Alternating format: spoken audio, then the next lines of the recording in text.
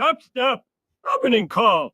I've been waiting all morning for this. I've been waiting all morning for this also. Welcome back here to another exciting episode of Topstep TV. This is opening call, and yes, we are here 7:20 early. We got some numbers coming out. But first, I'd like to say hello to John Doherty. We call him JD. John Hoagland, we call him the Hoag. Gentlemen, good morning. Good morning, JD. Good morning, guys. What is happening? We had some action overnight. Big move at precisely midnight. We saw some buying in equities. We're kind of pulling back, retracing back and filling those spikes as we speak right now. So should be an interesting open or interesting pre-market, I should say. Hoag, what are you seeing in the charts right now? Anything interesting? Good morning, Hoag. How are you? Good morning. What's going on in the markets? Good morning, gentlemen, and good morning, everyone. Yes, welcome. Wednesday, January 29th. We're almost through January, so figure winter's about half over. But as always, on our opening call here, we focus on context, good risk management, patience. We're going to be looking for trades as always. Good morning to the top of the chat. Hey, Shubham is at the top of the chat this morning. Hey. Early riser today, one Shubham. Time. Chief Chongabong. There's a new name. Combat Command is with us. Tom Tonka. Irvin, another new name. Dan Trader, good morning. Jivo. Rich. Gigi, good morning to you. Part of the family there. Man Caves, Jason, Dead Cat Bounce, Anastasia. I see at the top of the chat. Good morning and welcome to all. Good morning and welcome. Hey, we've got some news coming out here. We've got a number coming out in about 6 minutes, but we did see the NASDAQ 100 futures and the S&P 500 did both inch higher today, with investors looking ahead to key earnings from the mega cap tech companies and, of course, the Fed Reserve interest rate decision. NASDAQ futures contracted gained about 96 points. S&P rose about 8, and the Dow dipped about 34. All three of the indices ended higher yesterday. The tech-heavy NASDAQ composite advanced 392 points or 2%, recovering from some of those losses logged on Monday, which stemmed from the fears of the emergence of DeepSeek's model that could render massive big tech spendings on the AL unwarranted. Shares of NVIDIA were among the main drivers in the NASDAQ, climbing 8.9, getting a little of that back. Sharp drop Monday wiped a Wall Street record $593 billion off the market value. Mentioning the Fed's going to be here today, party. And from what I hear, there is a 99.5% chance of a no rate decision. And yes, John, 0.5% that there might be. So never say never, but the odds in Vegas say no. The Fed is widely expected to leave these interest rates unchanged. In notes to clients, ING argued that the Fed would need to see significant weakness in the American economy as well as low inflation in order to justify cutting the rates down from the current range of 4.25 to 4.5. So we'll keep that in mind Crude steadied today with an uptick in U.S. crude stockpiles weighing on prices. We did see WTI gaining 0.2% and Brent gaining 0.1%. Now, oil inventories grew by 2.86 barrels last week. That was according to our API we had yesterday after the close. That was 9 straight weeks of draws. Remember, as cold weather is pushing here, demand for heating and travel, that activity rose during the year-end holidays. We got EIA coming out here today, and we'll keep an eye on that so far. But I'm going to pass it back to Johnny. Johnny, we got a number coming out in about inside of 3 minutes here, and passing the torch to you, my brother. All right. Well, I've got a dog going a little bit crazy here right now. But yeah, there's a lot coming out today. There is a lot happening. There's going to be a lot of new information coming into the markets, anticipated information coming into the markets. Earnings this morning, ASML beat on both expectations for earnings per share and revenues. T-Mobile beating on both, ADP beating on both. After the close today, some of the biggies, Microsoft, Meta, Tesla, and IBM due out. We do have these numbers coming out here very shortly: wholesale inventories, retail inventories, and the trade balance. I'm going to be quiet for a minute as Lacey hopefully quiets down, and we've got about 2 minutes before those numbers come out. Back to you. We got Eddie. a deuce here. Wholesale inventories. We're also going to be having some, don't forget, also crude traders. You got our EIA number going to be hitting the wire here today. While we're waiting here a couple minutes, we talked about China. Happy Lunar New Year for China. Year of the Snake around Asia. Jake the Snake and Snake Plissken will be making rounds, signing autographs and kissing babies. This is a report from the AP. I'm just kidding about those last two things, but hundreds and hundreds of people will be lining up in hours before midnight. And what they do here is they're going to be all meeting at the temple in Hong Kong and trying to be among the first to put incense sticks and stands in front of the temple's main hall. And what happens is they have wishes. I wish my family will be blessed. I hope my business will run well. I pray for my country. I wish people peace. Same things we do here. So coming year, hopefully, is a better year for everybody on this planet. So Lunar New Year, and we got coming on about 30 seconds on this number. Wholesale inventories, prior was a negative 0.2%. They're looking at a positive 2%. Retail inventories, prior was a 0.5%. And we'll see what we've got there. And advanced good trades, 105.5 billion they're looking for right now. So we'll keep that in mind. So check and make sure. I know that we've got some market movement here early, but double check that you want to have a position on. Make sure you're flat. Remember, it's always safe. Better safe than sorry when these numbers do hit the wire. So here we go. Here, wholesale inventories, month over month. Get these out here in just a momento. And let's see what's hitting here. Wholesale inventories, they're looking at a 0.2%, coming in at a negative 0.5%. The retail inventories coming in at positive 0.2%, and a big skew in the advanced good trades. They were looking at negative 5.5, coming in at a negative 122.11 billion. So a big difference there in our good trades. So congratulations, good morning, and welcome back. I gotta look that number up real quick. What does that mean? The advanced goods. That's the trade balance. Huge decline. International trade goods, that is domestic a big retail decline. inventories. Yeah, it's data for the international trade goods. Mm-hmm. So $122 billion outlay in goods we're paying versus they're paying us. That's pretty big. It's expected to be a little bit bigger, 105.5 billion, 122.11 billion. That's a lot. Yeah, big difference. That the pending tariffs have a lot to do with that.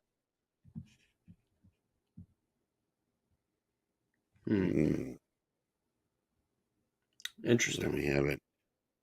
We'll have to look deeper into that as the day goes on. But do a little digging.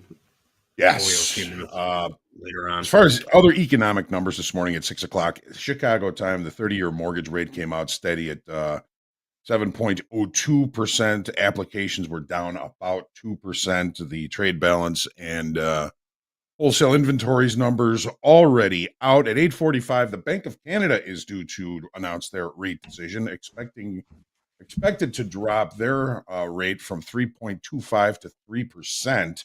9:30, the EIA Petroleum Status Report and the Bank of Canada press conference at 9:30. These are all, of course, Central Chicago time. And at 1 p.m. Central, of course, the FOMC rate decision statement is due out with the Fed chair presser at 1:30. Lots coming out today. As far as the VIX this morning, it's up slightly. It's 16.53, but lower than it was yesterday at this time, which was 17.86. Dollar index last I checked higher at 108.12. It was 107.99 yesterday at this time, and the yield on the 10-year pretty much holding steady just above 4.5 at 4.52%, was 4.57% yesterday. And that is it for the known economic numbers due out today. As always, anything can happen. You got that right, John. Taking a look at the markets here. Yes, Dow, Russell, all taking some new bottoms here. So keep an eye on these markets also. But I think we got some time here for tip of the week. Johnny, let's do tip of the week here. Let's do it. It is trade with a plan. Remember, performance evaluation. Having a trading plan allows you to track, analyze your trades, make it easier to identify what you're doing right, what you're doing wrong. Make it simple for yourself. Nobody wants to make it harder unless you're a glutton for punishment. So have that trading plan, follow along. This way you're not a deer in headlights. When the market comes to a level you're looking at, wondering, what do I need to do here? Have those decisions made. So have that trading plan. It's going to save you a lot of time and a lot of stress. All right. Johnny, what do you think about this trading plan? Well, I mean, we had Dr. Steenbarger on yesterday. Of course, you know, as he mentioned, he is a big fan of having a trading plan and sticking to it. Had a nice conversation with Anne Marie last night about that very subject. And we've got Jim Dalton coming in tomorrow to talk about a trading plan. But as part of my trading plan, and something Eddie just kind of mentioned, is being prepared for different scenarios and different situations, different market states. Part of my trading plan is having hypotheses as to what might happen that day and different hypotheses. And then when one of those hypotheses becomes to come to fruition, then I've got the plan. I've got a roadmap of how I'm going to intend to trade that. Might be a different strategy, might be buy side only, might be sell side only, but it's all already planned out. I'm actively trading. I've got to do that homework. I've got to take a look at what the market's telling me. Got to look at the nuances that the market is giving me, the market generated information. Then I take a look and I say, well, I think probabilities say this might happen, but if it doesn't, what am I going to do about it? So I'm much more prepared if something different comes to the table as far as the day type and types of situations in the markets are concerned. Always be prepared, man. And if you don't know what to do and you've not planned for it, better off not doing anything. There you go. And light an incense, just because it is the year of the snake. Always light an incense or fire up a doob, one of the two. One of the tomorrow. Two. Yeah, Eddie, I was going to say trading without a plan reminds me of like being in my early 20s, firing up a doob and going to the grocery store, and like without a list. When the fuzziness goes away a couple hours later, and like you look in the fridge and all you got is like 10 frozen pizzas and 3 cases of Miller Lite, and you're like, "What the hell did I just do?" Bags of chips and cookies. And, yeah, frozen. That's what trading without a plan reminds me of. You know, sometimes you got that want for a frozen pizza. You don't want to order out and get one of those real good pizzas. You want that like cardboard crust and like three slices of cheese and little bits of hopefully meat on there, but unless you get a cheese pizza. But yes, yeah, don't go shopping stoned without a plan. because I've ended up going for like a few items and spending like hundreds and walking out of there going, gosh, what happened? But anyway, beware of Costco. beware of, Yes. oh my yes. goodness. Yeah. Yeah. And if you do shop at Costco, make sure you got room in your freezer. We've had that problem a few times. Get this, I want that. And then you come home and you're like, oh goodness, we've bought too much. But anyway, never too much when we bring you value here at Topstep. And I'm talking value, I'm talking Jim Dalton. Yesterday we had Dr. Brett Steenbarger, big value here, and love the guy. Great to have him on. But we've got actually not a first, but a first here for Topstep TV. Tomorrow, 11 a.m. Central Time, Jim Dalton, market expert, author of Mind Over Markets. He's going to be here talking about experience, taking questions. Yes, questions. We're going to be posting a link soon, but I want to make sure we got our daily level link up there for questions. This is going to be a great opportunity for you to talk to him through the form, ask him the questions, and he's the market profile master. And yes, Johnny Hoag's greatest inspiration. Talks about him all the time.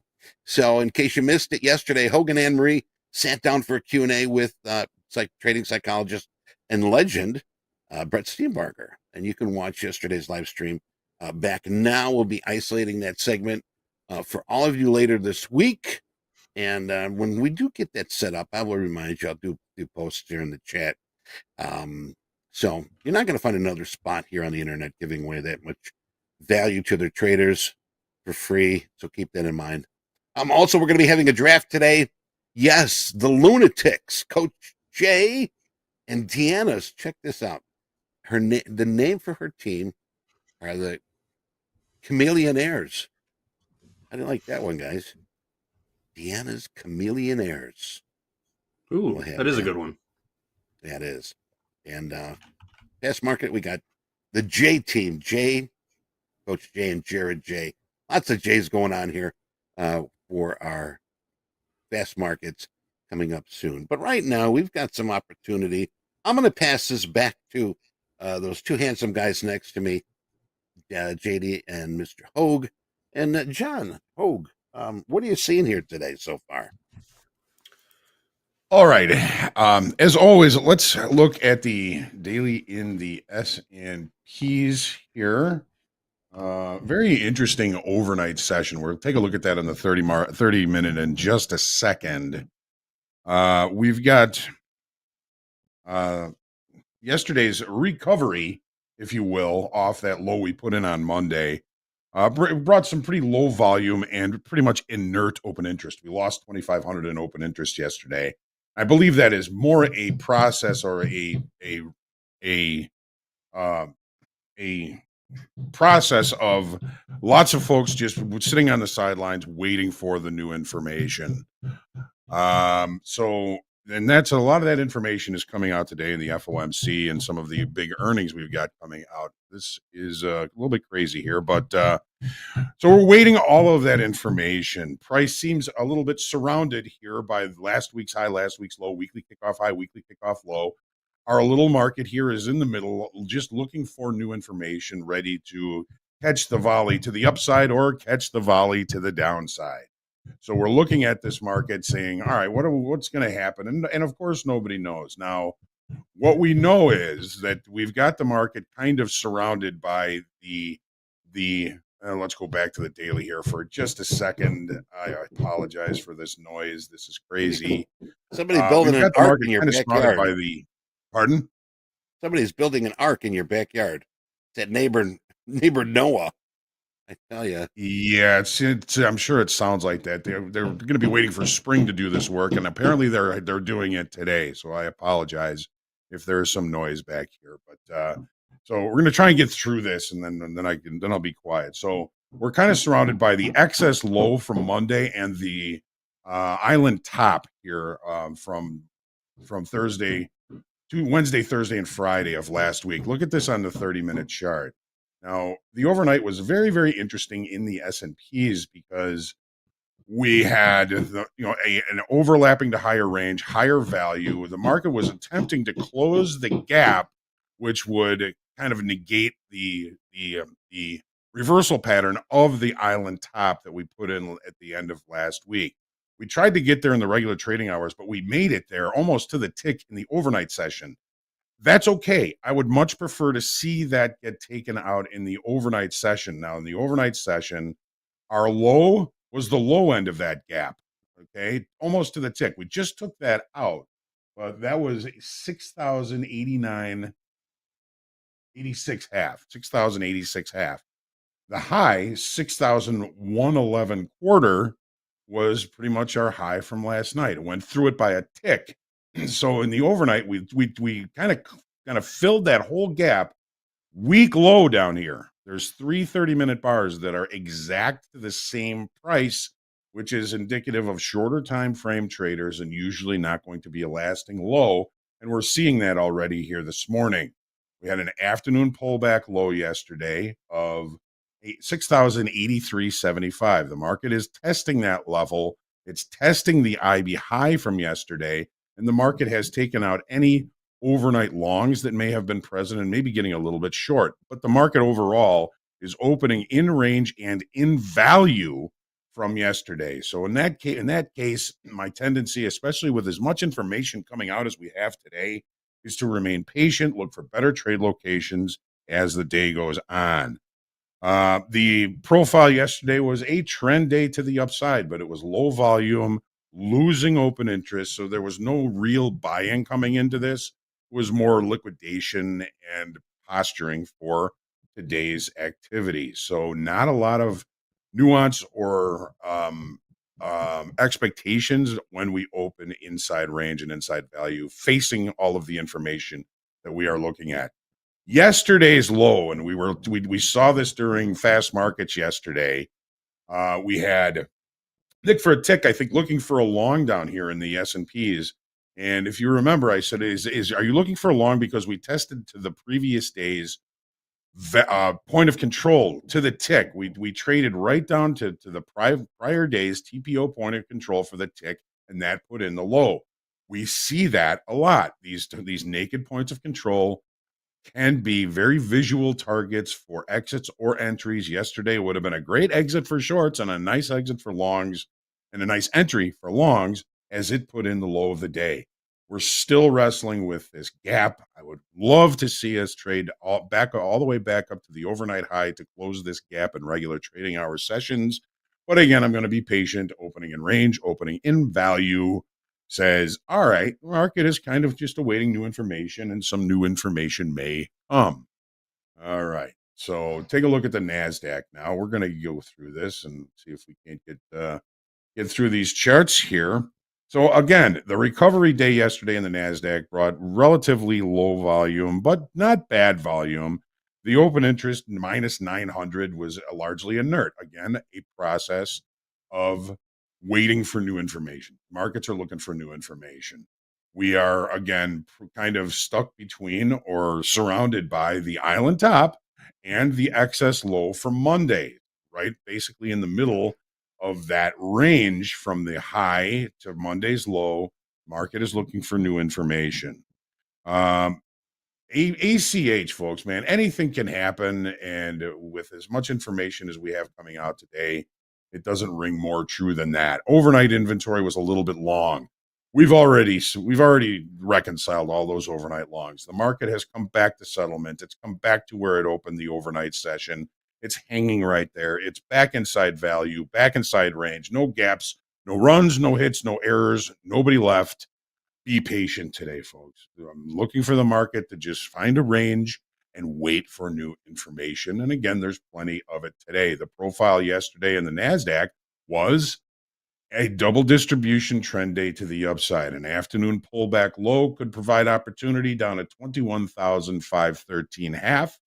It's really the beginning of the single TPOs, which then close out at the initial balance high of 21,481.75. So an interesting zone or area for potential opportunities there. But again, opening in range and value with as much information coming out later today as we have. I'm going to try and stay patient as I believe longer time for bigger opportunities, better opportunities are likely to come later on in the session. All right, crude oil. So we have a energy-friendly regime. Some comments were made. The market has come back. It is now kind of centering or magnetic towards the weekly kickoff low, approximately 73.40. Yesterday, on the pullback off that low, we lost 15,000 in open interest. Was that short covering or was that long liquidation? When you look at the direction on the 30-minute chart, it looks to me more like long liquidation is still in play here. The market seems to be kind of settling into a range and a potential area of balance here as it awaits more information. Take a look at the 30-minute chart here. All right. So overnight inventory, if it was a little bit short, boy, they really didn't do a very good job of continuing below yesterday's low. The market opening in range and in value. Again, that word, opening in range and in value. Let's be patient. Look at how the weekly kickoff low here, 73.40. It looked below it. Now it's back above it, found support, found resistance. Now it just seems to be ignoring it. And as it gets visited more and more and acts like a magnet, the less impactful it's going to be. So we've got, it seems to be, and I'm going to get a little bit further out here, it seems to be doing a very good job of holding the trend line that we've got up here. Now, there's been piercings of it, yes. It's got a nose piercing now, but it's been largely holding that level as resistance. It held it last night, held it the day before. We're still putting in lower highs and lower lows. Not so much last night, though. The naked point of control from the 27th of January is coming in at 27.90. It tried to get there last night, failed. Tried to get there yesterday and failed. Trying to get there last night and failed. Is this close enough for rock and roll? Or do we really need a touch of it? What doesn't happen can be as important as what does. But again, the market is opening in range, in value, looking for new information. We had an inside day yesterday. We basically have an inside overnight session inside yesterday's range. Market is waking. It's looking for new information. And the EIA today at 9:30 could provide some of that information. Got to keep your ears and eyes open for anything that our president says about energy, of course. And, but again, I'm looking for the market because we're opening in range and value on an inside day after an inside day. Stay patient. Better trade locations are likely to come as the day goes on. Take a look at the gold now. All right. So we're still holding upside structure. We had a pretty deep pullback on Monday. Decent recovery yesterday, very low volume on that recovery, and we lost about 4,000 in open interest. All right, well, maybe we had some shorts come into this market and decide, hey, you know what, we're kind of stuck down here. Let's get out of those shorts, kind of creating that loss in open interest. The 30-minute chart here. All right, so initial balance, opening range was not necessarily the low of the day, but it did put up a trend day, and it tried to close the gap, which would close the gap to the island top, which would take a little bit of the sting away from that reversal pattern. Couldn't do it in the regular trading hour session yesterday. Succeeded in the overnight session. I would much prefer to see it close that gap in the regular trading hour session when everybody is present and available to impact the market. No overnight inventory. None whatsoever. No gaps, no runs, no hits, no errors. Almost looking like a late spike on this bar here, but the market by all intents and purposes had closed at 12:30. This high here looks a little bit interesting for a potential opportunity, but the market is opening in range, relatively close to value. I'm looking for this market to kind of provide some opportunity. Now, one of the things I do want to point out about it is in rollover. It is in rollover. It's saying rollover. It's in, she's saying rollover. Rollover. There you go.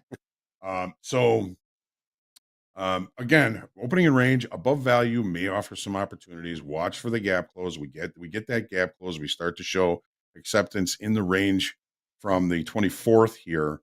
Then we might see this market kind of recover more to the upside. We're going to take a quick look at the Dow now, and so here's the daily on the Dow. So we took a look above weekly kickoff high yesterday. We're still holding some decent upside structure. The Dow seems to be the value, of course, that people are seeking and moving away from some of the growth stocks. Take a look at the 30-minute chart and let's see here. So, yeah, the Dow looked above weekly kickoff high, tried to, but could not accept. That put in the high for the rest of the day, put in the high for the overnight. Market has no real overnight inventory. If it is, it's a little bit to the short side. But again, we're looking at the market in opening in value and in range. Try and stay patient today. I think that the better trade locations, and I'm not saying anything that people don't know, that these markets could really be wild later on. There could be some really fantastic opportunities, and there's going to be some fantastic opportunities for risk as well. The profile yesterday was a normal variation day. It traded both sides of the initial balance, which tends to make the market rotational, which it did for the rest of the day. Watch yourself today. CYA, cover your ass. ACH, anything can happen. ECH, everything can happen. Going to be a interesting, challenging, and hopefully profitable trading day for everybody. But watch yourself. Watch your risk. Maybe size down if the volatility strikes in later on after the FOMC meeting. We're going to be watching. We're going to be looking for opportunities. Hopefully, we're going to find some good ones, and hopefully, you are too. And that's our quick look at the charts this morning. Is always just seeking context. No predictions, no suggestions. Just taking at what we see in the markets this morning. So there you go. Well, thank you, John. Taking a look at some of these markets here, like John said, we got a big week here today. And let's not forget about how the market's going to react here, because we got our first Fed of the year here. Attention is going to be centering around Jerome Powell's press conference. Observers are going to be anticipating that he will be asked to comment on this week's stock market turmoil. That's another thing. I know we asked our good friend Peter Tuchman about it, but we're going to be finding out what Powell has to say about it. Also, what he's got to say about the central bank independence and political pressure from U.S. President Donald Trump. So lots going on here. This is going to be a big year, something quite different than we had the past 4 years. And just be focused. And as John said, anything can happen. Be ready for just about anything. And please, if you're putting an order on, make sure you're putting a stop on, because I tell you, these markets have just been jumping like jumping beans. So yes, Fed going on here. A lot of these markets here coming off bottoms. We do see that the ES and YM, Dow, Russell. We had a big drop in gold here today earlier, and I tell you, I was gonna put a one lot on and let it run here. Good thing I didn't. Wasn't too sure about it. Didn't have a game plan. I was just gonna wing it, and I'm glad I didn't, because I didn't have a game plan, and it saved myself some heartache and some stress to begin the day. So, Johnny, what are you seeing here in the market? Any opportunity? I'm looking at the tilt. Really not too much. I do see NASDAQ 63% to the long side. Really not much here before we do crack open top of the hour and hit the 8:30 bell. What are you seeing? Well, in my time frame, I'm really not seeing anything that is piquing my interest here so far today. We did see gold open and take out the high from yesterday's session. You know me. I've been a bull in gold. So I'd like to see this kind of finish closing this gap in regular trading hours. But again, I'm really just kind of the thought that We've opened in range. We've opened in value. We don't have an opening range that's either the high or the low in gold. We're holding above yesterday's session high. I mean, I do like the long there to get to the gap close, which would take us really up to 27, 75, 70, which is a decent trade, but I'm not viewing that. I'm not seeing that as something that seems to be worth the squeeze, right? Is the juice worth the squeeze? I'm just not seeing that right now. You know, I'm a longer time frame trader. So if I see 3 to 5 good trades a day, that to me is a busy day. Let's take a look on a shorter time frame. Eddie JD, I mean, looking at this, it's been really just inside this gap, and we're right in the middle of it. So I'm not really seeing anything that really piques me. I do like a little bit of a long here, but again, how is my risk on that? I'm risking 550 points to make 40 points. I don't like that reward over risk. I'm happier being really patient this morning. That's patience. JD, let's see here. We've got market movement here. Coming up here, I think the next number that we do have on the docket is going to be here at 9:30. So we've got like a clear road to sort of see what we've got going on here. We had the wholesale inventories, retail inventories, and that good trade balance. I had posted some of the repercussions that we would need to watch for because it was so skewed.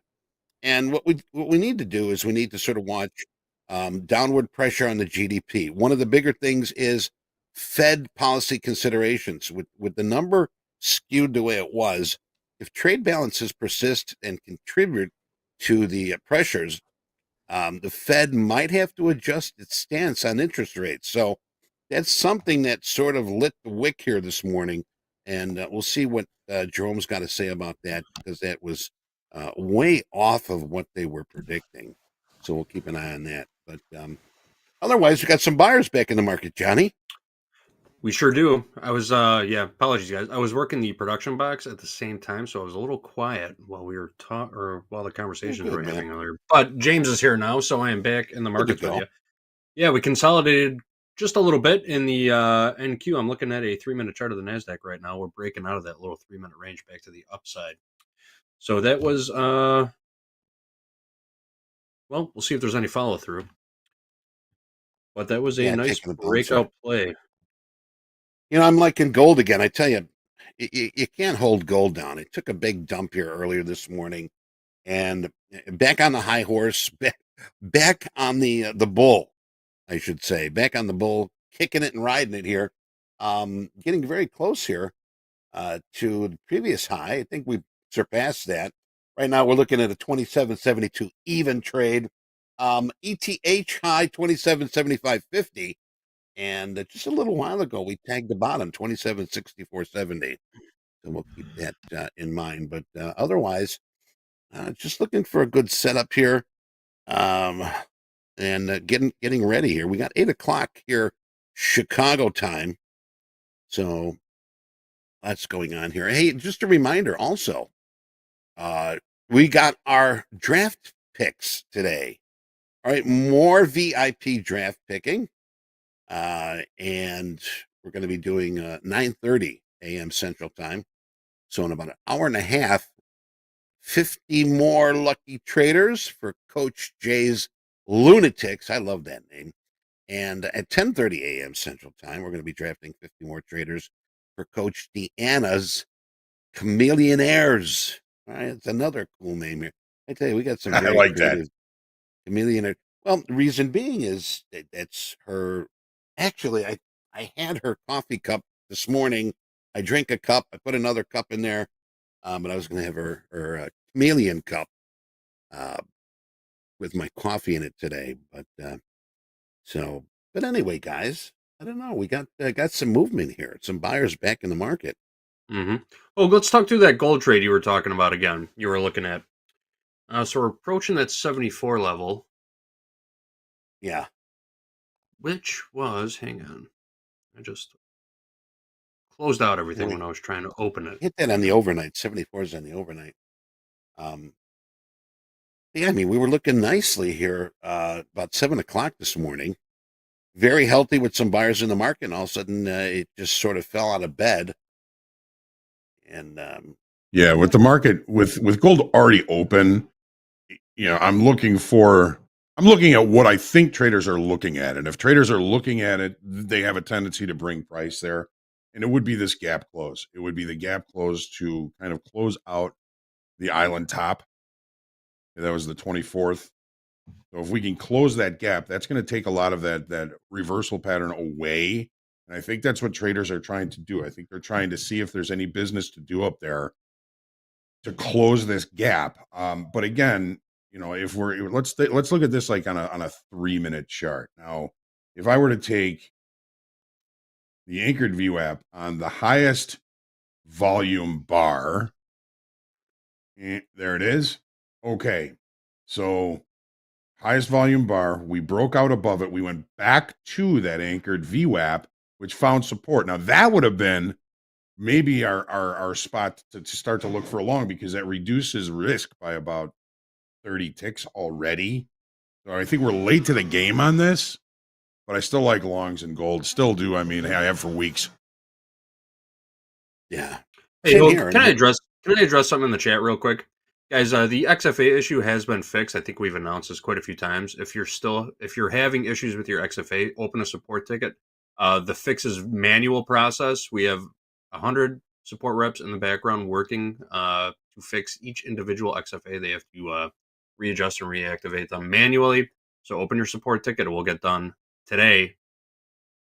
So, yeah, I don't know how many times we should need to repeat that. Open your support ticket if you're having an issue with your XFA. That's it. Right, and we're going to fix it. We're going to fix it. It is fixed. As we always do. Yeah.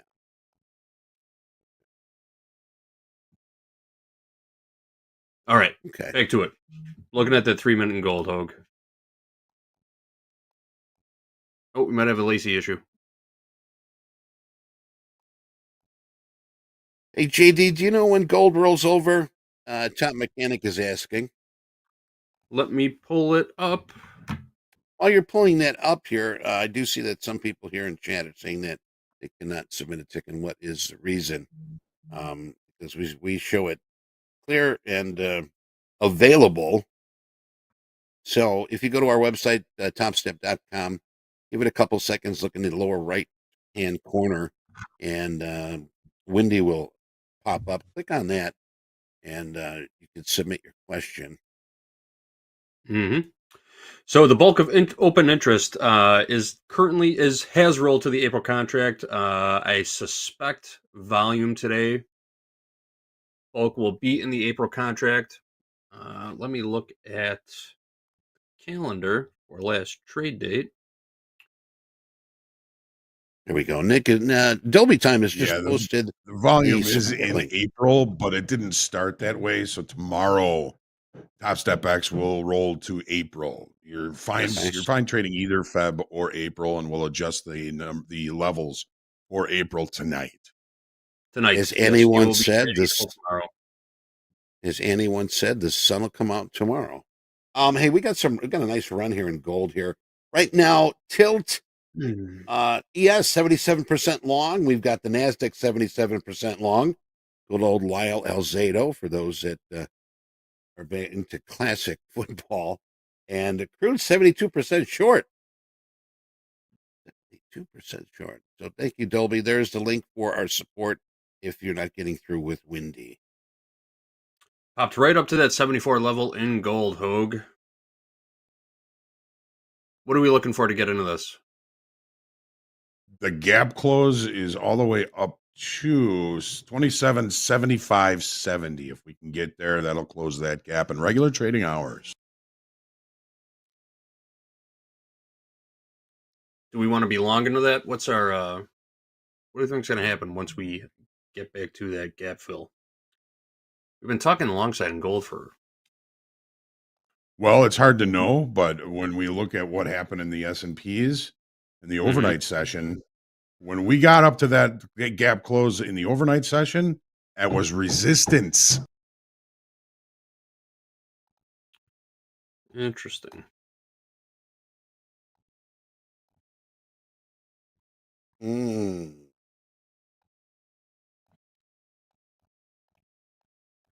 Still making some moves in the NQ. I got a VWAP up at 24. And 26 is yesterday's value area high. My goodness. Goodness gracious.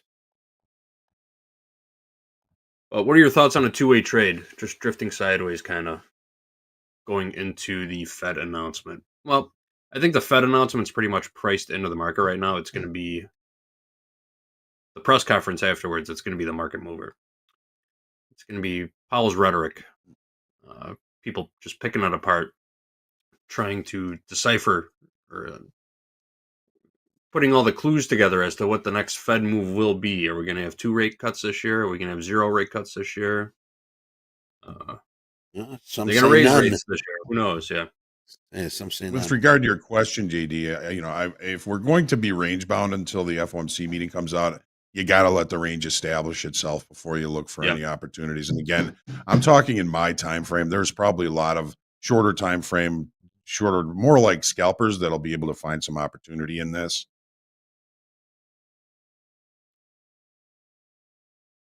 Well, if we would have just bought gold when we said it, we'd be doing pretty good right now. Sitting pretty, yeah. But we're at 27.74, even your yesterday's high, and right above the high of the ETH. Coach Vince has got 27.76 as resistance. We got a high of 27.75.50. Yeah, that's the gap close there, 27.76. Basically, everything's a zone, right? 77.75.70 is the gap close. Right. And then we got a big gap there, all the way up to 27.80. I mean, it's running here. We are knocking on the door here. With gold. My goodness. We also have our overnight high right up there as well. It looks like the overnight high was 27.75 half. So if we reject overnight high and the gap close, that could be a pretty decent down move. But if we show signs of acceptance above it, we leave the overnight high behind, we leave the gap high behind, there could be a pretty decent up move here. Again, we saw it coming, but with hindsight capital, we'll let you know. We will let you know. Yeah, I just don't understand what that big dump was earlier today. I mean, had the idea that gold was going to be running north. I would have got stopped out severely. But a big dump here earlier this morning. And once again, like I say, you can't hold gold down. It's felt like it's wanted to rip. It's felt like it's wanted to rip for 2 weeks now. But it's been pretty choppy, making big swings. Crude 74% short. ES tilt was over 70% just a minute ago. It's kind of paired off. 77%. So was NASDAQ. Yeah, cooling off a little bit. My goodness.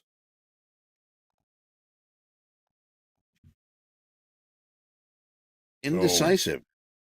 Yes, just put in an overnight low at the IB high from yesterday.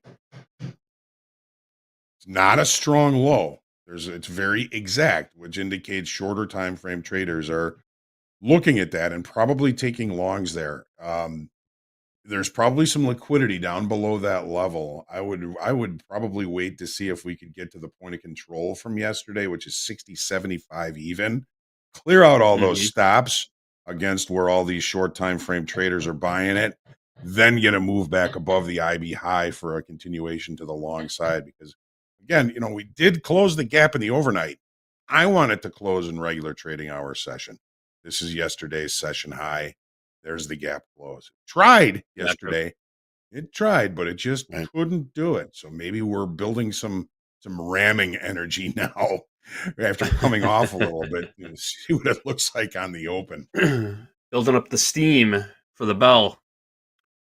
Well, talking about steam, crude, digging a little deeper on that short side, 77% short. But here's the thing, only 32% in the money right now.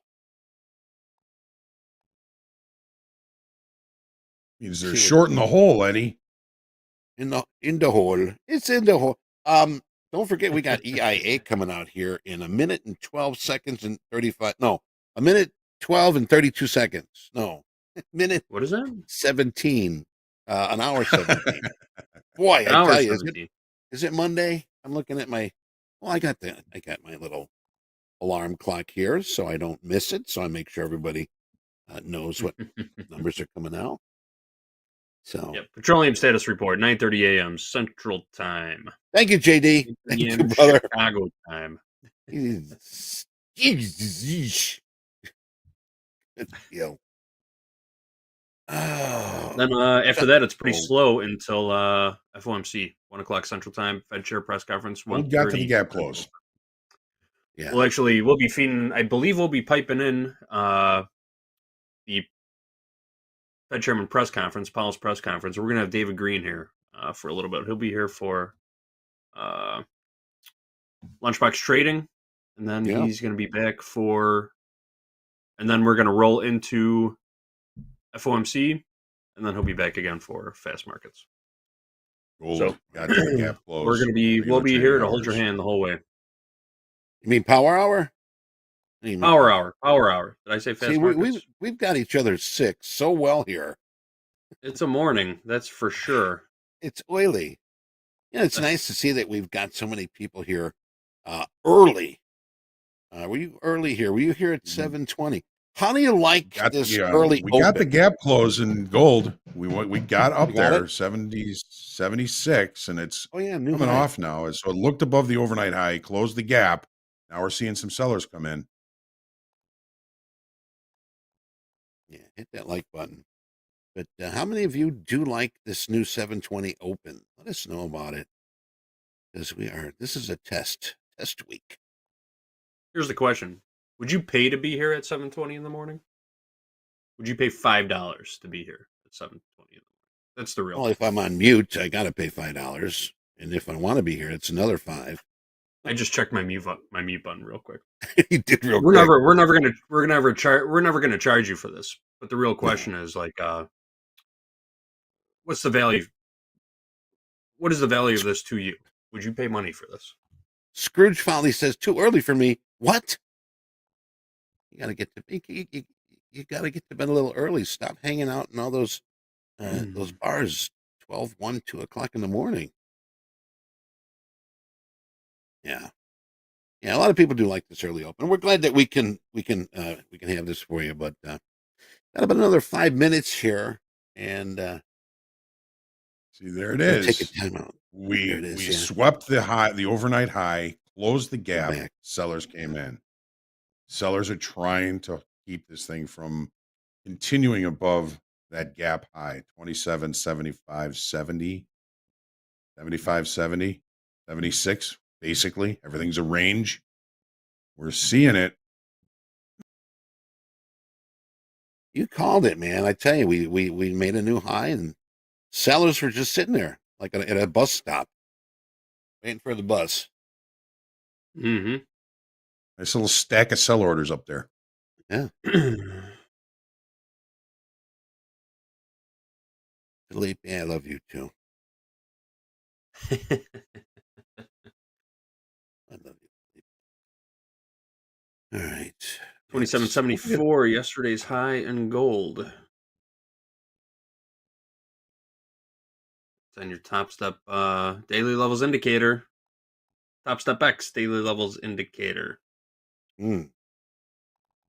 Stop. Oh, one more time for the people in the back. What is the purple box you drew on your chart?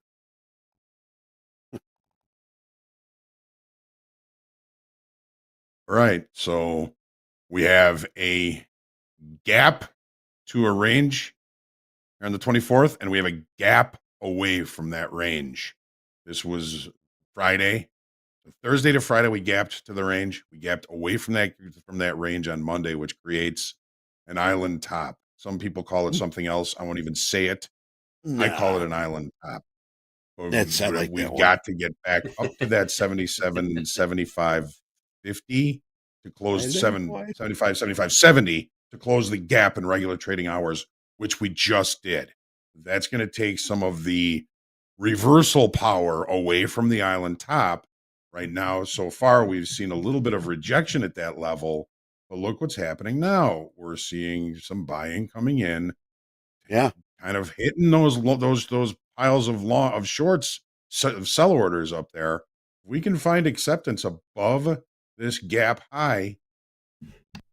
Where are we going? I could see a point of control, maybe 27, 85, 82, 83, 84. This area up here is an interesting level for a potential target or a potential execution. The market is continuing to try and hold above the overnight high and above the gap close. To me, this is a long. We got to see what the initial balance looks like, and then we'll see if we can't find an opportunity in this at some point here today, because I think there is some decent opportunity in gold. Buyers back again in gold here. Also. Why didn't we just buy it, Hoag? Why didn't we just buy it? Woulda, coulda, shoulda. Right? Don't want to hear about that. Right? Don't want to hear about that. Chad Farmer in the chat wants to know, what do they call that chart pattern, Hoag? Well, Chad Farmer, if you do a simple Google search for the most offensive candlestick pattern names, and you will it's find not the dead answer cat to your bounce. question. It is not dead cat bounce. And, I think Carl Hungus is going to make a meme for us, by the way. Oh, my goodness. Yeah, 73% long. Crude, 73% short. And gold kicking in here. Once again here, 70% long here with nicely 68% in the money. Dead cat bounce just made an appearance in the chat. That's pretty funny.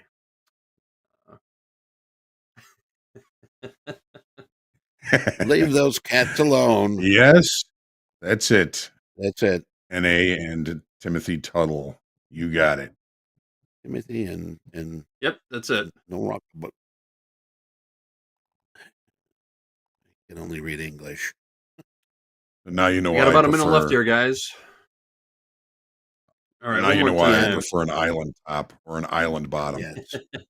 And just a heads up here, a little later on, we're going to be putting the link here for Jim Dalton's question form.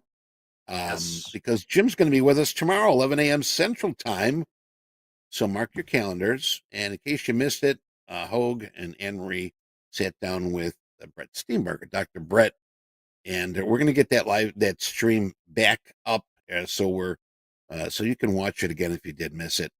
But also 9:30 today, we will be having a Lunatics draft. Yes, a new 50 for Coach Jay's Lunatics. And 10:30 a.m. Central Time, we will be doing Deanna's Chameleonaires. So 50 more. So another 100 lucky traders are going to be joining our VIP. And I think that is it. Any closing comments here, guys, before we take a timeout? Nope, stay tuned. We will be here with you all throughout the day. FOMC, 1 o'clock Central Time, the announcement comes out. 1:30 press conference. We'll be piping that in live here. We're going to have David Green here, and Hoag and Andre will be talking through that. Yeah, should be pretty eventful afternoon. I don't anticipate a whole lot leading up to that. Maybe a slow grind or possibly just sideways chop going into that. There's really no more reports coming out this morning until that Fed announcement. So EIA 9:30. As always, take a deep breath, stay humble, grateful, creative, and centered in your trading, and pray for peace, everybody. All right. We're going to take a timeout. We're going to get some more coffee, bourbon, and orange juice, whatever kicks your boat here. But fast market coming up here, and we'll be right back. Stay.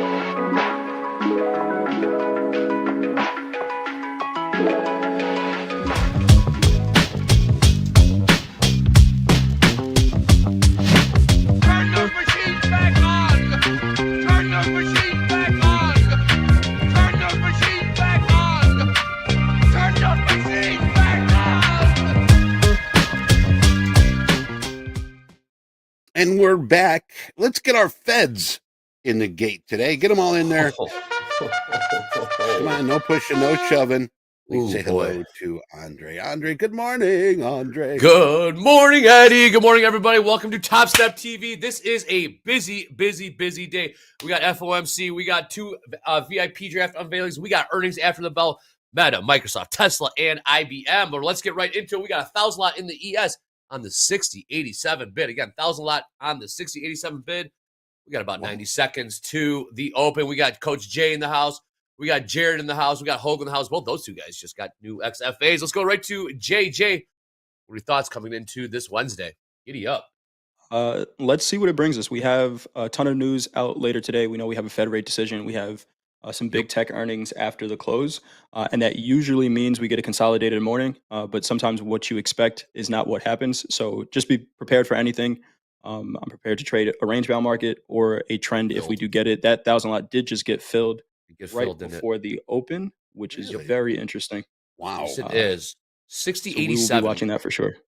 Keep that noted. 6087, 1,000 lot traded on the bid in the ES. Jared J, welcome to TopstepTV. This Wednesday is jam-packed. What are we thinking, Jared J? I was almost wondering as Jay was talking, it's like, okay, we know it's going to be a range-bound day. We know it might be a little tough. Maybe we should trade something else. It's just a thought. Not saying we will, but, you know, gold's out there. We got oil. Oil has a nice move once in a while. You know, why do we have to work hard for our money? That is a great point, Jared. Great question. Great question. It's a song, 1,000 lot. 1,000 lot's already a point in the money. Nice job, 1,000 lot. Hey, Hoag, what are we thinking? We had 10 seconds here to the opening bell. FOMC. We got a bunch of earnings. Hoag, range bound. How do we attack a day like today? Well, let's look. Yeah, let's watch this. Equities just opening up, opening in range and in value before a lot of new information coming into the market. Usually tells me to stay patient, let the early range establish itself, and focus on those extremes.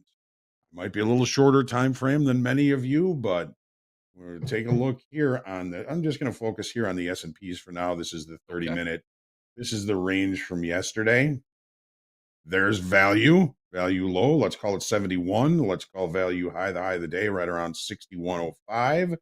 We opened in the middle of it. There are some levels that I'm interested in, especially, well, obviously, the IB low from yesterday has put in our overnight low. We also have an afternoon pullback low from yesterday, and the market looked higher, pulled back to this level, 60.8375. You know, I'm still looking for this market to close the gap, which would close the island top, which it did in the overnight session. I want to see it happen in the regular trading hour session. But again, because of the amount of information where we open in relation to yesterday's range and value, I want to try and stay patient, let that market establish its early range and look for opportunities on those extremes. It's a long day, folks. Try and stay patient.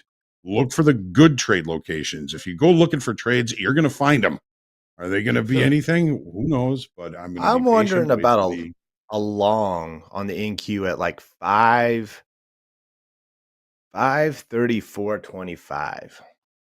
534.25. Now you can see I'm long oil right now at 73.06. 34.25. 34. All right, you're looking at NASDAQ. 73.08. Sorry. My eyes are a little shot today. You're long 70 from 73.08 in the CL? Yeah.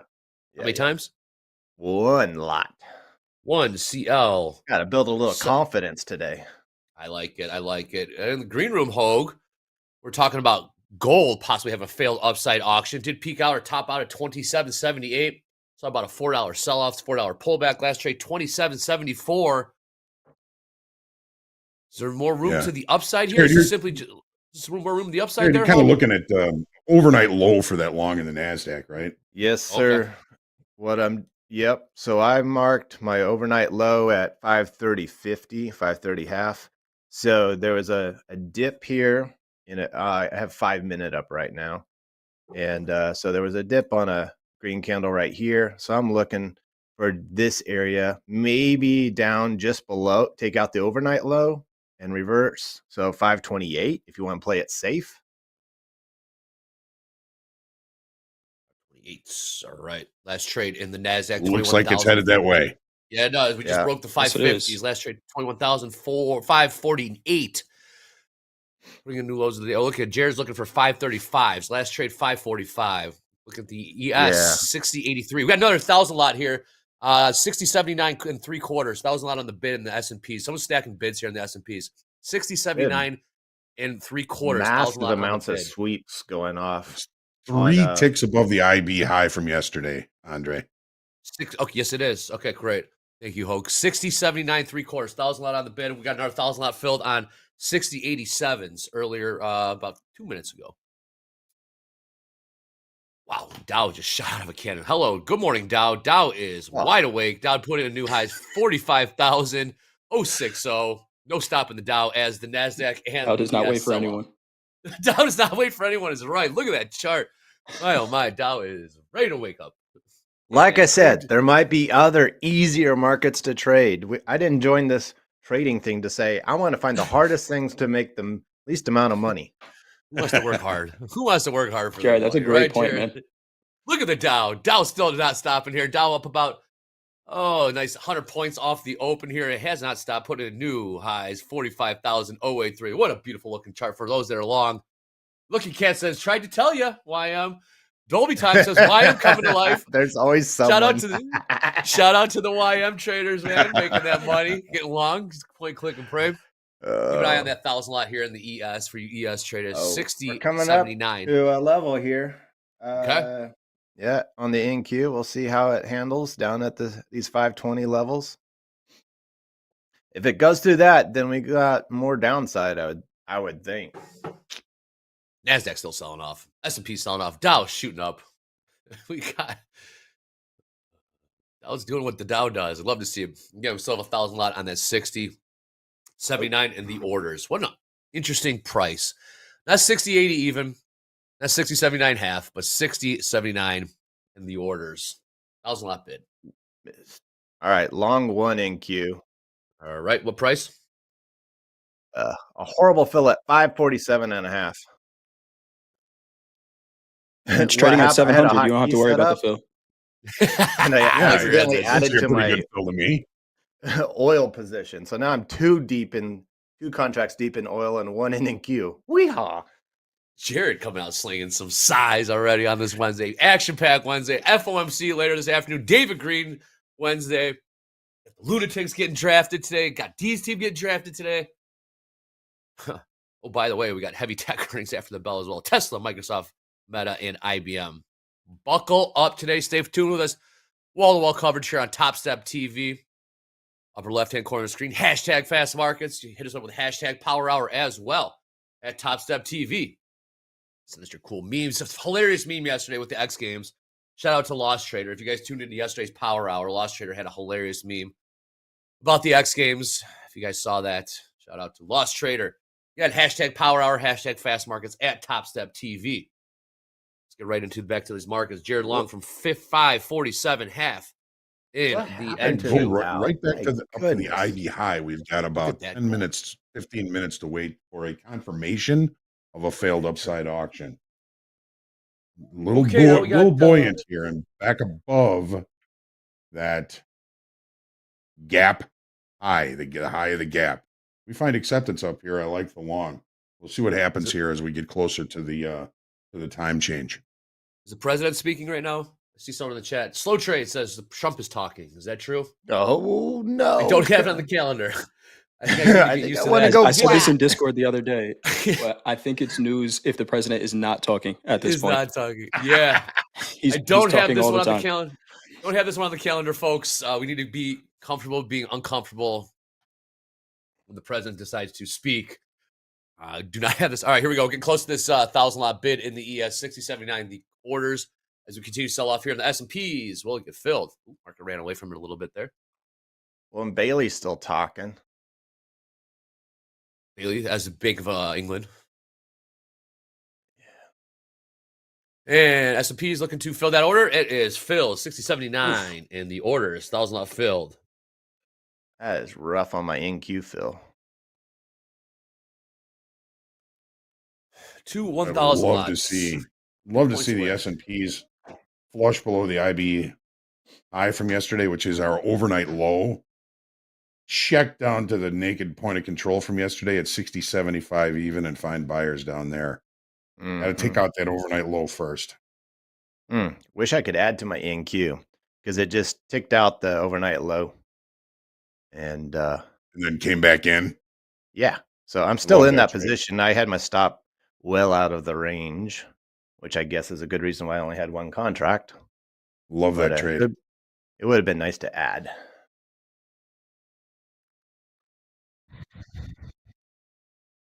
All right, remaining patient.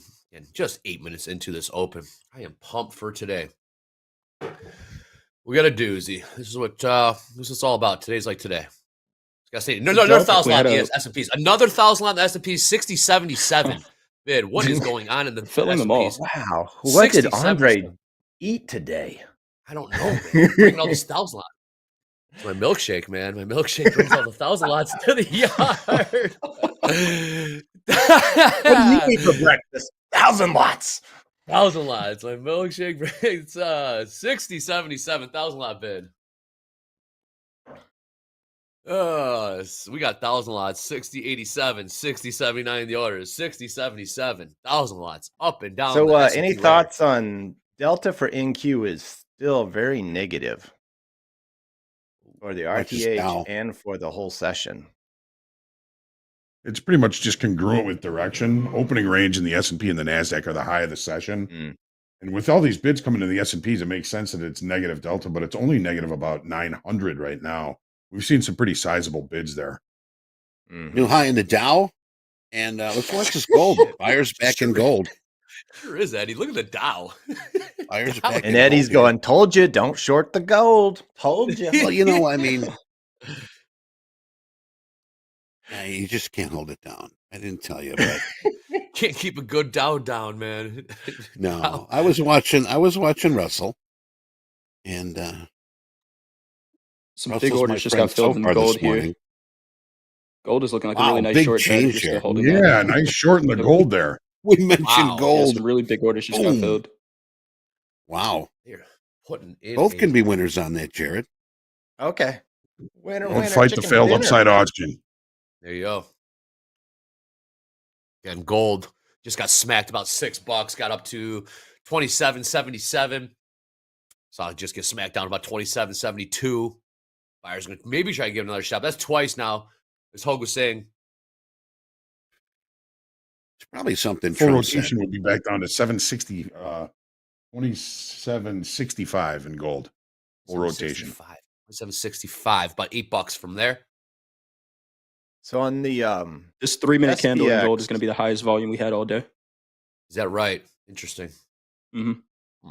Lewis Walsh in the chat says, yes, 1,000 lot on 77s again. 1,000 on the bid. Yes, 77 on 1,000. Good eyes there, Lewis. Wow.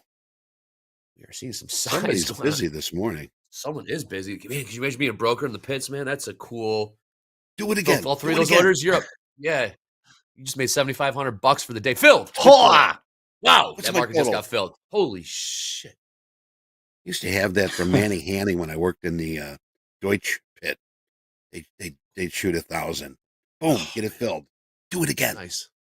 Really? That was a gnarly top run on NQ. Yeah, it was. I know, Eddie. Then you're up. The broker's up a cool $7,500 just for filling. $250 a car. All right. With that 1,000 lot did get filled again. We got 1,000 Nobody got lots. $250 a car. Oh, you know? Oh, man. $1.50, $1.25. Buck and a All right, out of my NQ long. Squeezed, Hoag. Failed. Yeah, I'm looking for the ES to trade down to 10,000 every day. 65s. You're making, 12. You're making 12,000. Oh, that's such good money. Barring any errors.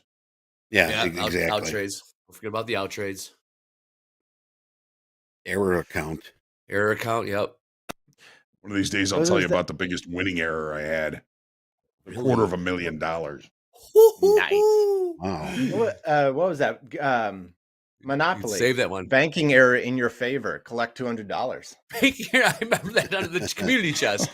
Or chance, yeah. Hoag, save that story for later. Yeah. Hear about this. $250,000 oopsie. Not bad. It's a happy mistake. It is a happy mistake, Bob Yes, Ross. it was. But you got to keep it in your account because you know there's another one coming the other way. Exactly. Yeah. Giveth and taketh. All right, 60.77 half, 60.78. Last trade in the NASDAQ the S&P is about $3, 3 points off the lows there. NASDAQ just got hammered as well. Quick pop to the downside. 21,498 low of the day, low right now, and 21,511. So we're about 20 points off the lows there. Dow did see some sellers come in, smacked it down about 70 points. And it looks like they're going to continue to grab this liquidity to the downside in the S&Ps. Again, early story of the day, 1,000 lots on the bid, starting from 60.87 to 60.77. Dow, big pullback. Look at the Dow. Whoa, Nelly. Dow. That was the eager He's beaver. drunken. Yeah, wake up. Oh, we got news. Say we don't have any action today. We got news today? Oh, shoot. Do we have new Eddie? Where's my man Eddie? Eddie, Yes, it's our I'm Jared over Jason. here. We got news today. What do we got? Yoo-hoo. Everyone, take a deep breath. Eddie, what do we have on the calendar today? Because we got a lot. We got to watch Bank here of for Canada? the Go ahead. Bank of Canada rate statement. That might affect the buck here. Coming up in about 45 minutes, we got our crude oil inventories. They're looking at 2.2. Previous was a negative 1 million. Otherwise, coming up here, we've got the gasoline inventories also. But the biggie is our 1 o'clock FOMC statement. Yeah. And stick around because right after that, it's the press conference. And yes, that can also turn the blender on. So there you have it. Back to you, Andre. Thank you, Eddie. Yes, if you remember the last one, it was an all-timer of a day. Jerome Powell in the Fed, And set the market down We about did 1,000 did get points. our flush below the IB high in the S&Ps yesterday. Yesterday's IB high traded right to that naked point of control, 60.75. Pivotal level there. We can't hold it. It goes, if we hold it, it goes the other way. And as the Lost Trader reminds everybody, major earnings after the close also. Thank you. Thank you, LT. Tesla, Microsoft, LT. Meta, IBM. Some big boys. The big boys and girls of the tech world right there. Yep. Did see some more selling. Now we saw a nice 30-point pop in the Points of NASDAQ. control, visual levels, folks. Visual levels. Markets are extremely visual. That naked Why point is of that? control from yesterday in the S&Ps, sweet spot. Hoag, why are markets so visual? They are, but why do you believe it? Why is that so? Well, I mean, you look at every trader in the world. What are they looking at? They're looking at charts. Chart. They're looking at Charts. what's happened in the past. And those levels that are important in the past, like Jay says, price remembers. Yes. Yeah. That price It meant something to someone. That's down something there. to someone. There's my man. Absolutely. Bingo. So there's actually a candle that printed yesterday that was, some of the highest volume that we saw in the afternoon session on the NASDAQ. Some of the traders called it out in Discord, and we actually just traded through it. Yeah, we're trading in it right now. I have it marked out on my charts here. We can see the high and low of the range, these two green lines here. That was a pretty significant spot yesterday. So I think if we hold under this, I'd like shorts in the NASDAQ kind of at 35. You could risk about 15 points on this short. May take this trade. It was right into the close, too. That is a big bar. Sure is. A 7-point pop in the ES. Bank of Canada coming out with that 3%. Ooh. Saying that they announced an end of quantitative tightening and will gradually restart asset purchases in early March. They're easing as well. Our neighbors to the north. Great White North. North indeed. Good skiing up there.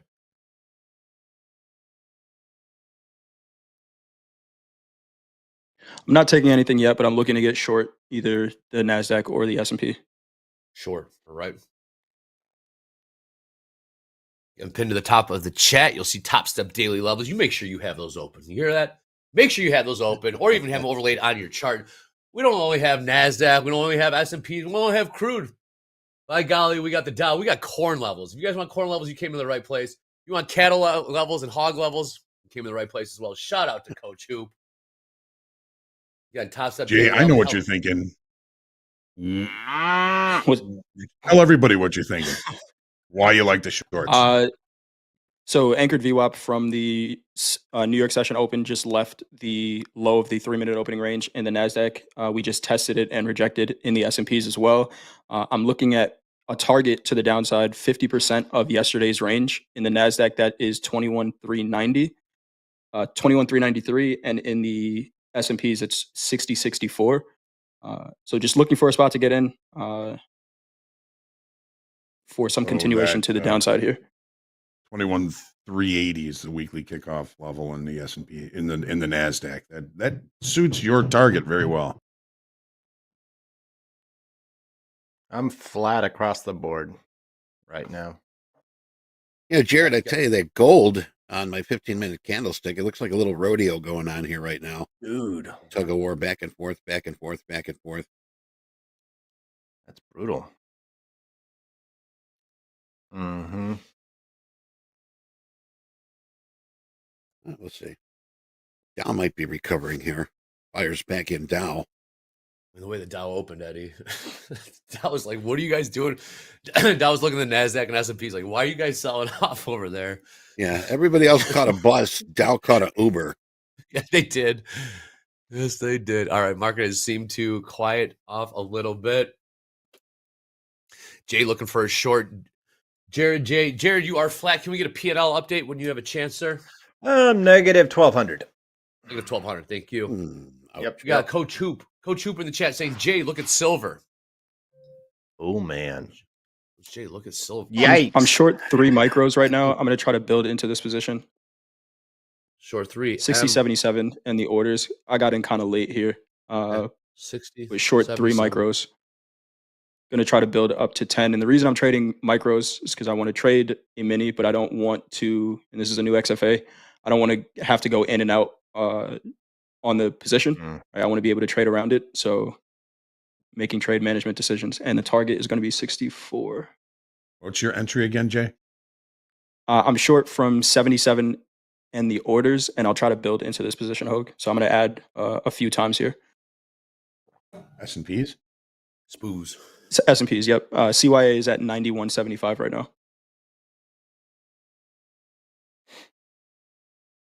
Oh, that's right. You've divorced the NASDAQ.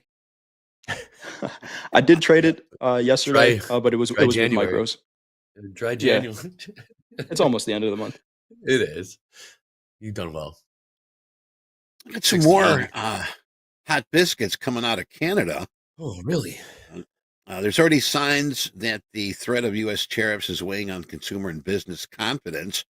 Has also contributed to the recent easing with the Canadian dollar. Forecasts do not take into account for the potential effect on U.S. tariffs. Talking about the GDP seen at 1.8%. Mm-hmm. Wow. Chris out of Canada. Great numbers already this morning. 5,300 people watching us around the globe. We got Jared J in the house, Coach J in the house, Hoag in the house, Eddie out there. You, the viewer. Make sure you hit like. Yeah, hit like, click subscribe, give us a follow. Smash it, kick it. There you go. Greg Sticks File says smash like and subscribe. You got it, Greg. I'm going to do it right now. Hoop says hit the like button. The like button is lucky. It's a lucky like button. Lucky like button on a lucky Wednesday. David Green Wednesday coming out later this afternoon. I am fired up, folks. This is what trading is all about. Days like today. Be patient. Be ready to pounce. And someone came out swinging 3 1,000 lots, 60.87, 60.79 in the orders, and 60.77. So within a 10-point window, 3 1,000 lots staggered. Yes. Kick, punch. It's all in the mind. Kick, push. You're on to me, Andre. You're on to me. What's that, Hoag? 3 1,000 lots. You're on to me. Oh yeah. I knew it was Hoag. All right, trying to short in the spoos at 81.75. And taking heat already. Here's short 1, Yes. Very tight 60, stop. Probably too tight. 87. Yep, out. Flat. That was fun. I got nothing. Patience, maybe. Wait for a setup. Test down to that naked point of control and the ES. We've recovered the initial bounce high from yesterday, which was the overnight low. Yeah. Almost back to RTH open. Regular trading hours.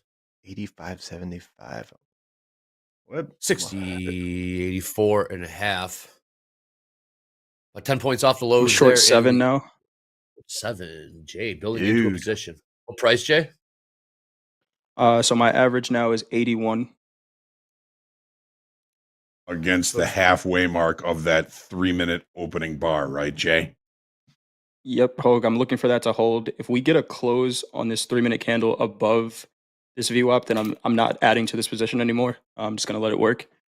And then, yeah, I just want to, yeah, we rejected at 50% of that 3-minute opening range with VWAP below the range, so it looked good enough to add to. Jay, I'm getting inside your head. Let's hope the market gets inside my head too and agrees with this trade idea, Hoag. It's a really cool place to be, I can tell you. Oh, it's not too scary in there. Okay. Hoag, Very Hoag little is doing bong water. Very little bong water. Hoag is getting exceptional at adapting and anticipating our trader's next move. He is simpatico with him. It's been pretty cool to watch. Watching the YM right now, 45,041 last trade there. Hey, what's your average price? 60 points off the highs. Average price is 81, Hoag. And like I said, we're getting a close. I want to see some more momentum to the downside. If we close above VWAP on this 3-minute candle, I'll just take this trade off. Okay. Top of the hour coming. We got to be really agile today, making sure we're not getting blindsided by any news or speaker headline. Like Eddie said, Eyes on the prize. Eyes on the prize. That's my man Eddie watching R6. And you in the chat also. You guys see something, please holler it out. We are one big trading community around here. We're trying to make this journey a little less lonely, shorten the learning curve if possible. Yep. We're all trying to make a couple ticks together. Looking at gold here, 27.75 last trade, about $3 off the highs there. Crude oil, $73.41 for the black gold. NASDAQ, Liquid Dinosaur Texas Tea. NASDAQ, 21,515. 21,515 last trade, about 20 points off the lows there. Did open lower. S&P 60.81 and a quarter last trade. Right about Jay's entry. And nothing on the tilt. Tilt did flatten out. We did see some heavy longs on the tilts. 70, what Eddie, what do we see? About 72, 73% long on the equities and some of the tilt-ish? Earlier today, 77 across ES, NASDAQ. Right now, I'm watching RTY, Russell. Russell buyers looking strong here right now. Ain't going to move. Say no to SEO, ask a question. When you say 1,000 lot on the bid at whatever price, what does that mean, long or short? That means SEO. That means when you're watching the ladder on the S&Ps, there was 1,000 lots, essentially an outsized order that's sticking out like a sore thumb. Obviously, if you look at the S&P ladder right now, you see it's 20 on the bid, 20 on the offer, 30 on the bid, 30 on the offer. All of a sudden, 1,000 lot just shows up on the bid. All three were on the bid, and the market did get filled. We don't know if they're getting in or getting out those 1,000 lots, but it's very, it's not coincidental that it's more likely than not, it's the same person, same institution executing those orders. They want to buy the S&Ps 1,000 times at those three different prices. So it's just something we take note of. I'm inclined to think that they're trying to get in. I'm inclined to think I'm still holding it, Hoag. Okay. I'm still holding it. We have the full session VWAP at 89, and my stop is above that right now. So I'm going to give that a chance to test as well. The NASDAQ does look a little bit weaker here.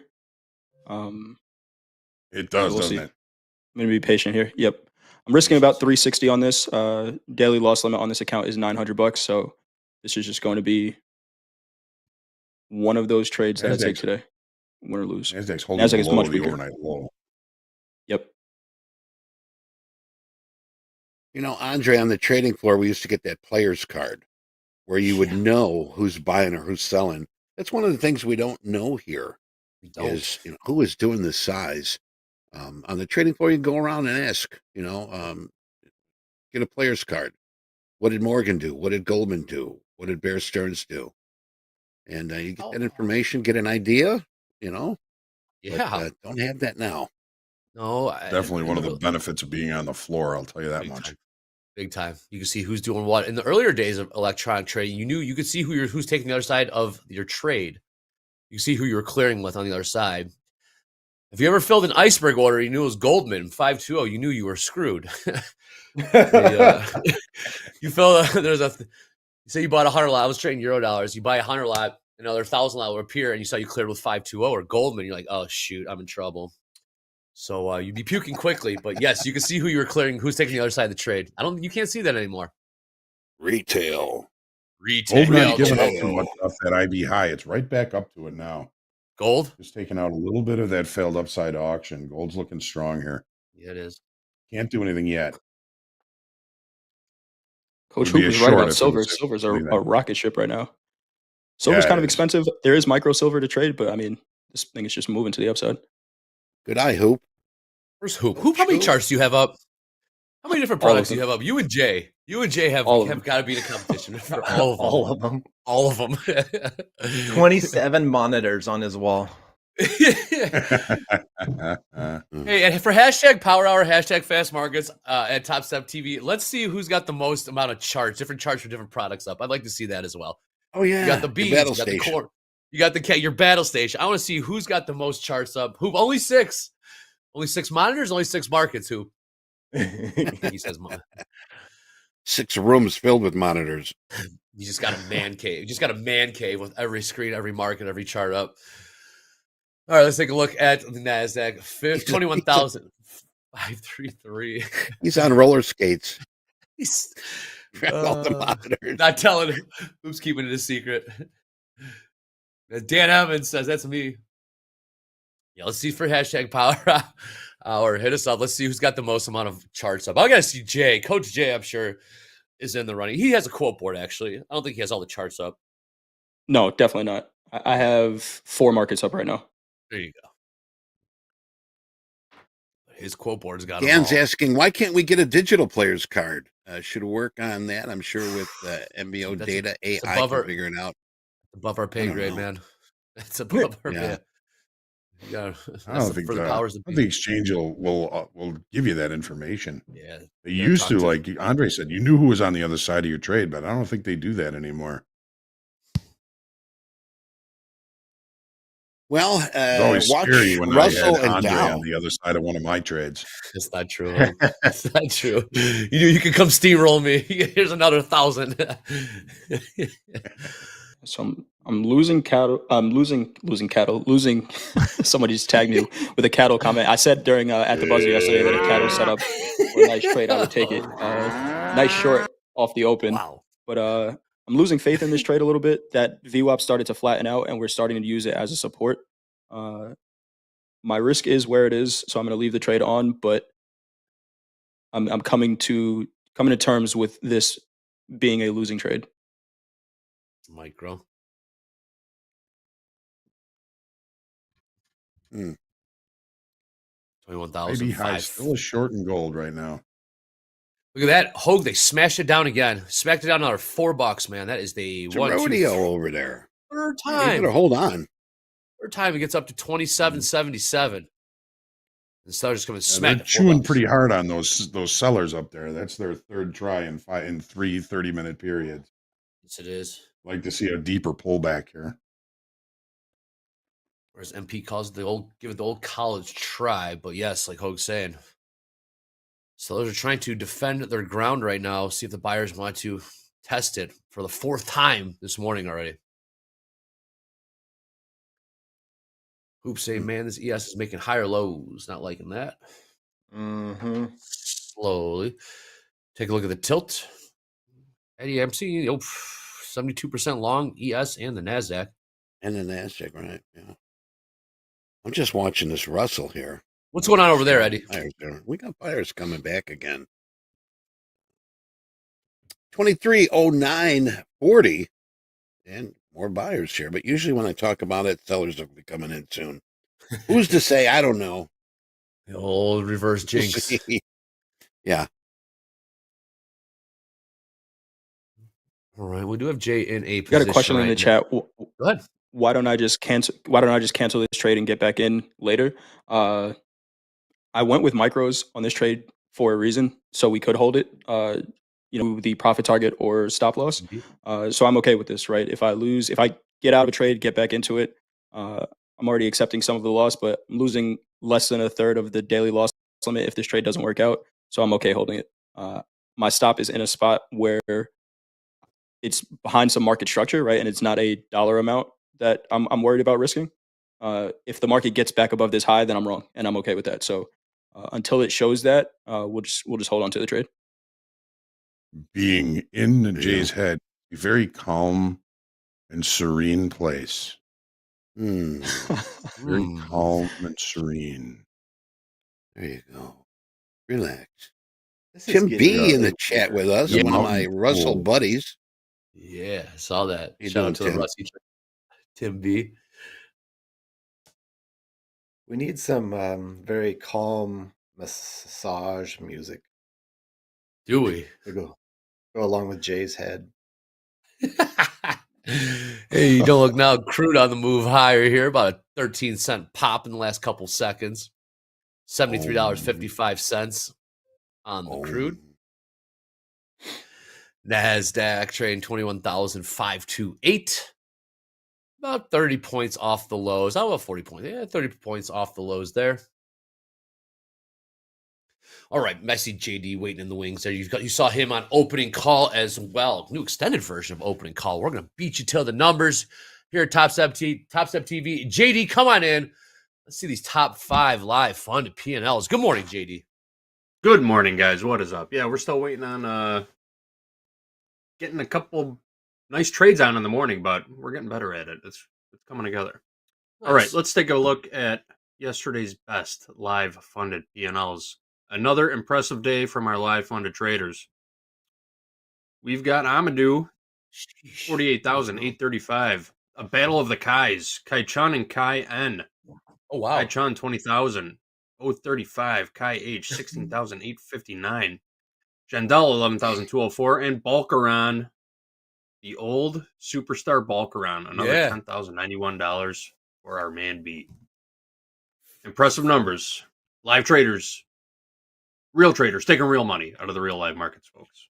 Damn straight. That's what we do here. Pro Ball. Those names are starting to become more and more familiar there. Kai Chun, Balkaran. We've been seeing Balkaran for a solid year now, JD. Balkaran's. Yeah, I don't think it's a coincidence that you see the same names over and over again, you know? Sure, seriously, man. The cream has a tendency to rise to the top, you know? I like that. Thanks, JD. Got it. I'll be back with payouts in just a couple minutes. All right. Hey, new high in the Dow. Yeah, we're pushing higher here. Dow. I'm working a short on the Dow at 45,111. 45,111. All right. I'm not. I got an open order. Okay. There, I'm not filled yet.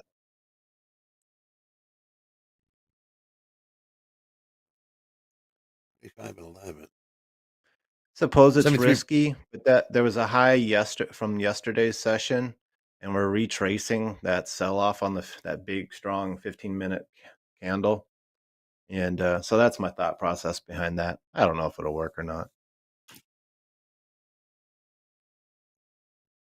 All right, I just added the last 3 to that position, so now I'm in 1 short mini. Short 10. We got close to my stop, didn't hit it, so I'm risking $400 on this trade. Average is at 83.5, and I'll either get stopped out or it'll work. Thank you, Jay. Short 10 micro ES. 60.83.5. 60.83.5. Correct? 60.83.5 or 83 even, Jay? 83.5. 83.5. 83.5.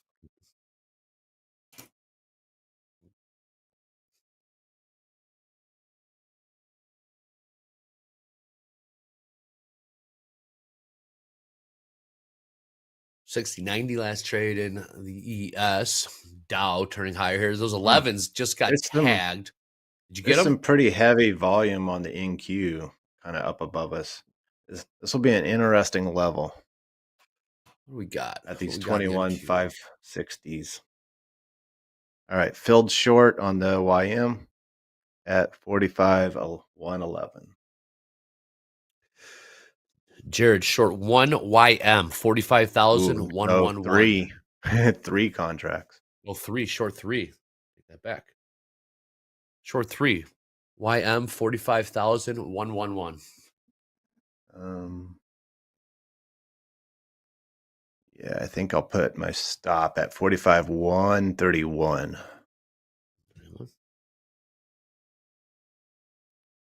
S&Ps just took out the high of the opening range, which had been the high of the regular trading hour session.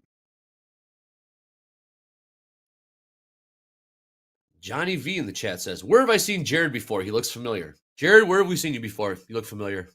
I might want to keep that at quiet. All right, moving on. Hopefully not the post office. No. Milk carton? Milk carton. Train Well, we station, found him. maybe. If he was on a milk cart, we found him, folks. Yep. Westport. Shout out to Kansas. Are you back in Kansas City, Jared? Yes, I am. Congratulations to your Chiefs going to the Super Bowl. Trying to go for 3 times in a row, man. Going for history. Pretty cool. Hey, but Jared, a lot of people Had are some saying friends invite me over to watch the game Sunday, and hadn't watched it with them before. I wasn't for sure, how big a fan they were and everything. And I said, just heads up, I get a little loud. I'm a loud person anyway. Will that be okay? And so at the end of the night, they did invite me back for the Super Bowl. So I guess I wasn't too loud, but okay. no kids Just right. cried. We'll put that way. Hey, that's a success. Congratulations to the Chiefs. Although I'm hearing a lot of conspiracy theories, Jared. They're saying the refs are rigging these games so the Chiefs can advance. What say you? So I think it's a phenomenal study what's going on with the refs and the Chiefs from a trading perspective. There is some psychology there. Now, no, Okay. I do not buy into it got paid off or anything like that. But I do see human psychology in the game and refs kind of calling things, and whether they know it or not, things are. I truly believe that. I would never have thought it if I had never traded before. But just knowing now how trading works and our psychology works, I think there is a little bit of squishiness there that goes on. Well, we know that in Chicago. With the there's Jordan stats in rule. it for baseball too. Michael Jordan. Like refs, umpires, the third strike they won't call as likely because the first 2 were strikes. It's just human psychology. I like it. Squishiness is an industry term coined by Anne-Marie Band. I've heard that, yes. Yeah. What'd you say, Eddie? I cut you off. You said something about squishiness or something. Well, we know that in Chicago when we had the Michael Jordan rule, Oh yeah, Too close. get away with Get a too lot close to here. MJ. yeah, And we just close our eyes, turn our head, and go, hey. yeah. Another It's championship. just you can't whenever you bring the human element into it, you can't get around it. No, nobody paid anybody off. Now, there's times where I remember the Chiefs got some terrible calls. I also remember that too. That was just like last year. Like there's some really bad calls against the Chiefs. 500 lot filled. 60.85 on the bid. 60.85. Nice. 500 traded on the bid.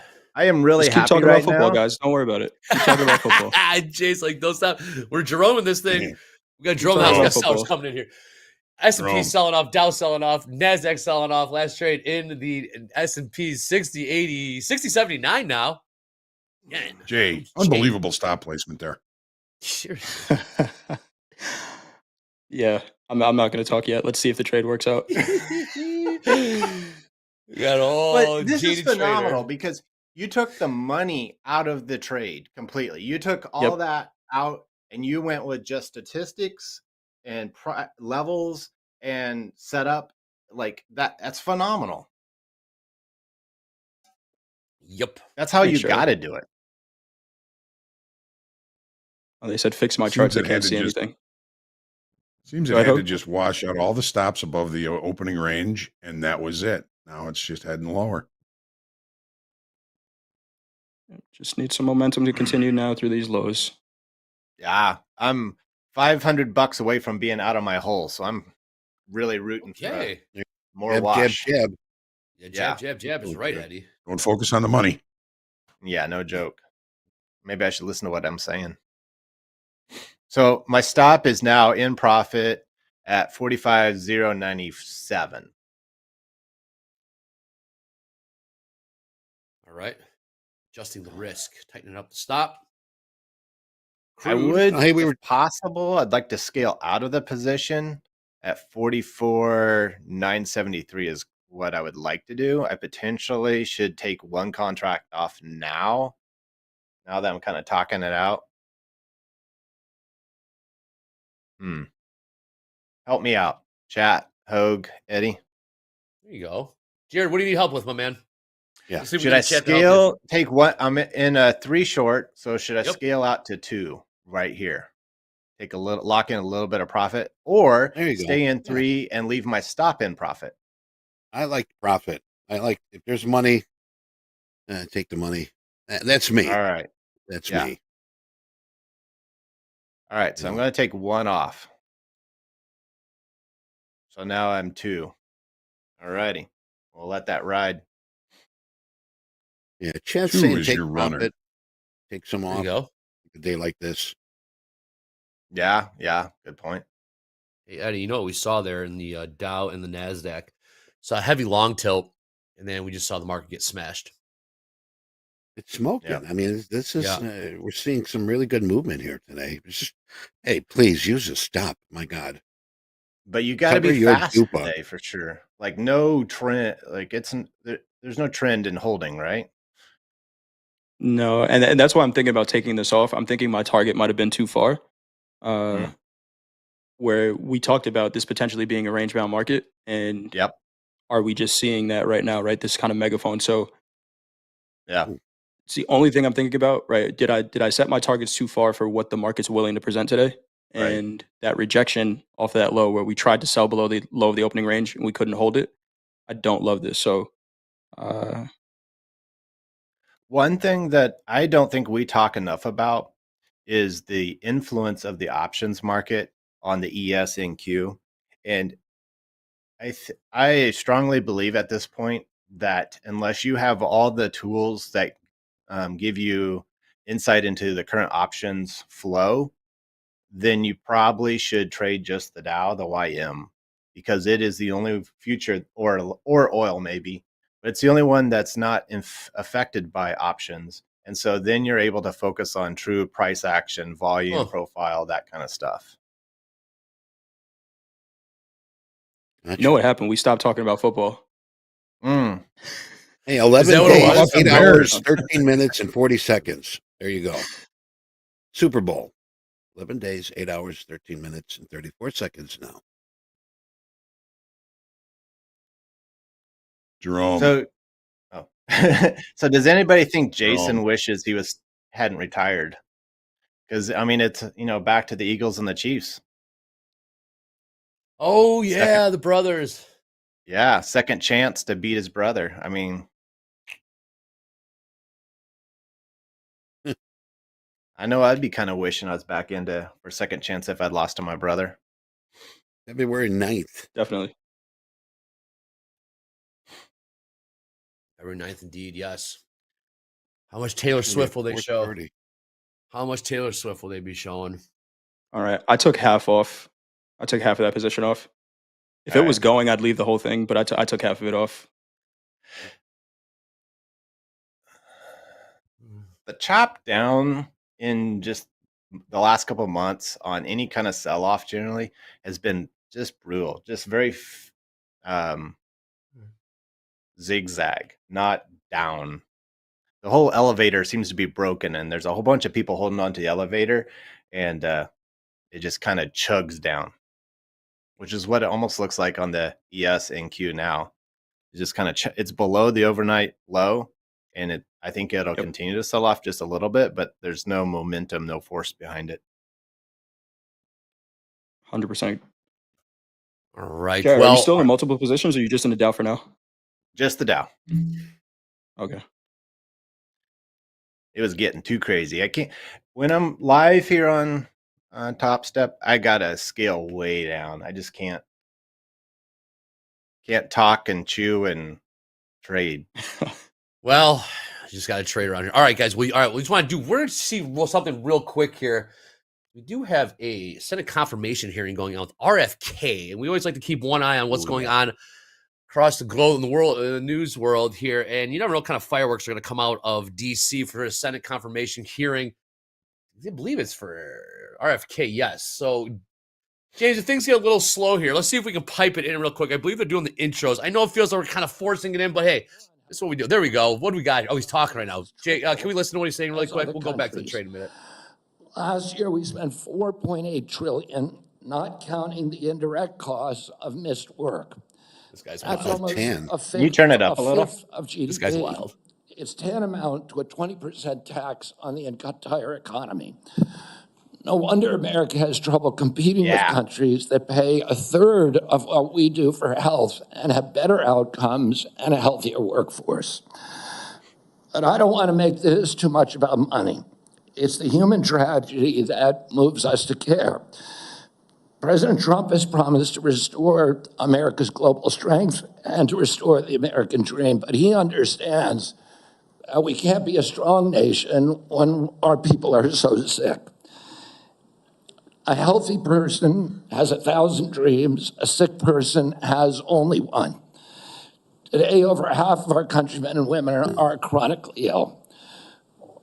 When I met with President Trump last summer, I discovered that he is more than just concerned for this tragic situation, but genuine care. President Trump is committed to restoring the American dream, and 77 million Americans delivered a mandate to him to do just that.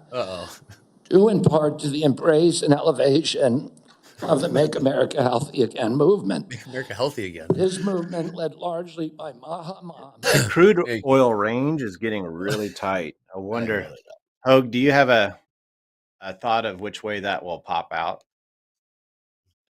Right now, crude is looking like a failed upside auction. It's back inside the initial balance.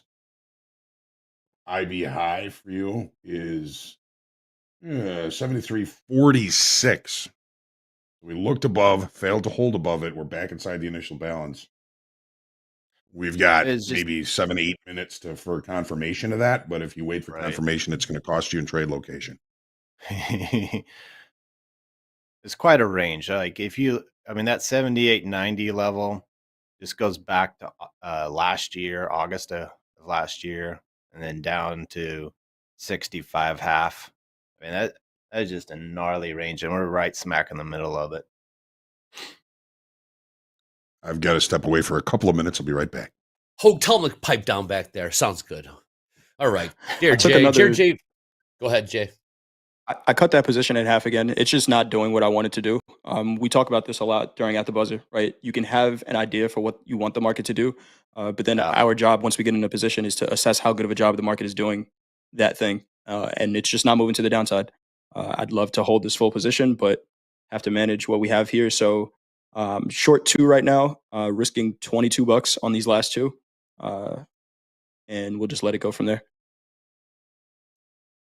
JD, where you at, JD? I see JD in the background there. We got some payout. Tell me, my man, number one on the big board. Tell me we got his payout to show the world today. JD, come on in. We got some payouts here on TopStep. Pro Bowl that stuff. On X last night, wasn't it? Yeah. JD, come on in. I mean, hey, take a look. Don't look now, but gold's selling off now about $6 off the highs there.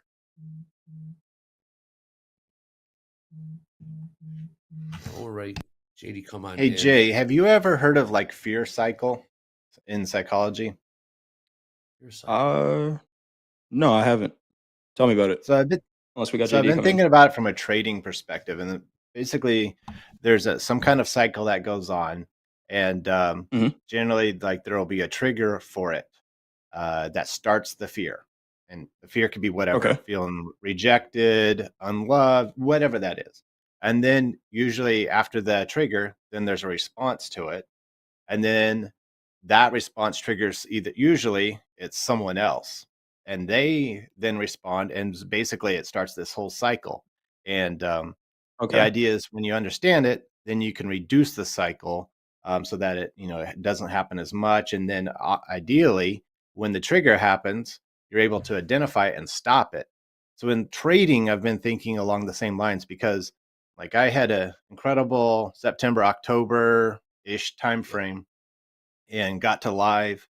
And then things happened in live and that basically pushed a trigger. And I never could get out of that fear cycle till just in the last couple of weeks where I realized. wow. And so I've been reanalyzing what happened there. Why did I go through such, like almost 2 or 3 months where I could not take a successful trade. And so I've been thinking of trying to write that up. But just wondering if anybody else has thoughts on that. I think that's a good observation, right? I'm also flat on that trade plus 385. Just did not like that Flat. price action anymore. I'm okay being out of that. Flat. But Jared, yeah, flat. Plus 3.5. Positive $3.85. $3.85. But Jared, Jared, what you're saying there, I agree with you. I think sometimes when we have something that happens, we're kind of always thinking in the back of our minds, like, oh, that thing can happen again. So you're trying to avoid it. And you might not be aware, and I'm not a psychologist at all, but you might not be aware that you may have put yourself in that position and it wasn't, just natural market fluctuation. So I'd be curious to see what Jerome, our resident brain doctor, would have to say about that.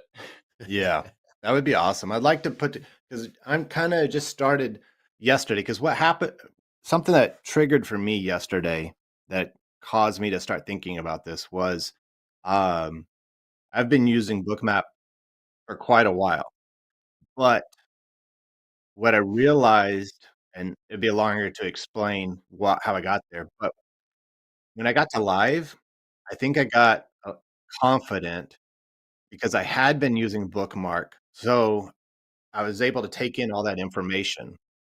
Well, then things happened that caused the fear cycle to start. And that extra information that Bookmap was providing was overload. It was too much noise. And so then that caused me to start doubting and everything. So yesterday I realized, wait a minute, I'm taking in too much information. I'm letting it influence my primary input source. So I had to turn because I had basically swapped and said Bookmap is my primary source instead of my chart and my level. Gotcha. Yeah, it's interesting stuff. Jerome said he's going to be on tomorrow. He'll talk about it. There he is, That'd be Jerome. awesome. Hello, Jerome. And I think for each person, that cycle might be different because, like in relationships, usually you have a list of those words that you plug in. What it would be abandonment or lack of appreciation, whatever that might be. So for trading, it might be I'm a failure. I can't lose my money, whatever. And I think you need to write out those list of triggers for yourself. And maybe Jerome could provide a list of what those fears would be for a trader. I like this. I also like that I got out of that trade and now the market decides to go. Dude. All right. Well, all right. We got 5 minutes remaining. Not even 5 minutes. We got 4 minutes remaining now until those EIA crew numbers. Let's get those payout numbers out here. JD, I see you there on the screen. What's up, JD? Are we what is show up? The big one? Are we going to show the big one? Yeah, today? we've got it. All right. The big one, yeah. In case you have all been living under a rock the last couple of days and you missed this, largest live funded payout ever. It was the largest payout in general ever. Incredible. But there it is. Incredible Dakota, $227,800 payout. That's just showing off. $250,000. That's almost $250,000. It's a total flex. Yeah, you're right. He's just showing. I want to flex like that. I like that flex. He described in detail what he's going to do with it yesterday. When he's back on later today, if you have questions for him, maybe he'll answer them. Maybe he won't. I won't speak for the man. But man, yeah. That's a nice way to start a Monday, to start a week. Did that on Monday live right here on Topstep TV. A lot of us saw it happen. There you go, Moving folks. down the list, that Yeah. the $10,000 doesn't look so big next to Dakota's payout, but Good chunk Messiah of money. took a nice chunk of dough out. So to Remain, Christopher, and Aspen. Remain It's still 8,300, money. Christopher 5,500, and Aspen $5,000. Nice payouts all name. around. Yeah. And Largest payout ever. Go ahead, Eddie. love that. What's up, Eddie? Traders who had made 5,000 in payouts or more can come to the Topstep TV to join the payout club. We're going to put that link here in the chat. Every day in our TV chat, we're going to drop that payout club check-in form where you can sign up for the exclusive 5K club hat and club pin. Back to you, gentlemen. Thank you, man. Oh man, look at that. So we got a couple questions about this trade. Why didn't I stay in? If you look at a 30-minute chart, it's telling you that it would have worked. The one thing I think about all the time, so my trade times are normally 10 to 15 minutes, right? And that's just what I'm comfortable sitting in. And most of my trades, when they work, since I'm a momentum trader, are giving me favorable price action. Once they stop doing that, then I start thinking about the mental capital that I'm spending on this trade. And I'm not willing to continue to spend it. Because if let's say that trade does end up stopping me out and I held on, now I'm thinking about, can I still take the next trade with the same mindset, right? Knowing that this one did something that I didn't like, and I held on to it. So if it was favorable price action and we were continuing to sell off, great, I'll hold on to that trade. But right now, we got 20 seconds here on our EIA. Crude oil inventories in about 15 seconds. Sorry, Jay. Thank you, buddy. Gold selling. Yeah, off. I also wonder too if it puts you in the driver's seat by making that decision. You kind of just set yourself up to make the next decision.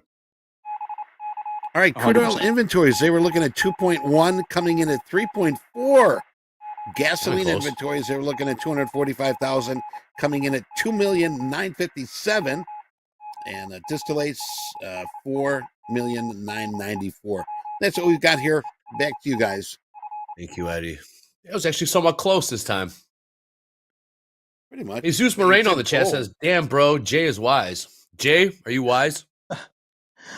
I guess so, man. I don't know. I think it's just experience talking, maybe. But I like what Jared just said, right? I'm holding on to this ES trade. And I'm thinking about the decisions I have to make here when there are other markets moving, right? And I'll trade multiple markets. Gold just had a really nice sell-off, and I'm sitting here making decisions about an ES trade that's not moving at all. Are you spending your mental capital in the right place? I mean, Mark Douglas talks about that too. That you pretty much, when you're in a trade, you no longer can make a decision objectively about it. So if you're not for sure about the trade, you have to get out before you can then reassess and decide what you're supposed to do. Hoag says you don't get any smarter when you're in a trade. There's definitely something to it. So I love mental capital and opportunity. For sure. Go ahead, opportunity cost. Coop just mentioned opportunity cost as well, right? The group I learned to trade from, we would say that all the time. And the guy who taught all the classes, we would scan for stocks that were moving, right? And we were scanning for high volume stocks that would ideally sustain that volume throughout the day, so there's good price action. If you found a stock that traded 1 million contracts in a 1 minute period, and then after that it didn't trade the rest of the day, the question at the end of the day when we did reviews is, why did you stay here, right? Were you hoping something was going to happen, or was something actually happening? And if you're a momentum trader, you go where the momentum is. And to me, it really doesn't matter where that is. But if I'm looking for markets to move, I need to find the market that's moving. Wasn't the S&P, at least in my time frame? If you zoom out, it might be moving in your time frame, so you hold it a little different, and that's why we're all different traders. Jay, to that point though, Jay, you're chasing volatility, but then aren't you kind of going into uncharted waters where you're trading a stock that you don't know much about? I guess you're just trading purely off of you're chasing volatility. Maybe you're going into markets that you don't necessarily know or understand that personality. Just because you see a movement or a spike in volume, a spike in price, should us as traders, should we be chasing that? Is it okay? Is it not okay just to stay focused on the one market that you're quote unquote a specialist at or you're expert at, as opposed to go chasing other markets where you see movement? What do you think about that? I think it's important to know. That's why it's really important to know what setup you're looking for, right? The traders that join at the buzzer all the time, they know exactly what trade I'm looking for, right? So much so where they tell me, "Hey Jay, you missed this one over here. You missed this one over here," and it's markets that I might not even look at. Yeah, right. Or they're saying, "Hey Jay, your setup is over here. Go trade it there." Where if we look at cattle, for example, Hoag, you know I like a 3-minute opening range breakout trade. I'm gonna pull up a cattle chart real quick. Which one presented the better trade today? If I'm looking for that setup, forget the market. I don't even know what price cattle is trading. Which one of these trades, based on that setup, is a better trade? Cattle or ES? And Andre, I think what you're saying there is, you know, if you're a new chasing trader, squirrels. Chasing squirrels like a dog would. I guess is kind of what I'm asking. So I think there's a nuance to the chase. The chase is when you missed your entry or you don't know what your setup is, and so you keep trying stuff. Gotcha. Versus you picking a market that is a display presents your setup. Right. Because also too, markets open at different times. Gold, oil, all that kind of stuff. So you theoretically could hit 3 or 4 markets with your opening setup, and all of them be according to your playbook. I like what Jay is saying because certain setups can work in any market. The same setup. I mean, when you look at the profiles, a failed upside or downside auction works the same way in any market, whether it's gold, cattle, whatever it is, if it presents itself. And it doesn't work all the time. It's just something that you can consistently trade to see if you get good outcomes more often than not. One thing too about, and I wouldn't say just go randomly hunting markets. Definitely because not. like, for example, cattle's going to have less liquidity. So are you used to that kind of thing, right? Or the tick size is bigger, but you might have a 3 or 5 list that you regularly visit, and you go through those. I think it could help you avoid forcing a trade, because you don't have to think this is my only market. I have to find a trade. You can go check another one. Oh, there's going to be a setup. Go take care of that one. Yep, 100%, Jared. I like this. Great conversation, fellas. All right. People in the chat saying, is Coach Jay's team unveiled? Not quite yet. But Jay, are you ready? What are your thoughts going into season 2? Season 1 was just a great success for you. You had a hell of a pass rate in the Lunatics. I would say Lunatics AP #1 ranking going into season 2. What do you think, Jay? I think so. I'm excited to get a new group of traders to work with. I was doing some scouting in some of the other VIP rooms, seeing what those coaches are doing, because you got to stay up on your competition and see what's going on over there. But yeah, we are at the top of that list. We're looking to stay there, and I'm excited for season 2. Awesome. Let's bring in JD. JD is our VIP correspondent here at TopstepTV. Oh boy, this is the moment everyone's been waiting for. Tell your friends, tell everyone on social media, the Lunatics VIP unveiling. Let's go. JD, take it away. Yeah, you called it. Jay, you led the league in pass rate, 69% overall, and payouts, $11,535 in total payouts for the Lunatics in season 1 of VIP. So I guess the question is, we've gotten some good insight already into your coaching style. Just listening to you for the last 10 or 15 minutes, But what changes, if any, are you going to make going into season 2 with your new team? Great question. What's on the docket?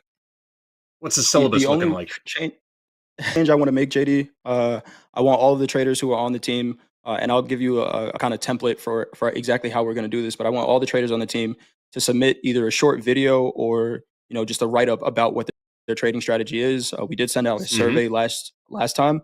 I want to know how everyone trades, and then we'll do more live trading sessions as a group for those that want to sign up for it. So you can talk through your process the same way we're doing here on TopstepTV, right? That's ideally the goal. To hold you accountable to what you say you're trying to do. So that's the only thing that'll change. But other than that, keep things the same. Awesome. You've been talking to Anne Marie, haven't you? We've discussed this a couple I of have, times. yes. I have been talking to Anne Marie. We did it a little bit, but Anne Marie is, shout out to Anne Marie because she is great at what she does, and has a ton of great ideas. And I'm going to lean on her for how to really run this thing. Yeah, Had a nice Anne Marie is conversation about that last night as Anne Marie's well. taking the reins of.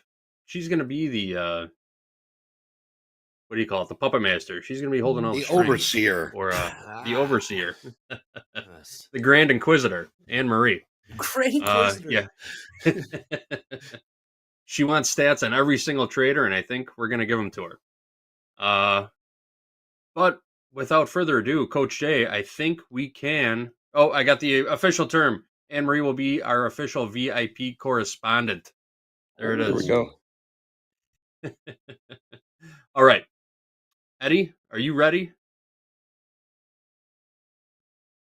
Yes, and here we go. Drum Danielle. roll, please. TopstepVIP. Would you like to be a Topstep VIP? I feel like a VIP. Danielle.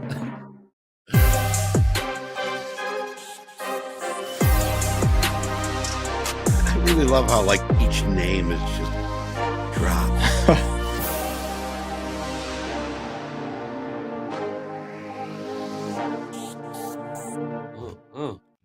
If you made the list for the lunatics, let us know in chat. Hey, I'm in. Man, my name's not up there. What the heck? Jay, Are I you gave sure? you money. Yeah, I know. Do you remember? Do you remember what your Discord handle is? Check the No, last it's in the not mail. up there. Double check. These These are Discord handles, folks. Who's in? There we go. Who's in? Take There we your go. See Snapchats, Rusty Golfer guys, and there. Study it real hard. Yeah, Rusty Golfer. There you go. That. Nice. Keep looking. Keep looking. Who's in there? Anyone in there? I'm It's in. hard to know with Discord names. I see some people in the chat saying that they got in. So Mine's congrats in. to all of the new lunatics. I'm excited to work with you all. We'll get Linus made started it. sometime next week, I'm assuming. Good Quad stuff. trade. Oh my God, I made it. Holy hell, I got drafted. Andre? Linus, congratulations. Don't worry, we're about halfway through it. Halfway through now. You guys are lunatics now. Man, Nice. oh man, I'm jealous. 5 more teams, Should all right? have access. All you new lunatics out there should have access to Coach Jay's Discord room very soon. If not already, you'll be getting your emails by the end of the week. End of the week, right? With instructions for that by the end of the week. Rigged. Now, Rigged. remember, those that Rigged. do not make the VIP, I think that we're going to the have chat one is rigged. right after this. So This is rigged, just like the Chiefs game. Just like the Chiefs. don't start. All that Jared, you'll be money on I my paid VIP for team. nothing. You'll be on my VIP Oh, team. wait. So I do recognize a name there, actually, on the bottom. Lioness Rain, who joins at the buzzer whenever she can, is always in the Coach J chat. That is a trader that I'm very excited to work with. Wow. There you go. I think, Good matchup. yeah, Lunatics Hoag. might be on the top of that leaderboard again. That is awesome. Look at this. People are loving it. Nice. All right. Congratulations to all the lunatics. Man, oh man, Jay. Yes. Big shout out Coming to up all here- the lunatics. Looking forward Hey. to tracking your success in season 2 of the Top Step VIP experience. All right, boys, take And it away. today Thank at you, 10:30, Oh, we got we another one? Deanna Wow. coming up at 10:30. Another 50. Another 50 for Deanna. 5 down, 5 to go. The Millionaires. I love that name. Love that. 10:30 Central Military Time. man. Hey, don't look now, but the Dow is putting in new highs 45,131. 131 new highs in the Dow. Dow did this yesterday as well. Dow was the leader. I had to Just so look you guys up. know, JD is our VIP correspondent, not Anne-Marie. Anne-Marie is Anne-Marie's the Grand Inquisitor, as JD so eloquently puts There was it. an untimely Slack message that I So read good. as we were discussing Anne Marie's Yes, you title. did. So Anchorman. I just blurted it out. Just reading the Just blurted it teleprompter. out. Just reading Back to the teleprompter. markets for a second here. That failed upside auction in gold Oh, wow, played yes, out. there was. It traded almost down to the IB low before buyers started to come back in on that. That was really nice opportunity. And those So I wonder failed if you upside could get downside auctions, they can work in any market. I wonder if you could get short on a 50% retracement of that 15-minute candle there, or something of that sort.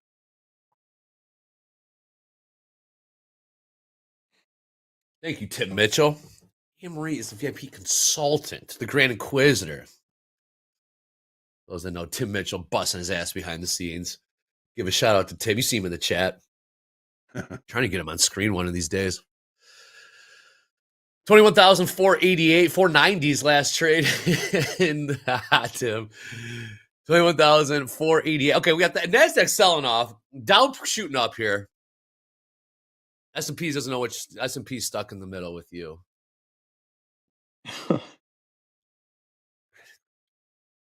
Anyone in a trade right now? I'm flat. Yeah, I killed my long on the NQ. Just grabbed a quick short. I'll be out of it in a second here.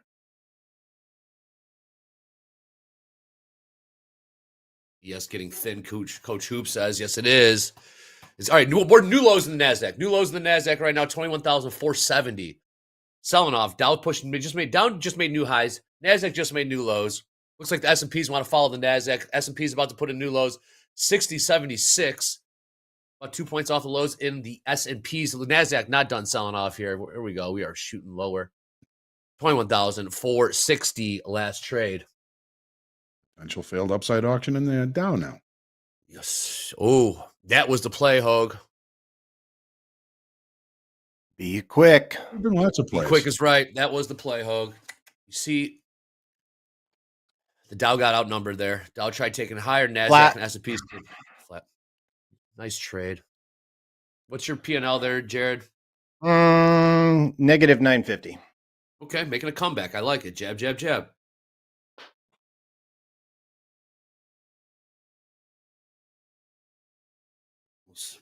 Failed upside auction indeed. Now let's see if we can get a failed downside auction in the NASDAQ. IB low right there right now, 21,480. We have the NASDAQ, the call put volume is to the put side, and on the SPX, the S&P 500, it's to the call side. So we got a nice little divergence there that just makes everything wonderful. Makes things very clear, doesn't it? Yeah, messy. Just. Well, Dow's going to try to stay resilient here. Give another try to push to the upside here. See if the NASDAQ and S&Ps have other ideas. 50-50, pretty much. Well, we got here in crude. 60. Nope, take that back. 50-50 across the board on the tilt. We got some news coming out. Again, this is FOMC Fed decision day. We got the Chameleonaires VIP draft unveiling in about 45 minutes or so. Coach D getting a squad. Chameleonaires. And FOMC wall-to-wall coverage in about 3 hours or so. 1 p.m., 12:55 Central, just to be safe. We also got the 10-year has dropped a little bit today, but the dollar's risen. So once again, more divergence. Oop was talking about bonds also. Something cooking in the bonds right there. Let's take a look at the 10-year yield. Last 10-year yield, 4.53%. About 2 weeks ago, we saw up at 4.8%. And we do know there is some political pressure from the administration to cut rates sooner than later. We saw Nick Fertick yesterday. We heard Nick Fertick saying it'll be very interesting to see how many questions Jerome Powell is going to be peppered with about pressure from the White House to cut rates. Even when it may not be, maybe even if the data doesn't warrant it. I can tell you what he's going to say. What do you think he's going to say, Hoag? What's he going to say? Data driven. Say F off. And close the door. And close the effing door. Yes. Stay tuned to find out. He's not going to admit to being bullied, for sure. That's not yeah. something that he's That would be a problem if he didn't admit to it. Yes. There's definitely some pressure. That's data, Hoag. That's data. All right, took profits. All right, NASDAQ still a little heavy. S&P still a little heavy as well. measuring All right. contest. I'm going to try a long at 449.50. Work it. I might not get filled, but I'm hoping for kind of chasing a little flush there at the 450 evens. 450. You're talking NASDAQ, Jared? Yeah. Just a one 450s. lot. Looking for a working one. 450 on one.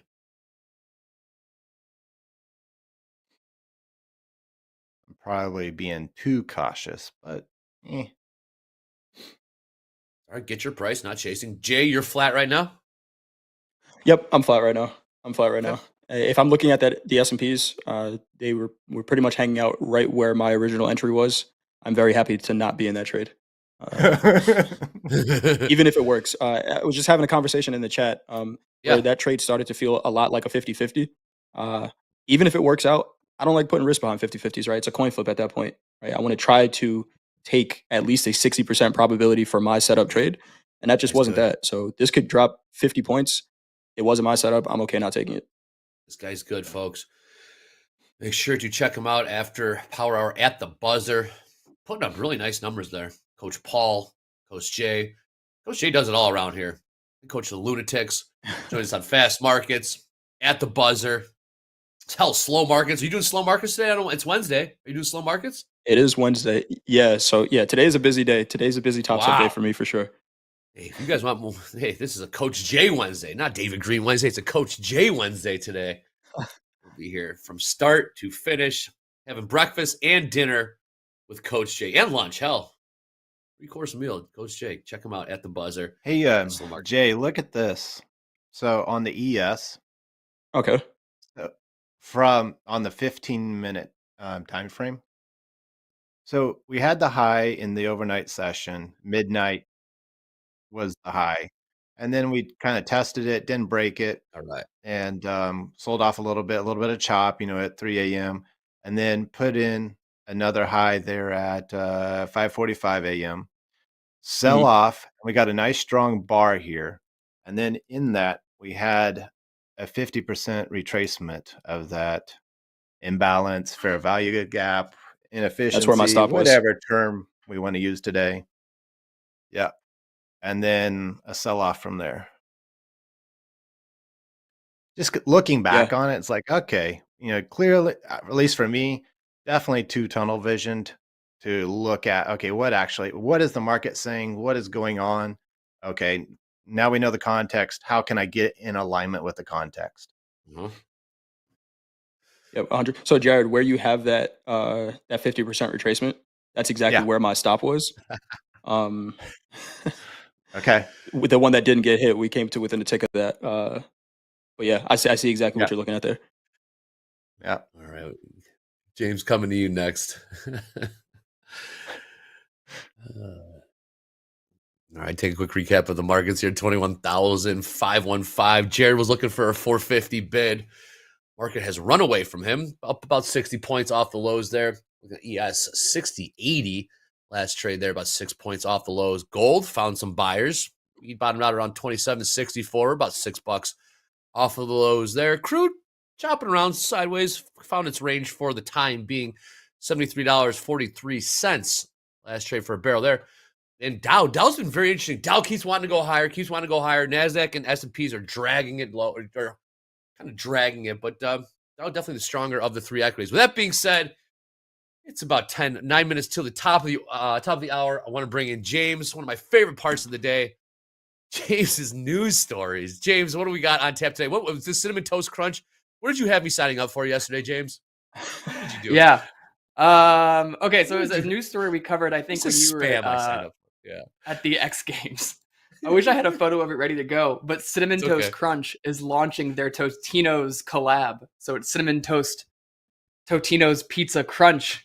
And I was under the impression that it was the first 1,000 people got a box. So I was at my computer. I had a Siri alarm set, and I was ready to get this box of nasty cereal.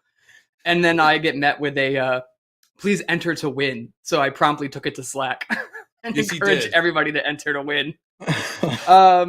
If we win a box of this madman's concoction, I'll try and send as many of you some of it. Apparently, it's only a 6-ounce bag, which seems very tiny to me. So maybe you'll all get a single piece of cereal. You don't have to worry about me, James. Yeah, you can give mine to Andre. I'll skip that. Don't worry, guys. Like, We got a lot of cool spam. food coming this year. Can't wait for all the We're- spam showing up in my inbox now. Go ahead. Oh, just wait for the beer can chickens made with Miller Lite. Beer can chicken Pringles made with Miller Lite coming in May that you're all going to eat too. I'm creating a food box. But on to the news. Kind of commit to the bit. Kind of going off what we were talking yesterday about Starbucks. Starbucks announced this morning that they are going to be cutting 30% of their entire menu, both food and drink items, as a way to kind of restructure the company. They want to encourage you to stay inside more. I talked yesterday about how the new policy is you can get a free refill. They're bringing back other things that I didn't even know were gone. Like they're bringing back condiment bars where you can go add your cream and sugar yourself, which I didn't realize they had taken away. I guess they kind of they're doing that all behind the counter now. The baristas are going to start writing your name by hand again on a cup. So get ready for more misspelled names again. I think that's a big Instagram boost for them. You ever heard that they misspell your name on purpose? You take a picture of the cup and then free advertisement for Starbucks. Yeah. It's crazy, but it works. But yeah, so if you're a lover of Starbucks, hopefully your favorite thing stays. If not, lo siento, my friend. It has zero effect on me. Me too, really. Starbucks is my last to go to spot for coffee. We live in Chicago or the Chicago area. There's so much good coffee here that's not Starbucks, but I do get. There's actually a Starbucks in the bathroom of a Starbucks in Chicago. What? I love this city. Heads up for all you lovebirds, Valentine's Day is coming up quickly, February 14th. But not only do you have to get gifts for your significant other, don't forget gifts for your ex. The Brookfield Zoo right now is offering for you to name a cockroach after your ex for a mere $15 donation. Yeah, $15 donation. You can have a cockroach named after an ex of yours. They're going to put the name on a plaque next to the exhibit, and it comes with a certificate that you can choose to keep, or if you're a psychopath who knows your ex's current mailing address, you can send it to him. No. That's the, you know what I mean? Like, right. I think about exes and I can know where they are, but if you know their address, that's bad. Go seek help. But yeah, so buy it for your enemies, buy it for your lovers. Danielle says we're naming a cockroach for sure. Yeah, Danielle says we're buying a cockroach. Any suggestions in the chat what we should name this cockroach? If any suggestions in the chat what we should name this cockroach? Let her rip, Chad. Go ahead, James. Go ahead. In sports news, we all know the Super Bowl is quickly approaching. And guys, Andre, you shared this, and I thought if we all just kind of go a little halvesies on it, for a mere $8 million, we can get a Topstep ad in the Super Bowl. Right. Yeah, all right. If 10 of us just pony up 800,000, I don't know what you guys are lollygagging for. We could have the whole world see us. But yes, Fox has sold out of their ad spots for the Super Bowl, actually. And over 10 of the ads airing paid $8 million or more. More, if you haven't figured it out already, more money gets you more airtime. So a lot of the times, these are going to be the biggest companies with the newest releases. Movies do it a lot. So yeah, we'll see what ads we get coming up. It's weird. It's always weird to be like, I can't wait to see the advertisements. That's part of the fun of the Super Bowl. Really quick, I got one last news story to wrap us up. My favorite filmmaker and weird guy supreme, Quentin Tarantino, talks about why he hasn't been making movies lately. Sundance is happening right now. The director showed up to talk about his love of feet and cinema. And actually, he says that if you didn't know this about Quentin Tarantino, he's famously said he's only going to direct 10 movies and then be done. Yeah. If you're keeping track, he's currently made 9. So, like all great people who make a giant statement and then have to walk it back, he's kind of dragging his feet a little bit because I don't think the man truly wants to be done. He does say, though, that getting older, and he has a lot of kids now, he's kind of waiting for them to get older because he wants them to join him on set and have them remember the experience of working with their dad on a film set before he ends. And he's also writing a play, which he hopes to premiere. And if the play is good and it gets well received, he's going to adapt that into his 10th and final movie. So can't wait to see what he puts out. Love this guy's work. Questionable guy in a personal life, but love his movies. I can't deny it. And I would be remiss if I didn't quickly point out that we are now only 4 days away from Groundhog's Day. James, James, we love you, man. So Hey, good, thanks, man. All right, back to you guys in the markets. Thank you, I'd Hoag. say Are there's you a going pretty slim chance of me not seeing my shadow. Thank you. Oh, we're idiots. I love it. Oh, I'll record it on Sunday. Thank you. Get those names in there. Get those names in there for that cockroach. What should we name the cockroach? $15, I think we swing. Let's start a GoFundMe. Let's do a Top Step Super Bowl ad as well. Oh, man. All right, let's take a look at these markets. Got nothing on the tilt. Looks like the markets might be in a holding pattern. Roachman Sachs. I like that. 21,502 last trade in the Nasdaq. Everyone flat? Jay, are you flat? Jared's flat? Yep, I'm flat. House account is not I'm taking working a trade short at 72.6 on gold. 72.6. Trying to get in. Because why do you like 72s? On the 30-minute, it's a retracement of that sell-off, that red bar, to the base of the previous green bar.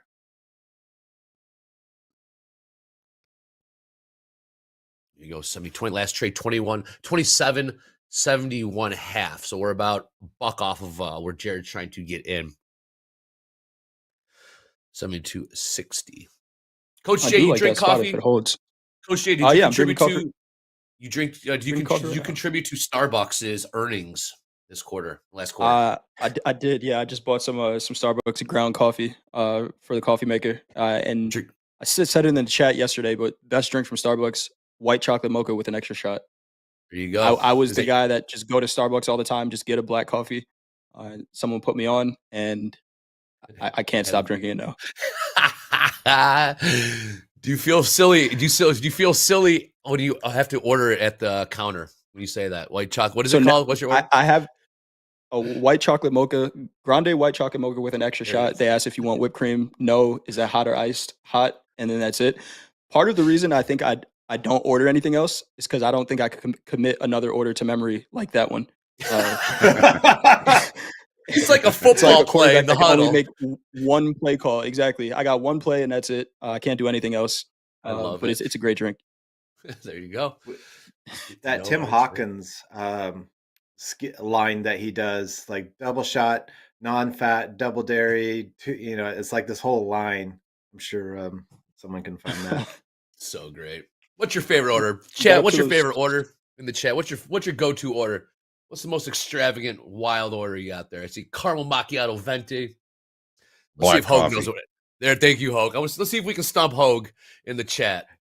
My grandpa, he was a horse guy, mule guy, and he was like, that coffee needs to be able to hold up a mule shoe on edge. Your mom grande. Come on, Mike. Come on. Quad venti caramel macchiato. There we go. Hoag, what the hell does that mean? I don't know. I don't either. What's a macchiato? All I remember is in Talladega Nights. The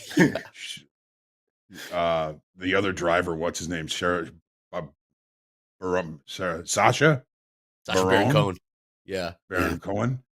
He was he's like driving in a race car and he's got a macchiato and he says, Ricky Bobby, you caused me to spill my macchiato. That's the only thing I know about a macchiato. Good accent there, Hoag. I like that. Chocolate. I think it's chocolate flavored. Make a poll in the chat. Dunkin' or Starbucks? Yes, Dunkin' or Starbucks. Yeah, I saw D say D called it hipster coffee. 100% hipster coffee. Hoag, a macchiato is an espresso-based coffee drink that's made with a small amount of steamed or foam milk. There you go. How about that Starbucks? Look at us giving you free pub. Cappuccino is more steamed milk ratio to espresso. Macchiato is smaller. Oh, okay. So it needs another name. There you go. Pretty much, Hoag's had enough of this. And the verdict today, pull up in the chat. Just have a little fun while the markets, at least equities, are trading sideways. Gold pushed up higher here. little bit. We got a poll up in the chat. Verdict: Dunkin' or Starbucks? Dunkin' or Starbucks? This is. I got to trade Starbucks stock just so I can afford to drink their coffee. It ain't cheap. No. No, it's not. Yeah. You're paying for a good cup of coffee, but I think with Dunkin', with about the same price for a Starbucks coffee, you probably get a donut with your coffee at Dunkin'. What about Hortons? My first Hortons. Tim Hortons is pretty good. Look at this graphic. All right, Tim here we Horton. go. Here you go, Hoag. This Hey, is provided to Starbucks, us by Danielle. Very important. Here you go, Hoag. Hoag, can you explain the difference between these three? There's going to be a quiz later. Screw top quiz or pop quiz for serious. We're going to do a Starbucks quiz, Hoag. What are we looking at here? Cappuccino latte. I like espresso without all the rest of that shit in it. How do you really feel about this?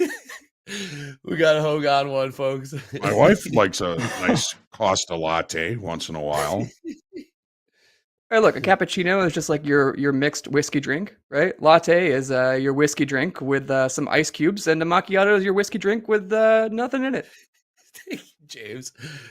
Oh, relatable terms. We can all understand. I like espresso neat.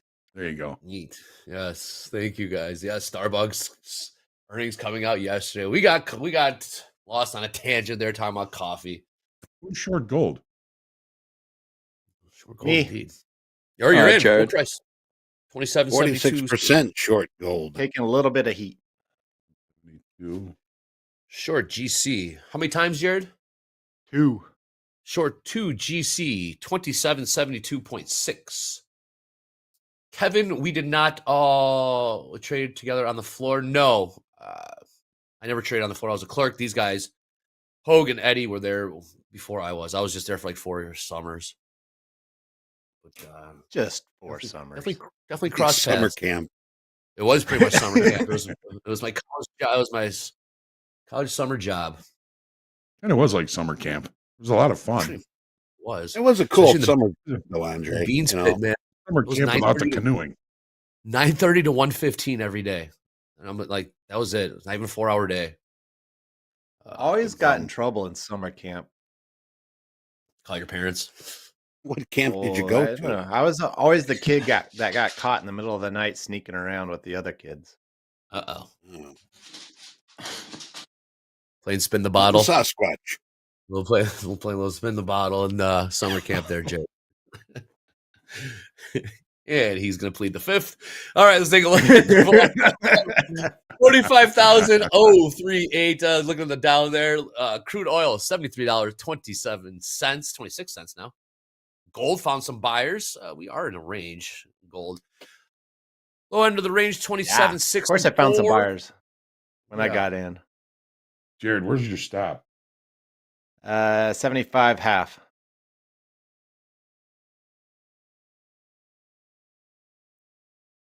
Jerome. That doesn't work on gold. Careful. Jerome. We just got to talk about it. Hey, look at People gold. in the chat asking for D. When's D? Is it time to draft for Coach D? And D responds 25 minutes. Chameleonaires. 25 minutes, yes. We'll unveil the 6th of our 10th VIP team. Only works on equities. Only works on equities. Do we want to take a bet? Whiskey? Yeah, just whiskey. That I'm not that not Jerome picky. raises rates just to irk Trump. Boy. If he raises rates, we're going to see equities really, Jerome. Oh my goodness. You're going to see equities. We want to see a Jerome. We'll Jerome the hell out of the equities if he raises rates. It'll be Jerome. Working now. Geronimo to the downside. Thank you, Eddie. It's working. I'm with you, buddy. 99.5% probability of no cut on Fed Watch right now. Yeah. That would be insane if they were to raise My rates. gold. Could be a limit down. It could possibly be a limit down if they did. Yes, 99.5% probability of a rate pause. But we got to pay attention to the prepared statement and, of course, the press conference. Yep. Remember, December 18th, Jerome Powell called the rate cut a quote unquote close call, and we saw the Nasdaq sell off 1,000 points. 1,000 points just by saying it was a close call. So you guys got to watch their words very wisely. Oil's on the move. Oil is on the move. Nice call, Jerry. What are you seeing over there in oil? Well, that's a pretty strong move down to the 73. I wouldn't want to be picking that bottom. Also, Russell and Dow, sellers in the driver's seat. All those longs that bought it, maybe wanting to start bailing before the 1 p.m. Also, Europe's getting ready to close. Although they probably don't close very much on FOMC day. They probably stick to the desk. Coming up in about 22 minutes. Well, Eddie, it's a big week here at TopStep and Topstep TV. Oh, my. We had Dr. Brett Steenbarger yesterday. We got FOMC day today. Man, oh, man, we got the big kahuna tomorrow. Eddie, what do we got for tomorrow? This is super and exciting. For tomorrow, yes. This Thursday, 11 a.m. Central Time, Jim Dalton. Yes, Jim Dalton, market expert, author of Mind Over Markets. You ever hear of that book? I'm sure you have. Well, he's going to be here to talk about his experience, take questions. Now, Jim is the market profile master and Hoag's greatest inspiration. You don't want to miss this. We're going to be pinning the form here in chat now where you can submit your questions. Get those questions in early because those are the ones that are going to be looked at first. So get those in here. We're going to put the link in the chat here. And in case you missed it, trading psychologist and author of the Daily Trading Coach, Dr. Brett Steenbarger took our questions yesterday. And you can watch yesterday's live stream back now, and we'll be isolating that segment for you a little later this week. So if you find another spot on the internet giving away this much value to their traders, let us know, because I doubt it. We're completely free here. Let us know here and get your questions in. Yes, Topstep TV, we're here for you. Back to you, Andre. Thank you, Eddie. Yeah, oh, man. You know what? I forgot something. What'd you forget? I forgot about, opening call at 7:20. It's you. Yes, we are opening earlier for everyone here. Like I said, Topstep TV, we're here for you. And in case you missed it, we've been opening up at 7:20. Hoag, JD, and myself talking about the overnight market movements, news, impact, lots of good stuff. So join us each morning. We're giving this a sort of a run, a test, to see how many people we do get here at 7:20. So tomorrow I'll meet you back here, Hoag and myself, JD, 7:20 opening call right here. Thanks, Andre. Topstep TV expanding its programming. Oh, we don't just go for a couple hours. We don't just go for a couple hours and scream at you for a couple hours. We actually bring you some legit shit around here. If everybody likes it, there's a lot more that we can bring in that amount of time. More markets, deeper looks into the markets. If you guys do like it, we'll be bringing a lot more to the table. S&P's just took out the IB low. Sure did, Hoag. Today, this session is a perfect example of why I'm becoming more of a fan of the early morning, 2 a.m. to 5 or 6 a.m. Man, it's just our friends in London have all the fun. Oh, they have been. Way to go, Timmy B. Good job, buddy. What happened, Tim B? What happened with Tim B? Passed another combine, Timmy. Nice. Jay, I just want to touch on what you just said there. Yeah, for some new traders, I know when I was coming up, we started on the overnights. We trade the overnights, the London session, and markets move a little bit cleaner. There's a little bit less noise. Yeah. And you can kind of reprice action. You can read the ladder a little bit easier. There's a little less, it's a little less noise. So from some of the new traders, maybe give the overnight session. Obviously, we have sleep patterns and other jobs, family commitments, of course. But if you can, who needs sleep? I know. Slam some Red Bull and just sling some size. No, I'm kidding. Just get in there and just trade a little bit and dip a toe in the water in the overnight. Might find some success there, like Coach Jay was saying. Yeah, plus the candles, the ranges of the candle is a lot smaller in the overnight Yep. session. I don't like so much the a couple of the commodities, gold, copper, a couple of those, I'll maybe trade them at 6 p.m. Central Time to see, if there's a setup for it. Otherwise, I don't. The evenings, I can't stand it. It just destroys me. But that 2 a.m., that Europe session, I really like that. You can still get some size in, you still get some movement, but it's very orderly, and the ranges just aren't out of this world.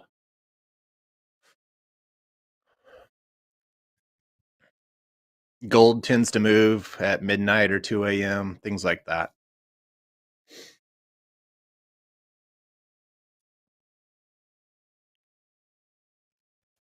All right, 60.77 last trade, about $5.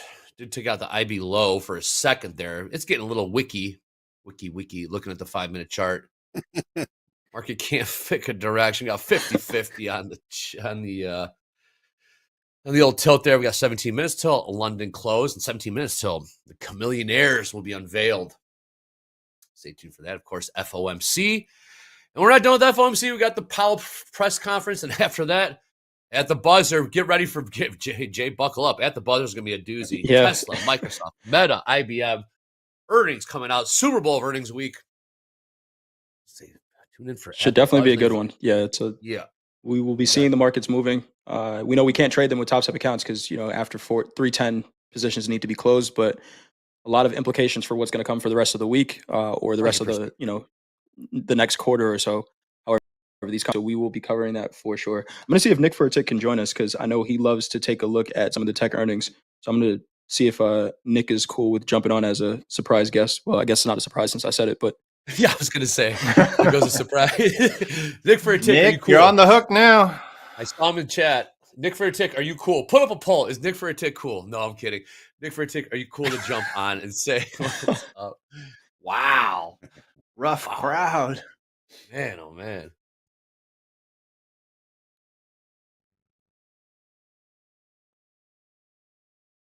just chopping around here. Now we have another potential failed downside auction in the S&Ps. Yep. Just took out the IB low. Now it's a potential failed downside auction. I wanted to jump in so bad on an NQ long.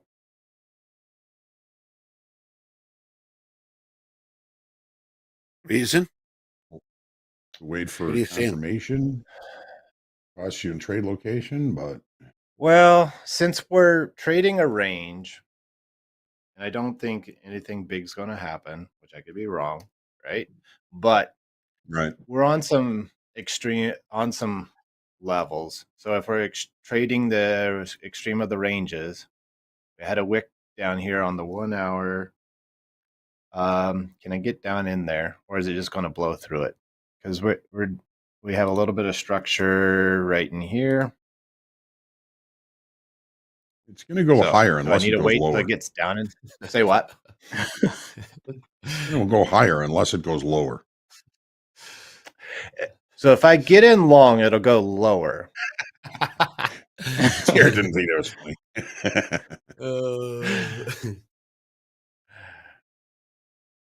Well, Yabber Smack thinks gold's about to drop. Why is that? What do you got behind that, Yabber? Yabber. Gold about to drop. Don't fight the failed upside auction.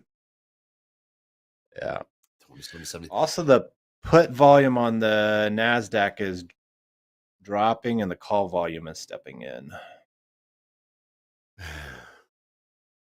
Say all that size we saw trading in the ES this morning. Jay, we haven't seen them. Those 1,000 lots got filled, and that was it. I think they did their business for this morning. They're positioned however they want to be for this rate decision, and now they're just gonna wait. Mm-hmm. All right, here's what I'm gonna do. Go ahead, Jared. I'm gonna do 474.25 on the NASDAQ. Yeah. I'm on a 15-second right now on the screen. 15 second. There's two reasons why I'm doing this. You're the man. All right. So I see an order sitting there at 475 even on the tape. It's a 62 lot, it looks like. And we have this little tiny red block right there at the 470s. So See that? I'm really picking a needle in a stack, but I'm gonna try it. Okay, working a 474 bid. But yeah, Jay, I was just going back and looking at my notes. What were those prices on those 1,000 lots? On the bid, fill 1,000 times, Yep. 60 87s, 60 79 in the orders. Very interesting price there. Filled 1,000 times on the bid, and then 60 77 filled 1,000 times on the bid within 5 minutes of the open. All right, new lows coming in here in the S&Ps. New lows 60 72 half. What were those prices again, Dre? 87, 79 in the orders. What was the last one? 77. 77. Just gonna mark those out. Yeah. We'll see if price comes back there. We'll see what happens. I always tend to think when you see those big ass orders, I always tend to think they're trying to get in and not trying to get out. That's always been my thought for obviously there's no way to know, but right. I always think like they're trying to get in, they're trying to get the fill as opposed to trying to tiptoe out of a position. That's always been my thought. Could be wrong. Coach Paul and I talk about this all the time, right? And yeah, what do you guys some of these liquidation moves that you see where you can see a market participant getting out and they don't care about the price. That's when we get, a 5% move on the NASDAQ like we had the other day. But with some of these bids that we see where they put the order out there, they're not moving it around. Sometimes they'll chase as the market's going up. Yeah. I would agree. I think that's someone trying to get into a position. Yeah. NVIDIA, take a look at NVIDIA, 122, almost 123 bucks a share. NVIDIA down 5% today. That's rough. NVIDIA's been taking it on the chin lately. Wow. It went down and filled a tiny 50% of a tiny imbalance there. At 170 or 476. Oh, sweet Hoag. Hoag, if you want to do the demo, I think we can do the demo if you're ready. Trade clock. You ready to do it? Yeah, you guys want more, second. Yeah, take your whenever you're ready. Come on in. Markets, take a look at the crude, $73.14. My gold trade's not working out. Nothing's moving. It's just stuck. Gold is stuck right now. Yep. All right, I can do the demo now if I. Yeah. Kind of familiar with it, but not an expert like Gabe, but we'll take a look at it. You're pretty good at this, Hoag. You are pretty good at this. All right. So a new feature is the trade clock. Okay.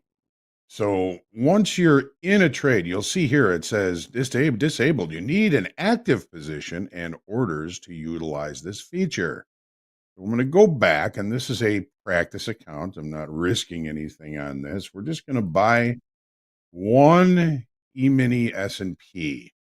So I'm going to put my stop down here, and I'm going to put a profit target. Let's just Oh, I just did that. All right, hang on. I'm going to put a stop down here, and I'm going to put a profit target up here. Just arbitrarily. Again, this is not an actual trade. This is a practice account. So I'm going to put this on the big chart. So you see our entry point, 73.75. We've got our stop down at 60, 65.75, and our target at 60.88.75. And I've got a little problem sometimes with adding to positions or getting a little too excited. So what I can do then is I can go into settings and I can set the trade clock. Now I'm going to set the trade clock to 5. Well, let's go with 2 minutes. Now it's going to say this is irreversible, and all I'll be able to do is flatten and cancel all orders. All right. I believe I'll still be able to move an order, but I don't think I can do anything else. Hang on one second. So we're enabling the trade clock. So we are in this trade. We can't add to a position. Can't do anything for 2 minutes. Can't add. Can I move the stop? Yes, I can. I can move the stop. I can move the profit target, but I can't add anything to the position. It won't let me. Won't let me add to the position. It'll let me get out. but it won't let me add to the position. So if I want to just say, all right, I've got my target in, I've got my profit in, I have a big tendency to mess around and add to a position or add to a losing position as it's on the way down to the stop. I'm not going to be able to do that. Now we're in a profit here. I could show you how we would be unable to add to a position while it's underwater, but because we're in a winning trade, we're just going to sit and watch and see what happens here. So again, it is in settings. It's been disabled. I'm already clocked out.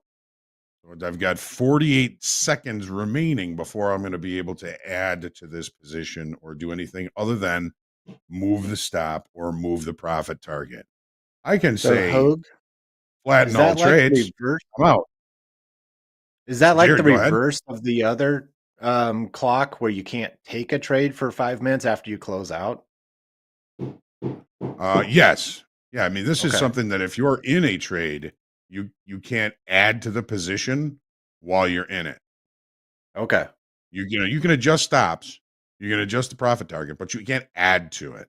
So, you know, maybe you're a person that has a tendency to add to losing trades as it's getting closer to your stop or something like that. Now, if that's part of your strategy, of course, you're not going to want to use that, but you never have to use it. I mean, it's just there for you to use. If I say, you know what, I'm in a trade and I have a tendency as it goes against me to try and average down, and it just doesn't work for me, I can set that clock again to say, you can't add to this position.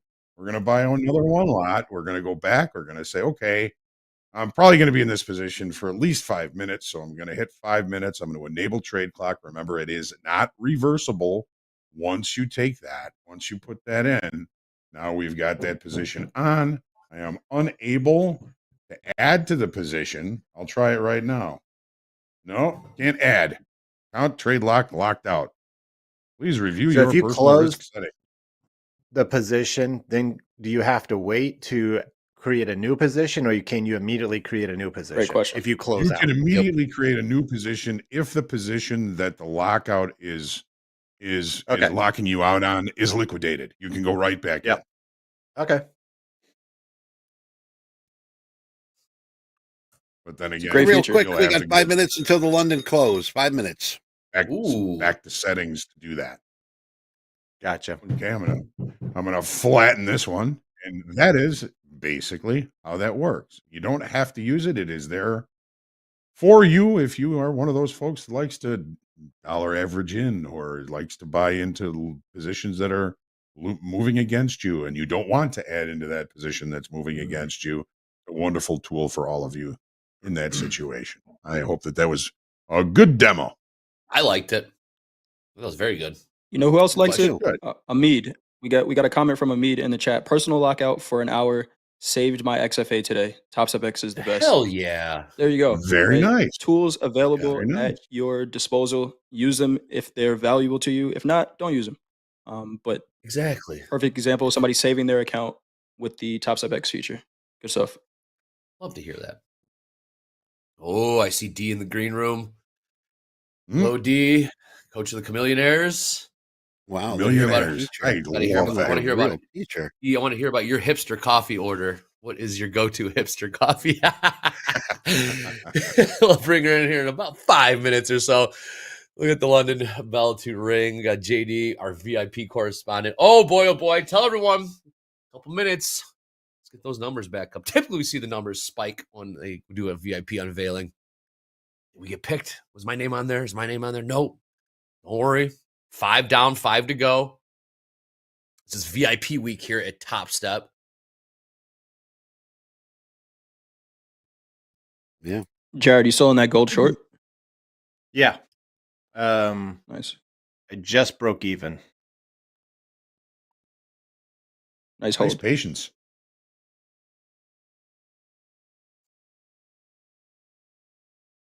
I've been scanning around, looking to see if there is an opportunity somewhere, and I'm just really not seeing it. The ags were moving today. Wheat is up 2.5%. But outside of that, not seeing too many opportunities. But we know it's a long day, right? If you you're out there and you haven't taken a trade yet or you haven't seen a setup, we have a huge catalyst coming out later today that is going to move the markets. So it's okay to be patient. With that said, you don't have to trade the minute after the rate decision is made, because we see accounts get blown then, but some opportunities coming later in the day. Just be patient for it. You don't have to trade it, Jay, but you do have to watch it. I will say that. You don't have to trade 100%. it, but you do have to be there and watch it. This is learning lessons. You're going to watch the market. If you watch, I don't keep talking about December 18th. It's okay to not trade it, but you have to watch. You have to see how it happens, how his words affect the markets, what size comes in. It's 100%. very, very important that you are there to watch and see how it happens. This is the most important person in the global finance. So you got to be there. You don't have to trade it, but yeah, are you going to stream it live? 100%, Adam. We will. Wall-to-wall coverage. All right, we got London close in 90 seconds. And then the big unveiling of the Chameleonaires after that bell rings. Yep. Oh, take a look at micro Bitcoin real quick. Haven't talked about micro Bitcoin. $101,920. $101,900. High of the day, $102,850. So we're about $400 off the lows right now. Wait for London close for the London coach. There you go. Beast a lot. That's exactly what we're doing. Markets have found a That's bit of a good. holding I pattern. like that. Yeah. Our chat's the best, man. One step ahead of us, Hoag. Always helping. Chameleonaires. Perfect. JD, ask her what JD, ask her what the meaning of the Chameleonaires. Why the name when we get her on. I'm interested to know why Chameleonaires. What is the meaning of the Chameleonaires? I have my ideas, but we'll be sure to get it from the coach's mouth herself. 27.73 last trade in the gold. T. Lamar says, "You the best, Jared," and then retracted the message there in the poll, in the chat. Oh, I know. They said you're the best and then retracted it. Come on, T. Lamar. He is the best. Never put anything in writing. Never put anything in writing. About a 20-cent pop here. 20-cent pop here in the crude. Let's trade $73.35. Come on, T. Lamar. Give him a break. Jared is the best. All right, London Bell has come and gone. This is now I'm going to throw to JD and D. Go ahead, JD. Take it away. Bring him in. What is up, guys? Here we go. So, the chameleon, Deanna, isn't the chameleon the mascot for the market stalkers? Is that correct?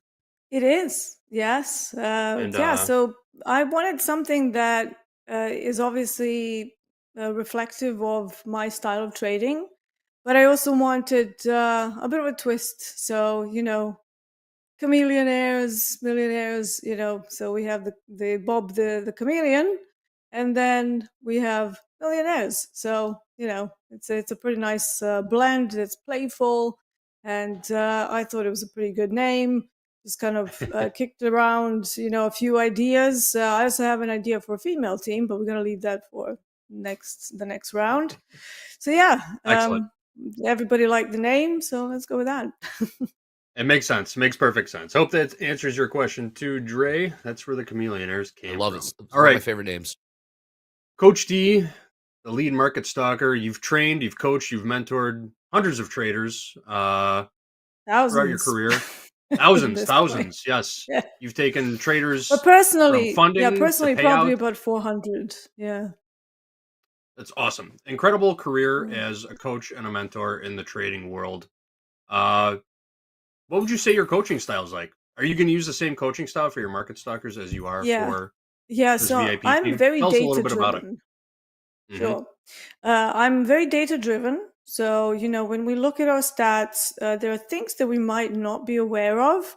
However, I think it's going to be a little bit different in the group coaching setting. I'm not going to be trying to, change anyone's styles like a lot. What we'll be focusing on is maybe staying more objective in your trade rather than letting the emotions paint the progress of our actions during the trade life.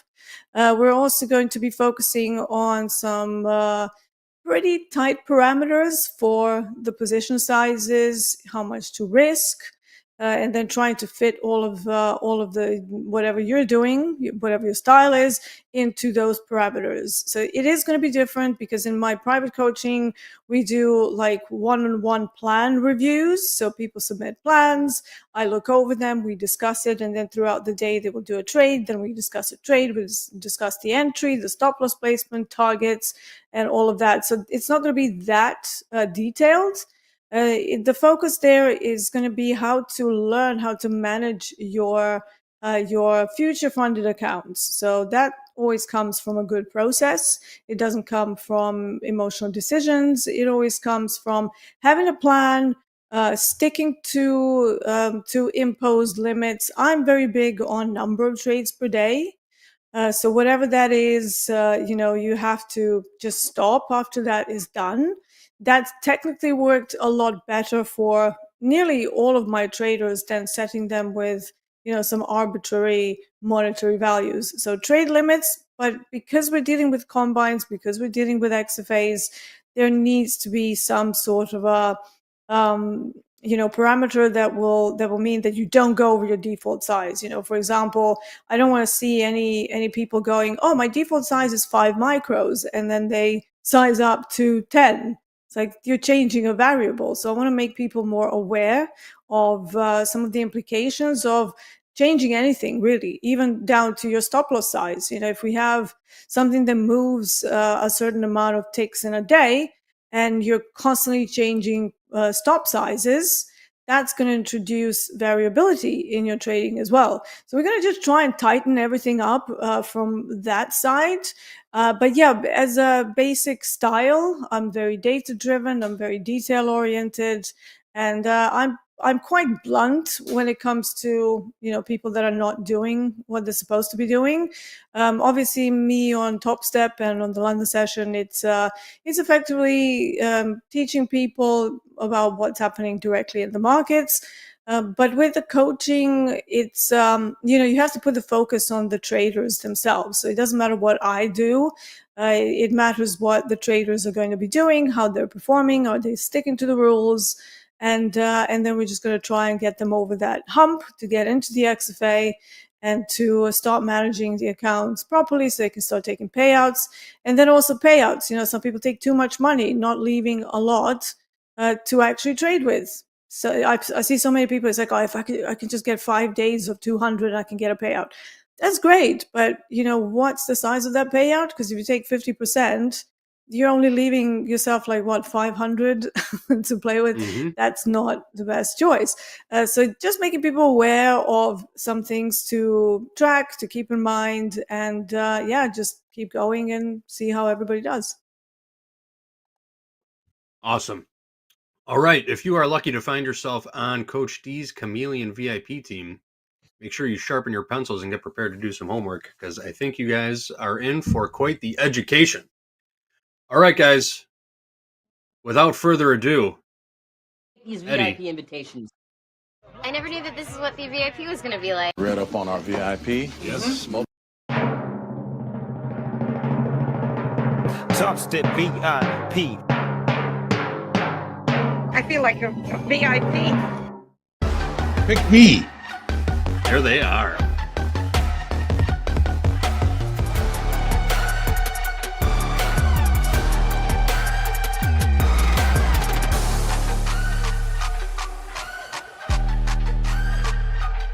If you made this list, let us know here in chat. There it is. Does anybody on this list look familiar to you guys? Yeah, I recognize a few names. Excellent. I see Coop there. Coop Yep. T. I believe Coop? that's a Coop that's always in the YouTube chat. I think so. All right. Wyatt 1943 is someone that I recognize from Discord. Congrats to all Dr. 50 traders Fib. though. Oh, Dan M. Congratulations. Big shout out to all the new Chameleon heirs. Get ready for your Topstep VIP experience. Coach D, any words to I don't know, pep the team up a little bit before we get started? Yeah. So I'm not going to be I'm not going to be mean or anything, but I will expect a certain standard of performance. And if you're not doing what you're supposed to be doing, I will be putting people on what I call the Bart Simpsoning. I spoke about it briefly the other day. Which is basically writing out things that you're doing wrong for 7 days. And I don't care whether it's the weekend. I really don't. I will still expect to see the screenshot. So, even if, you have to DM me or something, I will want to see those screenshots. Why? Because there's a neural network that gets formed when you make people do something that represents negative reinforcement. So yeah, I'm going to get you there, so I will not move my one stop. way or I will another. not move my stop. I will not move my stop. I will Yeah. not move my stop. I will not move my stop. Yes, exactly. Yeah, I will not move. If moving stops is something that's hurting you and you keep doing it and you know that you're doing it, and let's face it, we all know what we're doing wrong, right? It's not, oh yeah, I have no idea what I'm doing, unless you're very new. But if you've been trading for a while, you usually know what your biggest hindrance is, and if you keep doing it, then expect the writing exercise to happen for full 7 days, and it gets easier. You have to do it at a particular time of day, so we're going to talk about that too, and then you just let your brain do its thing, and it gets easier. But just that negative reinforcement of slight torturous thing that you have to do every single day for a full week, it makes you think twice before you do it again, because you're like, oh no, if I do this, I'm going to have to keep writing. My hand's going to hurt. It's like, ouch. And it's just enough to force you into the positive behavior. It's basically just, behavior modification techniques. That's what they are. And I've used those a lot over the last 7 years in my own coaching, with great success. And every time I introduce it, people are like, oh, this is nonsense. And I was like, just try it. And after 3 days, they're like, oh, I get it. So yeah, congratulations to everyone. I'm really excited. Someone had asked me in Discord yesterday if there was one coach, if I could get on a VIP team, who would it be? And I said you, D. I love all of our coaches. Oh, thank you. But just D's approach. If I could get on a VIP team, it would be D's team. Just with Thank your you, approach. Jay. So all of the traders that are that just got selected, you got a great coach. With that being said, Big shout out. This still is a competition, D. So hopefully Of we course, can yeah, get man. there. Bring it on. Bring it on. Just throw that little barb in there at the end, huh? Nice Right, little jab. exactly. All these traders are lucky to have you guys as coaches. You're all great coaches. I agree. Yeah. Coach Jay is amazing. I always rely on his analysis. I always listen to what you're saying, Jay. I have the highest respect for all of you. But Jay and Hoag are my personal favorites too. So, and you guys know it. Thanks, Steve. Hey, real quick here in the chat, a lot of people are asking, well, how do I get in this? Well, we've had a form for like the past 2 months to sign up. We will have another one coming up down the road. Another thing, too, people are like, I'm not in Discord. Well, if you did have a fill out the form and you were picked, Trent will find you. And we're going to be sending these emails out at the end of the week. You'll get an email with all the details and direction. And there's the Discord link. I'm just sort of posting in chat. If you're not signed up to Discord, do it. There you go. Thanks, you guys. Thanks, Join Eddie 100,000 and other D. traders Thank you. in Discord. You know, I've made this mistake before, so I'm going to say the whole thing. You know, I love you, Market Stalker D. You're the best. Yes. Thank you, Hoag. I love you too. You know that. That was a top 5 moment on TopstepTV. Especially with Gabe's add-on at the end. Yep. Kleenex, Top 5 anyone? moment. All right, folks. Thanks for joining us, D. We will catch you later. Good luck to all the chameleonaires.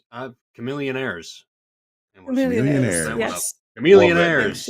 Oh, I love you so much. All right. Thanks, Eddie. Let's do this, guys. Awesome. Thanks Get for back to having it. me. I'll catch you later. Thank you, D.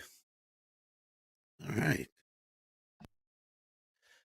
All right, more selling coming in here. S&Ps just made some new lows. 60, 69 halves. Looks like some stops went off there. Now taking a look to the downside as well. Yeah, we got our equities now showing signs of acceptance below the IB lows, so it's all shorts from here. 6064 was our downside target. 6064 was the downside target in the S&Ps. Let's see if we actually get there. That was 50% of yesterday's range.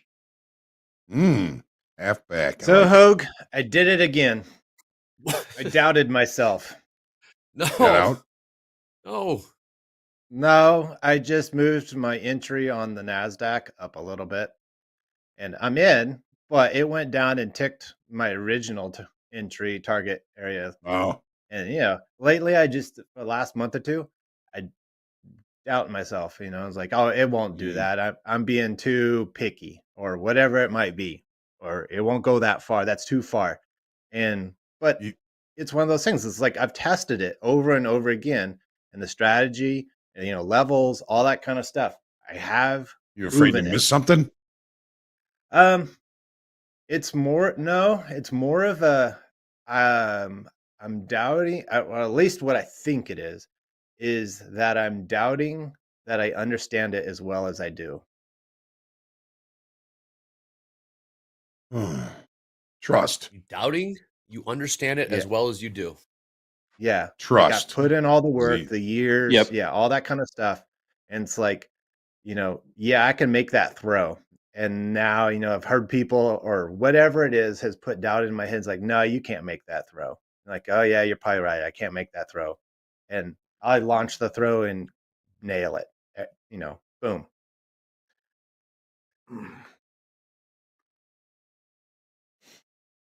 You trust what you're feeling and what you're seeing.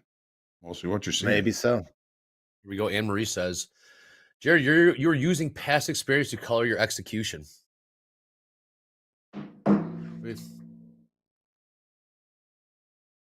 Ooh. I'm going to take a look here. 50-50 instead of trusting the process, instead of trusting the strategy. You're a good trader, man. You're a good allowing trader. You get in your head, Jared. You get in your head a lot. You're a good trader. That's man. my life story. Dude, for sure. So- I've been there too. I overthink. I talk to myself. I Yeah, swear you at are. myself. I cuss myself out. Like, you're a good trader, man. And you got to trust Mhm. yourself. You got here. You're on TopstepTV for a reason. You got it. You just. And you know the risk. What's the worst that can happen? Yeah. Jared, I want to ask a question. How, Yeah. with the setups that you've seen or maybe that you hesitated on, when you go back and back test and you build your strategy around it, what today was a definitive setup that when you go back and back test, you say, that's the trade that I want to take? Any that you see on the chart right now, where if I go back and back test, I say, hey, this is the perfect example of that trade.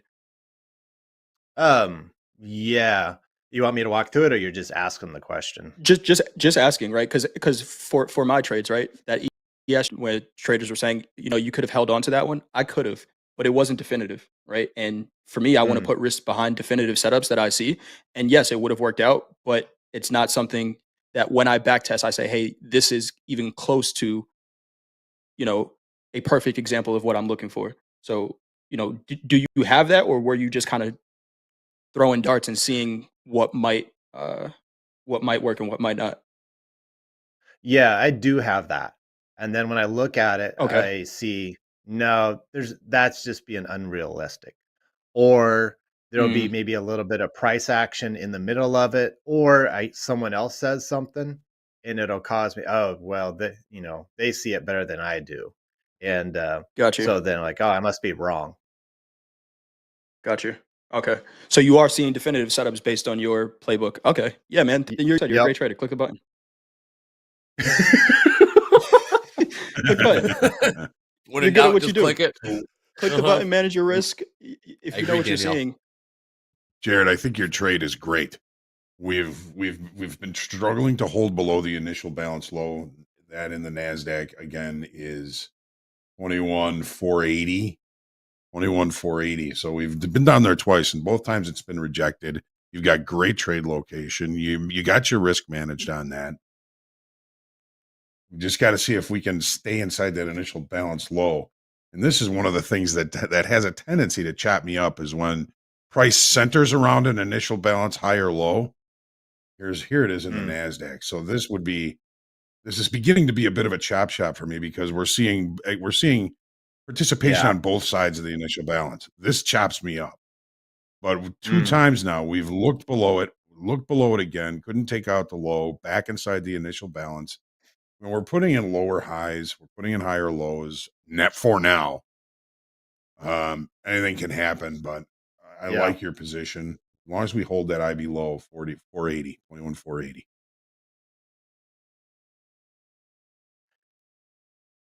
Coming your way, JD. If that helps. If that helps. You got to believe yourself, right? Yeah. Yeah. Absolutely. All right, guys, we got about 10 minutes left here on Fast Markets. Again, we got a jam-packed day. We got John London joining us after this. We got morning recap. People are loving the morning recap, by the way, Hoag. And the afternoon recap. Make sure you guys stay tuned. I don't think we're going to have afternoon recap today because FOMC coverage wall to wall. We'll have the rate announcement. Then we'll have the prepared statement, and then we'll have the press conference, which should be very, very interesting. So we'll have morning recap. I don't think we'll have afternoon recap because of FOMC coverage. Anyways, with that being said, JD, come on in. We got some more stats. We got the big board. Oh, baby, the big board. Where is Kai on this big board? JD, come on in. Let's wrap up these stats for Wednesday. How about some hot streaks? Here are your funded trader hot streaks from yesterday. We got some big names, some big numbers on this list. We got some potential call-ups here. First up, Zachary. Zachary made $20 trading the MNQ, now on a 35-day ripper worth $4,850. Right. You know what they say about $20, right? 20 bucks. What do they say? 20 bucks. 20 bucks. We got David, $254 trading the MES Micro S&P. 34 days worth $7,243. Sean made $292 trading the NASDAQ. Now sitting on 33 days worth $18,351. Nice P&L for Sean. Siva Kumar, 32 days worth $12,576. He's trading the MNQ, made $95 yesterday.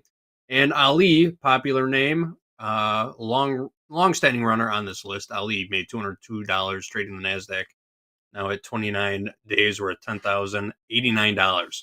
Ali's been in multiple XFAs, has been on this list multiple times. Always has an XFA very close to the top of the list. Even if one drops off, the next one's right behind it. So big shout out to all these traders. Yeah. All right. How about those call-ups? What do you want to start with? Oh, boy. Pro Ball. Miners to the Pro Ball time. Let's do it. All right. First up, we've got Vincent. Vincent from British Columbia. Ooh. Vincent closed out 4 XFAs, took a $4,500 payout, and has a nice starting balance of $4,500 in that new live funded account.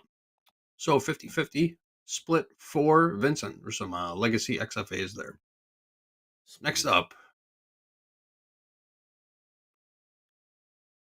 There we go. Bushra. All right, from Wheeling, Illinois, a local trader. Here we go, trading the NQ. Bushra closed out 5 XFAs, took a $20,400 payout, and starting that new live funded account with a $20,400 cushion. Big shout out to Bushra. Good luck in your new account. Next up, Hanson from Sylvania, Ohio.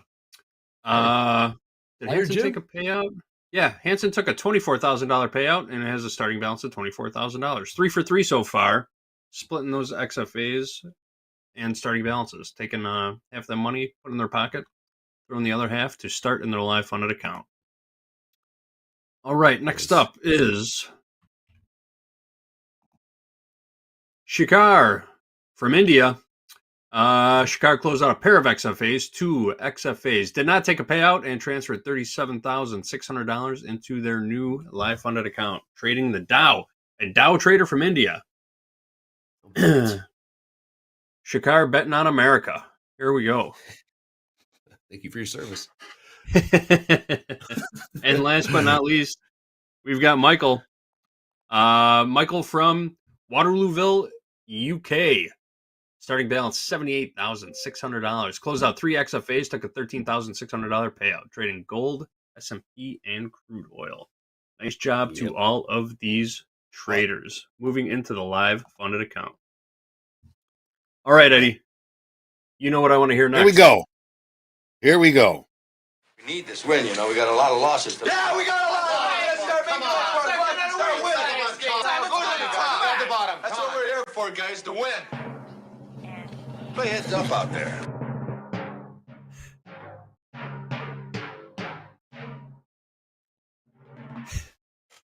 Eddie, I love the Hanson brothers. These guys are horrible looking. All right, here is your big board. The top 25 live funded traders at Topstep. Number 1 on the board, Coach Dakota, still sitting there. Number 2, Balkaron. We saw him on our live funded P&L list earlier this morning. Balkaron had a $10,091 profit in that live funded account yesterday. Rake trades. You've seen them here on Topstep TV. Brian M and Diana S round out your top 5. Top 19, all with 6-figure balances here, but a lot of famous names on this list. Nick for a tick moved up a couple notches, now sitting in 6th place. Fernando, Joseph, Joshimbeer, Jamie. The bottom 20 through 25 are the very same as yesterday. Those guys all stuck around for another day. We didn't really lose too many people. Oh, Young there in 12th place. Took a payout, and we saw him on our P&L list from yesterday. So Young making some moves also. Kai Chun is on there. Yeah. All the famous Topstep traders. We say a lot of these names almost every single day on Topstep TV. There's your big board, folks. Get your cameras ready. Take your screenshots. We'll leave it up for one more second for you. And we're done. It's great stuff. You see Pro it? ball stuff right there, Dre. Pro ball is right, baby. I was looking at that is pro ball. Those call-up certificates. I was looking at whose signature is sloppier, Mick's or Michael's. I mean, both of those signatures are just horrendous, guys. Are those even real? Is that really They're Michael? not even legible. Really? How do you know that says Michael Patak? Look at that. Does that say Michael Patak? Does that say Mick Geronimo? No. Look at those things. My goodness. Hey, that's the one that signs the check. So who really signs those? the check? Yeah. Yep. That is. Are you still short actually? gold? Yeah. Yeah. Nice. That finally paid off. What's your target on that? Way lower. and here's why. It's a good target. Awesome. If I go to the 15-minute, because we have tried this low here in this run up that happened, and we have touched it multiple times. So I'll be watching. Let me see if I can zoom in on this low for a second. All right. So this run up that occurred right here in gold, we've basically retraced that. So I'll be watching this red candle right here at the bottom to see if we come down and don't trade through it. If we do trade through it, then my next target was either this block right here in the run up or this right here that caused the initial run up. So it all kind of depends on, for me anyway, what happens in this low that's occurred today. Right, this area right here. That is the IB low. Yeah. So for me, this red candle, my thinking anyway, is that this red candle right here is no longer valid. And so our current red candle needs to at least trade down to this low down here. Because these shorts either reloaded or got taken out, and now people will be shorting again. And since we did not take out that red candle's high, then to me that this candle right here is now valid because we did not take it out. So to me, I'm expecting this to at least trade down to the previous green candle. You've trimmed your stop on this a little bit, right? Say what? You've trimmed your stop down a little bit on this? I have not moved it yet. I would say I could. I don't think I could. To me, this right here is still valid in this red candle. It could come back into that area. So I could move my stop to the tops of these candle opens. Yeah. No, I like where it is now. Yeah. Just personally, but I was asking if you Yeah. had moved it down. So the No, I stop is haven't. still at No. 27.75 half, right? Yeah. Yes, sir. Yeah. Okay, perfect. Cool. All right, guys. Oh, I hope you hit your target of way lower. Yeah, way lower. And Jared J, let us know in the chat when way lower does hit, because we're all hoping for way lower on this trade. Looking at S&Ps just did put in some new lows ever so slightly. It's getting a little heavy in the NASDAQ as well. Dow, we're keeping on that. Great sessions, guys. This was just fast markets. It is moving fast and furious. This is a FOMC Wednesday. We got wall-to-wall coverage here on TopstepTV. Massive earnings after the bell. We have 2 new VIP teams unveiled. Coach J, Hoag, Jared J, thank you guys so much. Coming up next, we got John London joining myself and Dolby Time. We're going to trade it up, chop it up. But right after, before that, we got morning recap with Hoag coming up. A little 10-minute recap on what the markets did and our morning trading. Anyways, this is TopstepTV. Huge day today. Let's go. Why Topstep? Because traders shouldn't have to risk everything to participate in the markets. And since 2012, we've provided capital to over 10,000 futures traders just like you. From the pits in Chicago to screens in over 143 countries, we've been motivated by one simple idea. We don't care who you are or where you learn to trade. If you pass Topstep's trading evaluation, you'll be invited to trade with our capital in a fully funded account. As a Topstep funded trader, you keep 90% of profits and we take the losses. We also offer educational resources for all levels, live classes, and free group coaching from a team with over a century of professional trading experience. We're invested in your success. So what are you waiting for? Ditch the brokerage account, start learning by doing, and become a Topstep funded trader today.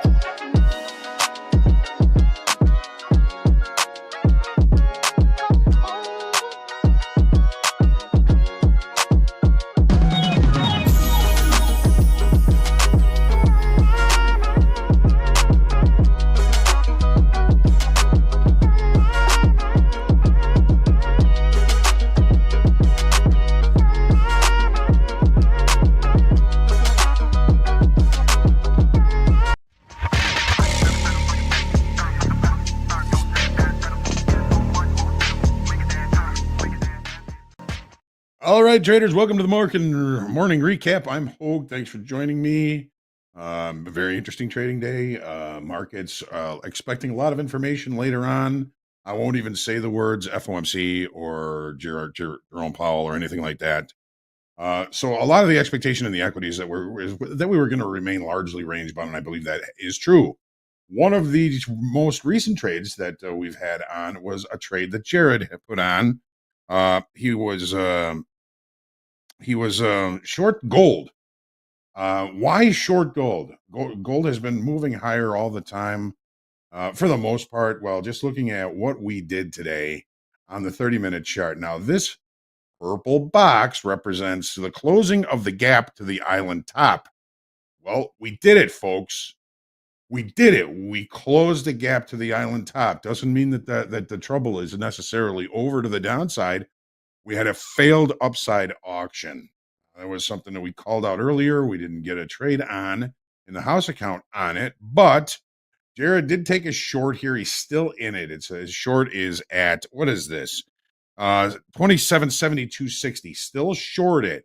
His stop hasn't moved yet. It's still at 27.75 half above this bar here. And his target, as he mentioned, is just way lower. So we're going to see if our failed upside auction continues to bring in sellers to the downside in a little bit of a pullback here. We're right in the middle of the range coming into, let's call it the kind of lunchtime trade here, especially in New York. It's just after noon. So we'll keep an eye on this. We'll watch Jared's trade. Jay had a trade this morning in the E-mini S&Ps. I'm going to go a little bit bigger out here and look at the 30-minute chart. Now, where did we open? Right in the middle of the value area from yesterday. We know we have a lot of information coming out. The overnight session closed the gap to take out the island top. We have yet to do that in the regular trading hour session. We're seeing some buying coming in right now. That's not all that good for Jared, but the trades that Jay took today, and I thought it was a really good trade. What he was looking at, if I know Jay, this opening bar here, this 833-minute bar, price was below it. The VWAP was now below that 3-minute opening range bar. And he was looking for shorts. If I'm right, yes, these should be red. He was looking for a short 77.75. Added to it, added 4, which made his average 60.81. Added 2 more that made his average, added 3 more, which these are micros, which moved his average up to 60.83 half. And his stop was, relatively far as I remember. His stop was all the way up at 93.5. So he took all this heat on basically one mini 10 micros. And when the market came back and made him whole again, he decided better. And he just said, you know what, I'm just going to take this out. Took a small profit on that and moved on. So, his stop placement was excellent. How often do we see where we should have gotten in is where our stop placement was. So we never got to a stop. He just said, you know what, I'm not seeing what I want in this market. We're going to take this trade off and look for the next opportunity. So taking a look at, some of the things that came out this morning, everything is really focused on the FOMC meeting. We did have earlier numbers come out, wholesale inventories, retail inventories. The trade balance was a little bit out of whack, but I think there's so much focus on the FOMC that the market is really just trying to find balance, trying to get everybody evened up or hedged before the FOMC. And it's exactly, I think, what has been happening. I mean, take a look at the S&Ps. I'm going to go back to the 30-minute chart. Now, this is the value from yesterday. Value low, let's call it 60.71.75. We just looked at it, looked below the IB low. We did have one 30-minute bar close below it, but now buyers have come back in and brought us back into range. The value high from yesterday, 61.04. We haven't been there yet, but the market is exhibiting bound tendencies, which was, I think, most everybody on screen this morning was expecting. Let's let the initial balances establish themselves and focus on those extremes for our opportunities. We did see some trades, some good, some not so good, but it's always a good idea, especially when the market opens in range, in value, waiting for new information, to be patient, let the market establish an early range and focus on those extremes for your opportunities. Now, crude oil inventories came out plus 3.46 million inventories. They were looking for 2.18 million. Did that move the market at all in crude oil? Very small initial balance. We've been seeing very small initial balances in all these markets and very small ranges. The market really attempted, even after the number came out, to get right back to settlement, a little bit of overnight inventory, perhaps to the short side. But again, very range bound, looking for new information.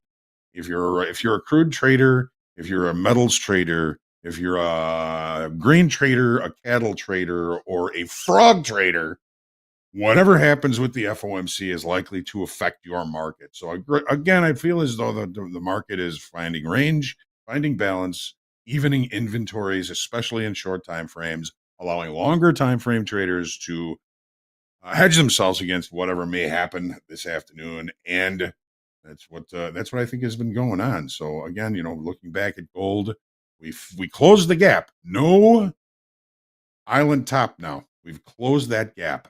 That does happen sometimes. That gap close. Buyers push and push and push and push and push, and they get there.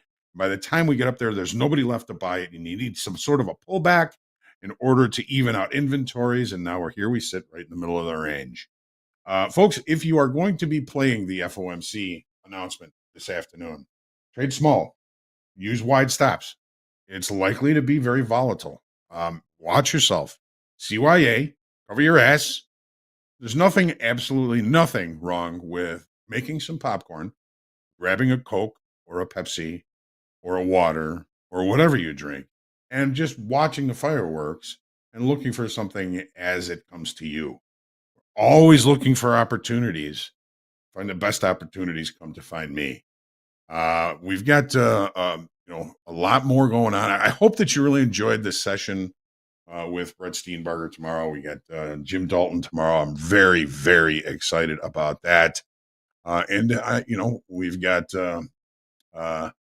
the trade with Topstep coming up here. We've got Andre Dolby and John London. John London's put up a couple of really nice days. He's been really managing his risk very well.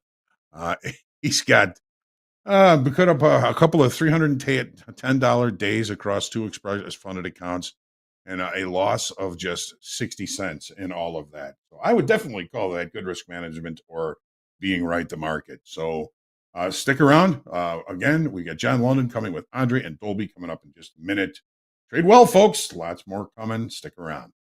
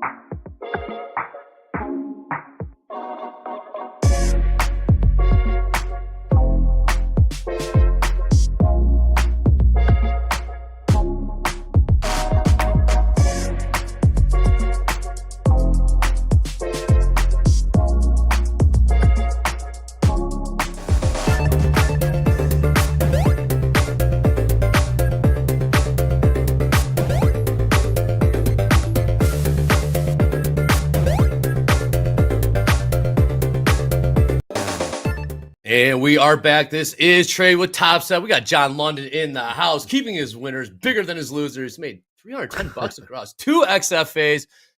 Just lost 60 cents. John London, welcome to TopstepTV. Welcome back, I should say. Last time I saw you, you were on like a 10-day winning streak, 11-day winning streak, and I don't think we kept it going. You've lost a couple bucks. How have you been trading since the conclusion of that winning streak?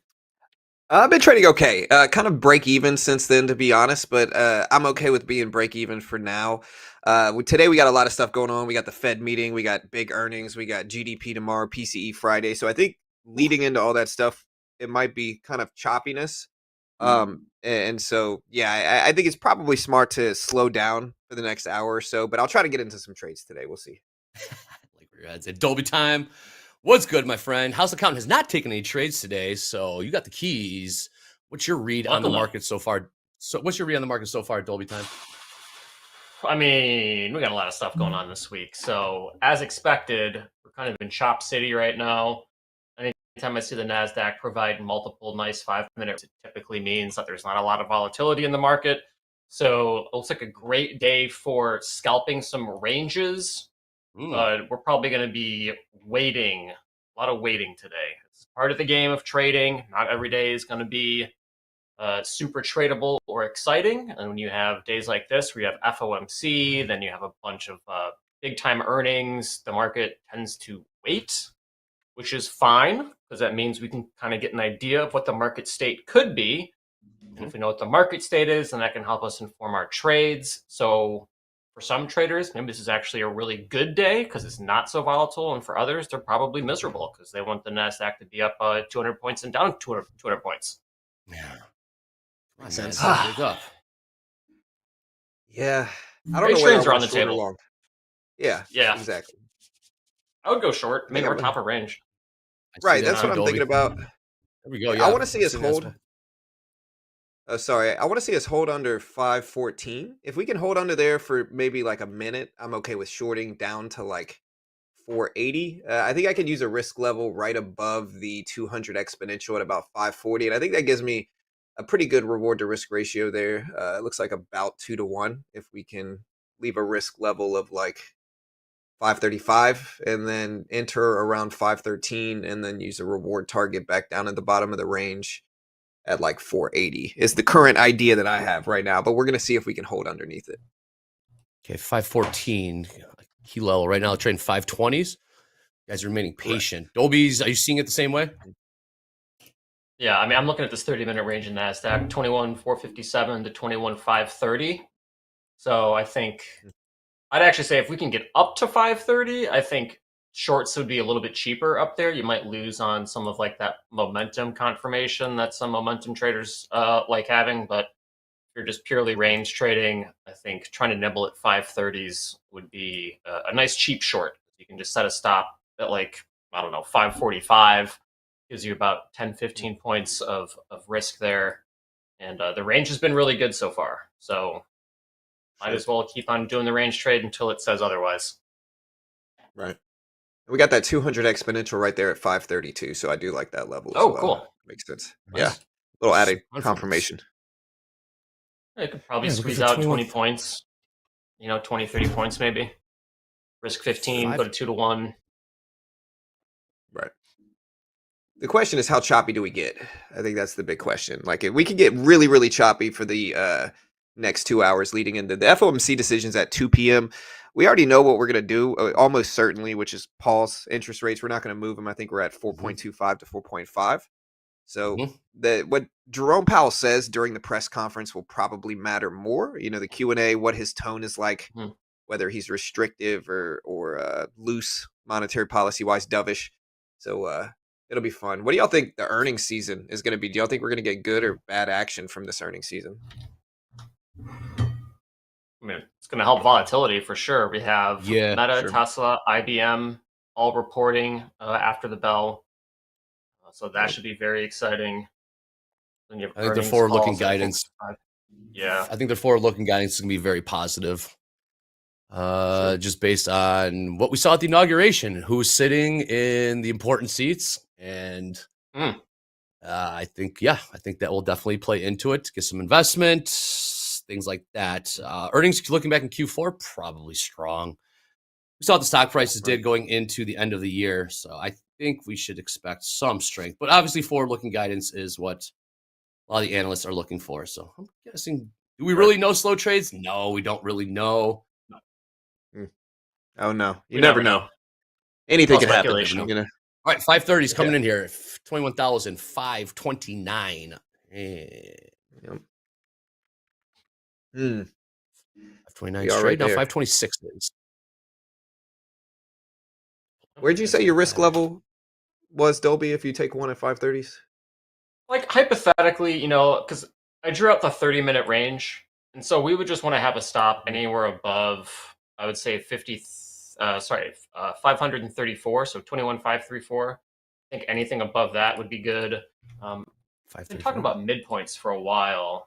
Let's see if no. So that's kind of interesting too. Is that like the midpoint of the previous consolidation that we rejected from 21,560? That midpoint is actually at 21,529, 530s basically. So all right, kind of like a lot of consolidations kind of overlapping right now. But I think 545s would be fine. You know, risk 15 points to make 30. You know, I think a 30-point pullback is very doable. That gets us to about halfway back to the range. So for the 30-minute range, that midway point would be about 30 points from the high. So that could be a good target for that for a short attempt. Yeah, that makes sense. You know, yeah. You know, typically I don't like going short NASDAQ, but since there's like literally no news today and we're so range bound, I think, you know, shorts and longs are probably both valid. Sure. But Okay. we'll see. There you go. 35 straight, 535s. Got a 55 lot to the upside. 37s in the NASDAQ. 21,537 offered 55 times. Yep. See that? Yeah. If we dip under that 200 exponential. Yeah. What's that at right now? That is at 528. Or hold on, I'm sorry. I was drawing on my chart. It's at 528s, 529s basically. Okay. So you're we can down get to like get a head and short. shoulders. Yeah. Yeah. So I'm looking at like it depends on what happens here. If we come back down under the 200 exponential and then bounce back to retest it, I can get into a really tight risk, small, like shorter term trade if we bounce back towards that 200 exponential. But we have to kind of break down like a decent amount underneath it after going above it. So that's just kind of something I'm waiting on now. Yeah, I mean, that's a great kind of short thesis there. So we can play that and see if it pans out. I mean, we are top of range on the 30-minute range. I like to see this maybe consolidate on like a really small time frame, just to see if some of that like momentum can dissipate. It looks like it kind of is doing that because we didn't get a huge push up and through this range. So maybe there's not as much confidence from the bulls to kind of break the range that we're in. But you don't really know till you bet. So, you know, talking about it is a whole lot different than actually putting on the trade and living it, living in the experience of range trade. Oh, yeah. The pressure, the pressure. Yep. S&P's trading 60.82 in the orders, right up against overnight VWAP 60.84. NASDAQ hasn't gotten quite to VWAP. About 20 points off VWAP in the NASDAQ. Last trade, 21,535. Looks like buyers are going to keep stepping in here. Now 37's trade. Yeah. This is upper end of the range. If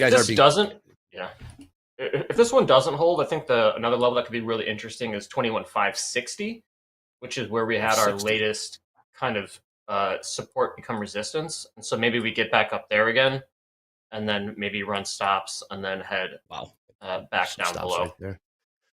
Sure. Yeah, that makes sense. Spoke too soon. Went right up to VWAP in the NASDAQ. Dow just kind of stuck in the mud. Seen some selling in crude, $73.03 a barrel. Gold in a holding pattern.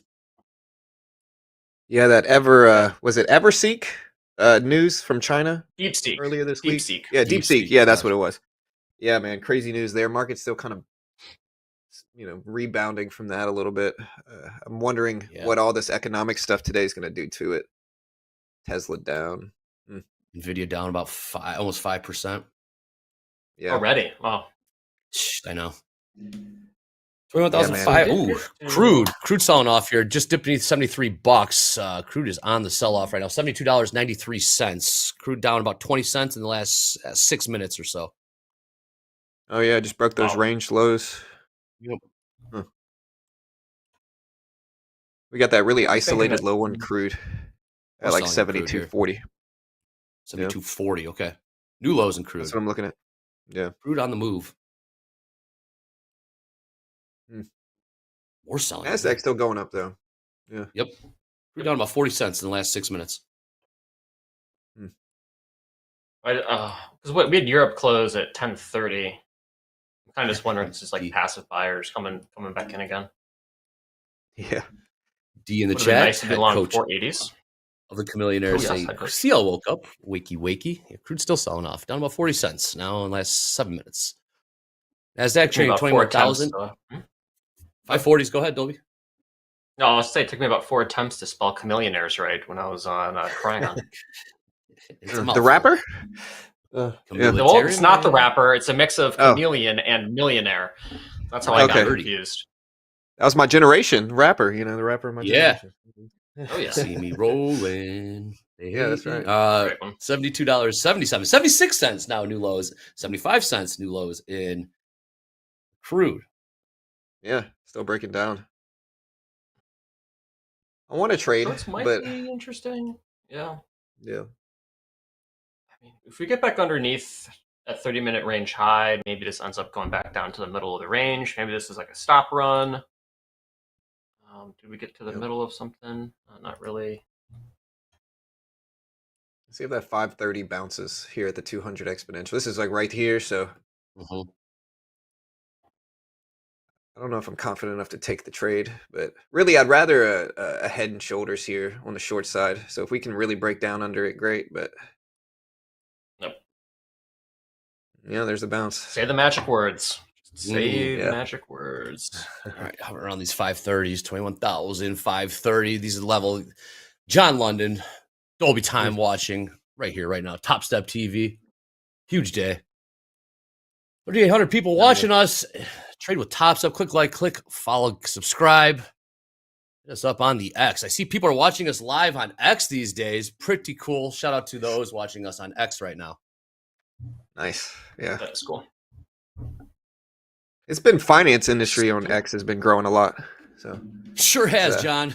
Sure. Yeah, I man. mean, it's spicy out there, man. for sure. Oh, it is very spicy. With Elon tweeting, you know, you got to watch it. Oh, yeah. Oh, I mean, Yep. it's a minefield. You got Trump tweets, Elon tweets, everyone's tweeting, moving the markets. Yeah, roaring kitty And- Influencers. Roaring kitty. And a lunar new year. Is it Oh, really? yeah. Lunar new year here. Year of the snake, folks, around Asia. Ooh, yours- Starting up does it here. mean? Danielle just started indicating that. So Jake the Snake and Snake Plissken will be making their rounds, signing autographs and kissing babies.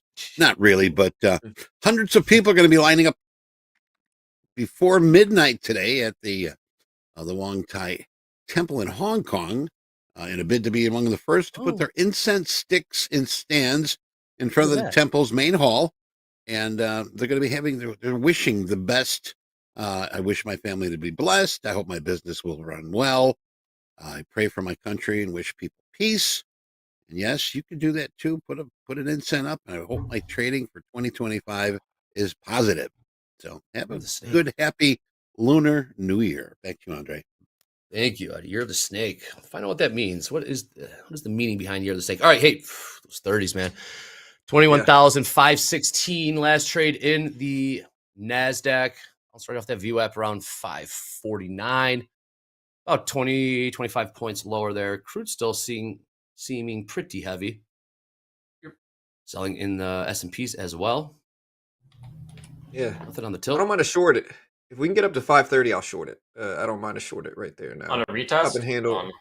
Yeah, so it's a head and shoulders on a 1-minute chart. Kind of a short-term trade. I'd use a reward target. Yeah, see, there's that bounce. I really don't mind this at all. So I'm going to short here and plan to add another 2 up to 530 if I can. All right. Yeah. What's your price? Might get into. So I am in 4 now at 527s. Or no, I'm sorry, 526.75. All right. Now we are short 21 530s. Okay. We're short 5 times, Dolby? Oh, no. Just one. Oh, short one. Okay, cool. Yep. And I'm What in was your 6 ad? micros. So I Six, added 4 more up to about 530 was the plan. Up to, okay. So, yeah, I just want to see if it does like a head and shoulders type of pattern here. I'll take some off if it hits like 520, if we can get that. And plan is to exit all of it by 513s or so. With about a 1-to-1 reward to risk, I'm going to use 540 probably as a risk level up there. I'm already green on the day, so it's kind of like house money. If I lose, I'll be close to break even anyway, so like it's all good no matter what. But I'd love a breakdown to, like I said, 513 if I can get it. 513? Cool. We'd have to go to like at least 505 to get 1-to-1 here. Risk 5 to make 5. We're selling in crude, guys. Okay. And gals out there. Still breaking down. New lows. Crude down about 60 cents in the last 11 minutes. We did break down. Mm-hmm. Well, wonder if there's a catalyst. Looking for news. Not seeing anything. Maybe the president said drill, drill, drill. That could definitely take crude lower. It doesn't help. Yeah. Yeah. Make oil cheap. Gas cheap. There you go. Yeah, it helps at the gas pumps. All right. House count short from 530. Pretty sure it's your money, John not London house short money. from Well, 527. I am the house is the point, I think, of that. But A slightly bullish move, but see if might we even be out getting in a kind of holding pattern started right now. here.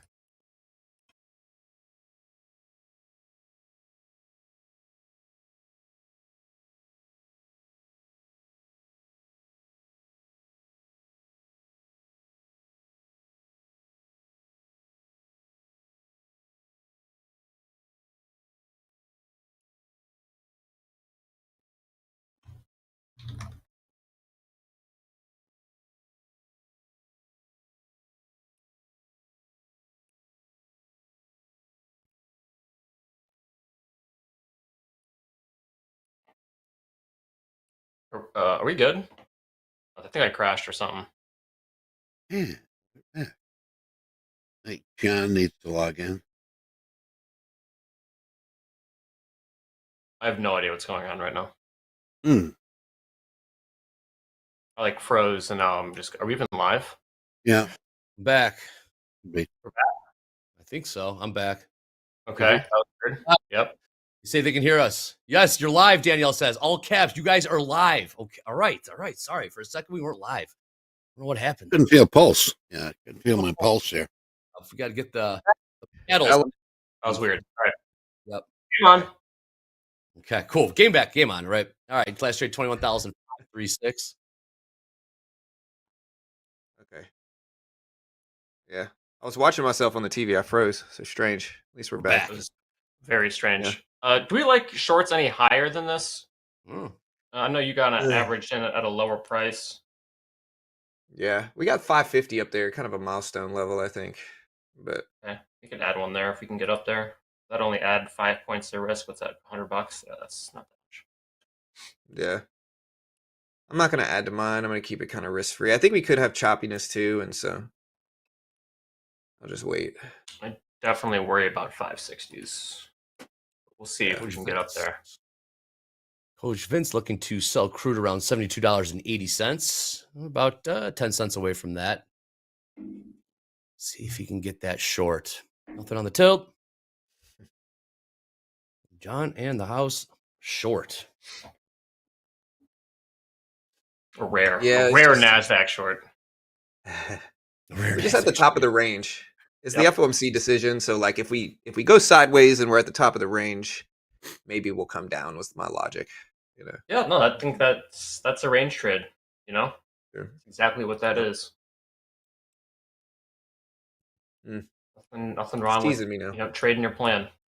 That's right. Yeah. If bulls feel that they can't push price higher here, then there might be a run to the exit, and so maybe we can get sort of like that 25-point, 30-point pullback, and then maybe it gives them an opportunity to kind of like reassess how they want to approach pushing this market higher. But it would be it's kind of like what you're playing for with a range trade, especially on like a 30-minute range, is like the odds of getting a pullback are pretty high, even if it's only like 20 or 30 points. The only case that you really struggle is that, it just shoots straight higher and just blows up the range. Right, exactly.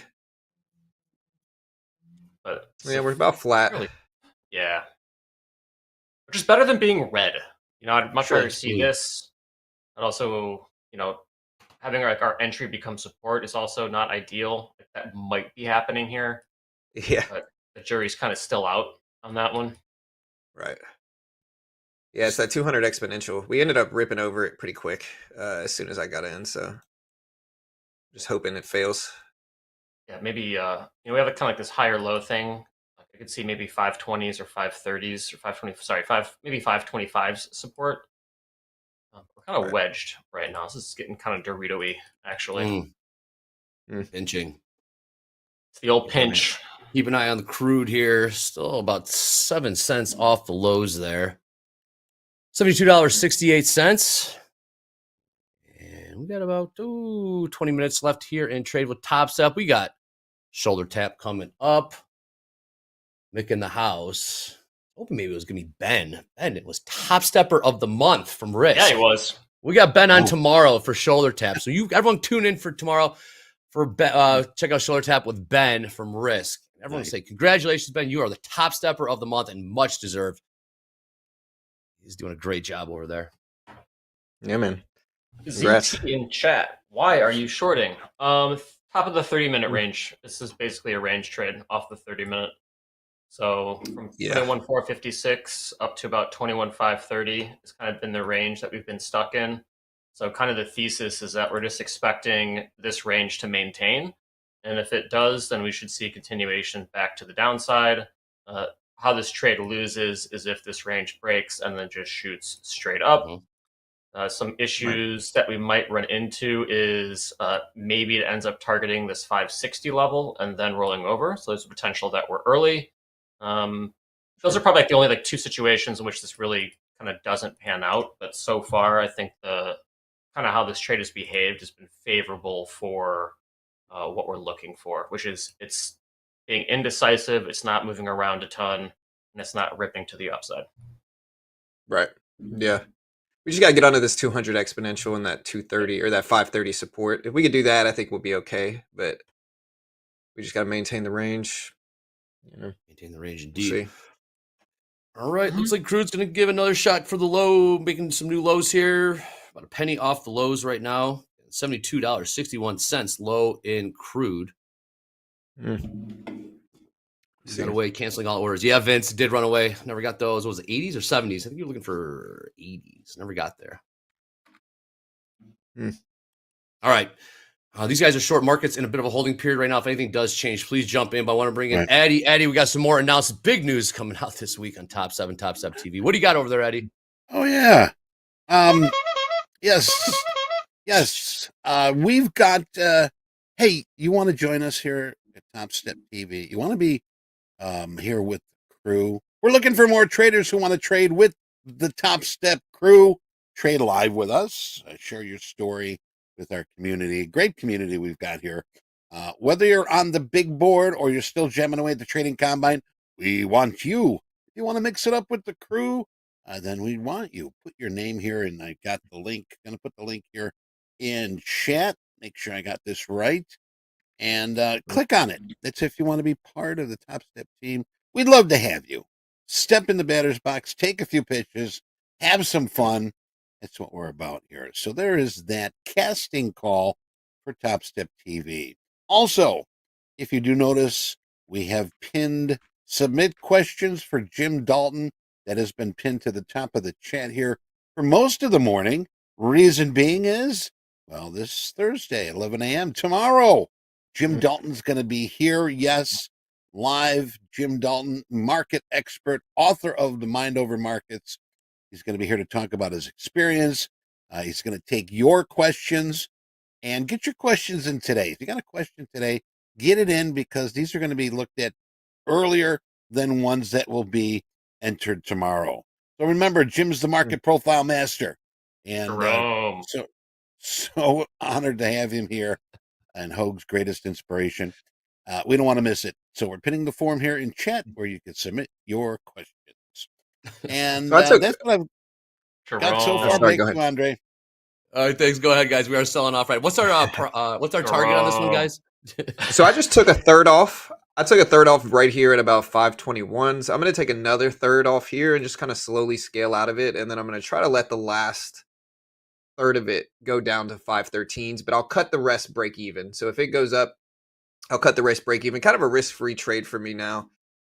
It's gone down enough to where I've taken enough profit. If it bounces up, I'm still going to be up small, but I'm hoping it breaks down more here, which, judging by this candle, I'm not going to be negative, but I hope it works out. We'll see. Gobi time, what's our target? Around, I would say, somewhere between about 500 and 510, which is approximately the middle of this range. Cool. We were only in one contract, so we don't really have the liberty of peeling off. Kind of regret not having two on, although probably add another one right here, right now, and it wouldn't make much of a difference. But I do want to, we're already risking 500, so adding another contract. I'd rather add further up if we're going to add more size. Yeah, and it so is this is FOMC Dorito day. Town. FOMC in about hour and 20 minutes, so not looking for home runs right now. If you got some trades on, just looking for nice little base hits, maybe a double, buffer up the account a little bit going into FOMCs. A little bit more selling coming in here. Yeah, this is nice. Yeah. So we broke through down, and then our entry kind of became resistance. So that is good. So kind of what I mean by that is that we kind of broke down, came up, and then entrance acted as resistance, and maybe we pushed back down. This is way better than it pushing up and then acting as support against our short, and then having it rally higher. So this is good action for what we want to see. Sure, exactly.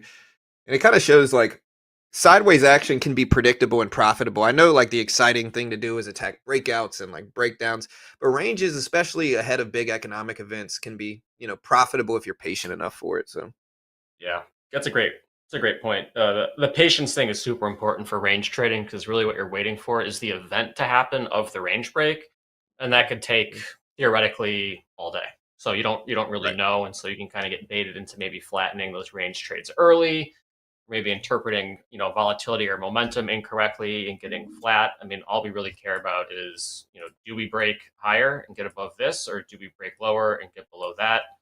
Anything else in between, we have no idea. Absolutely no idea what's going to happen. Nope. Right. Yeah, it makes sense. Something in my eye. There we go. I think I got it. What was it? Eyelash? I don't know, how's the man. screen? John London, how's the screen situation going? Everything It's locked going and great, loaded? man. Good? I love the new screen. I got a 49-inch ultra wide. This thing is really cool once I've gotten used to running it. And so yeah, honestly, I might buy another one. Slap it on top of this one. Wait a minute. Two 49 inches? Ultra wide. Just in your Yeah, grill. right. You just got two 49-inch TVs just in your face, just mainlining just markets and just like that's a lot. Yeah. Ultra Right, give myself wide. whiplash. Give myself some Love it. whiplash. I'll find my clothes with that size. It's a curved screen, correct? Yeah, it is. All right, that helps. Yeah, man. Cool, Got my blue belt exam after at 6 o'clock today. I got my blue belt exam for jiu-jitsu. So wish me luck. Really? Oh, good. Ooh. Yeah, man. It's not the Very Series cool. 3, though. Not the Series 3. Yeah, I got to get the Series 3. Yeah. What color belt? Sounds awesome. Blue.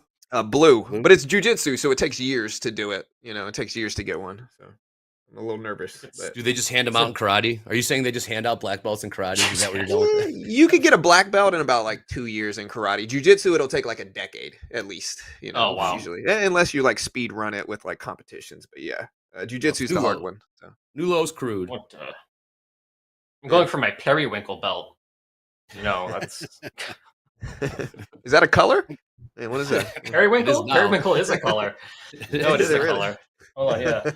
Hold on. I got karate suspenders. Oh, I love it, man. Nulo's crude, $72.54 crude on the sell-off.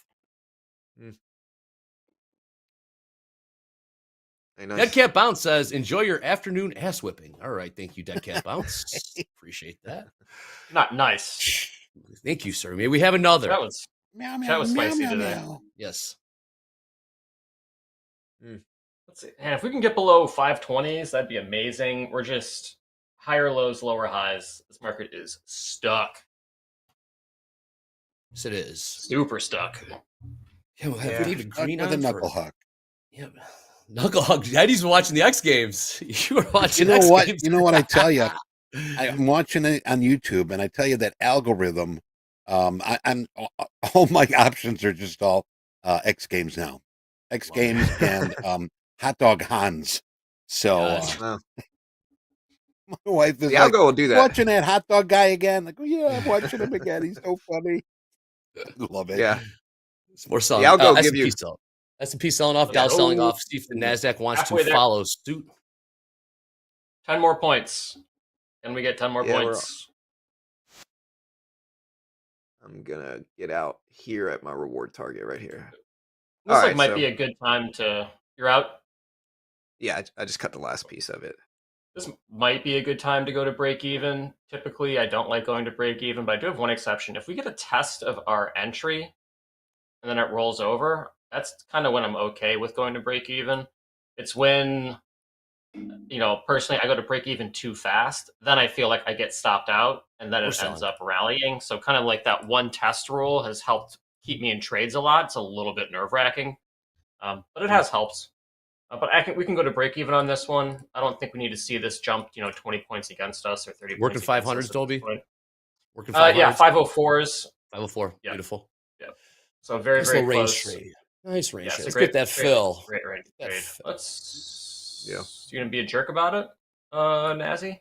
Come on, I'm NASDAQ. just gonna let this happen. Let's just move Patient this take man. profit super low. Oh, 420. Look at that. All right, we got filled 400s. All right. I'm not going to be a dick for a tick here.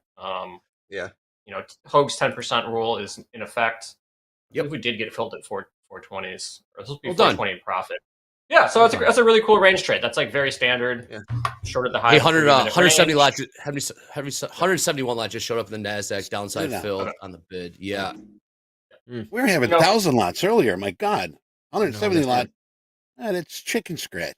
No, 170 lot in the NASDAQ, Eddie. Oh. Oh, wow. Yeah. You go What was party that on. price? No, it's all good. Yeah. What was that price? We got some on this day coming in, but yes, that was Yes. random. That just kind of popped in there. What was the price? I think Oh, we here we go. stopped now. Yep. 512s. Trade We 120. got filled at 509s, so we shorted 530s, covered at 509s. So it's like 20, 21 points, 20 points or so. Yeah. If we had more size, like maybe like 2 or 3 contracts, we could try to take one like about in the middle, and then maybe hold one for the full extension, which would be the end of the range. So that's kind of like the gist of it. You go range to range. So range to midpoint, range to range, and then range to breakout. We have 3 contracts. It's kind of a fun way to split it up.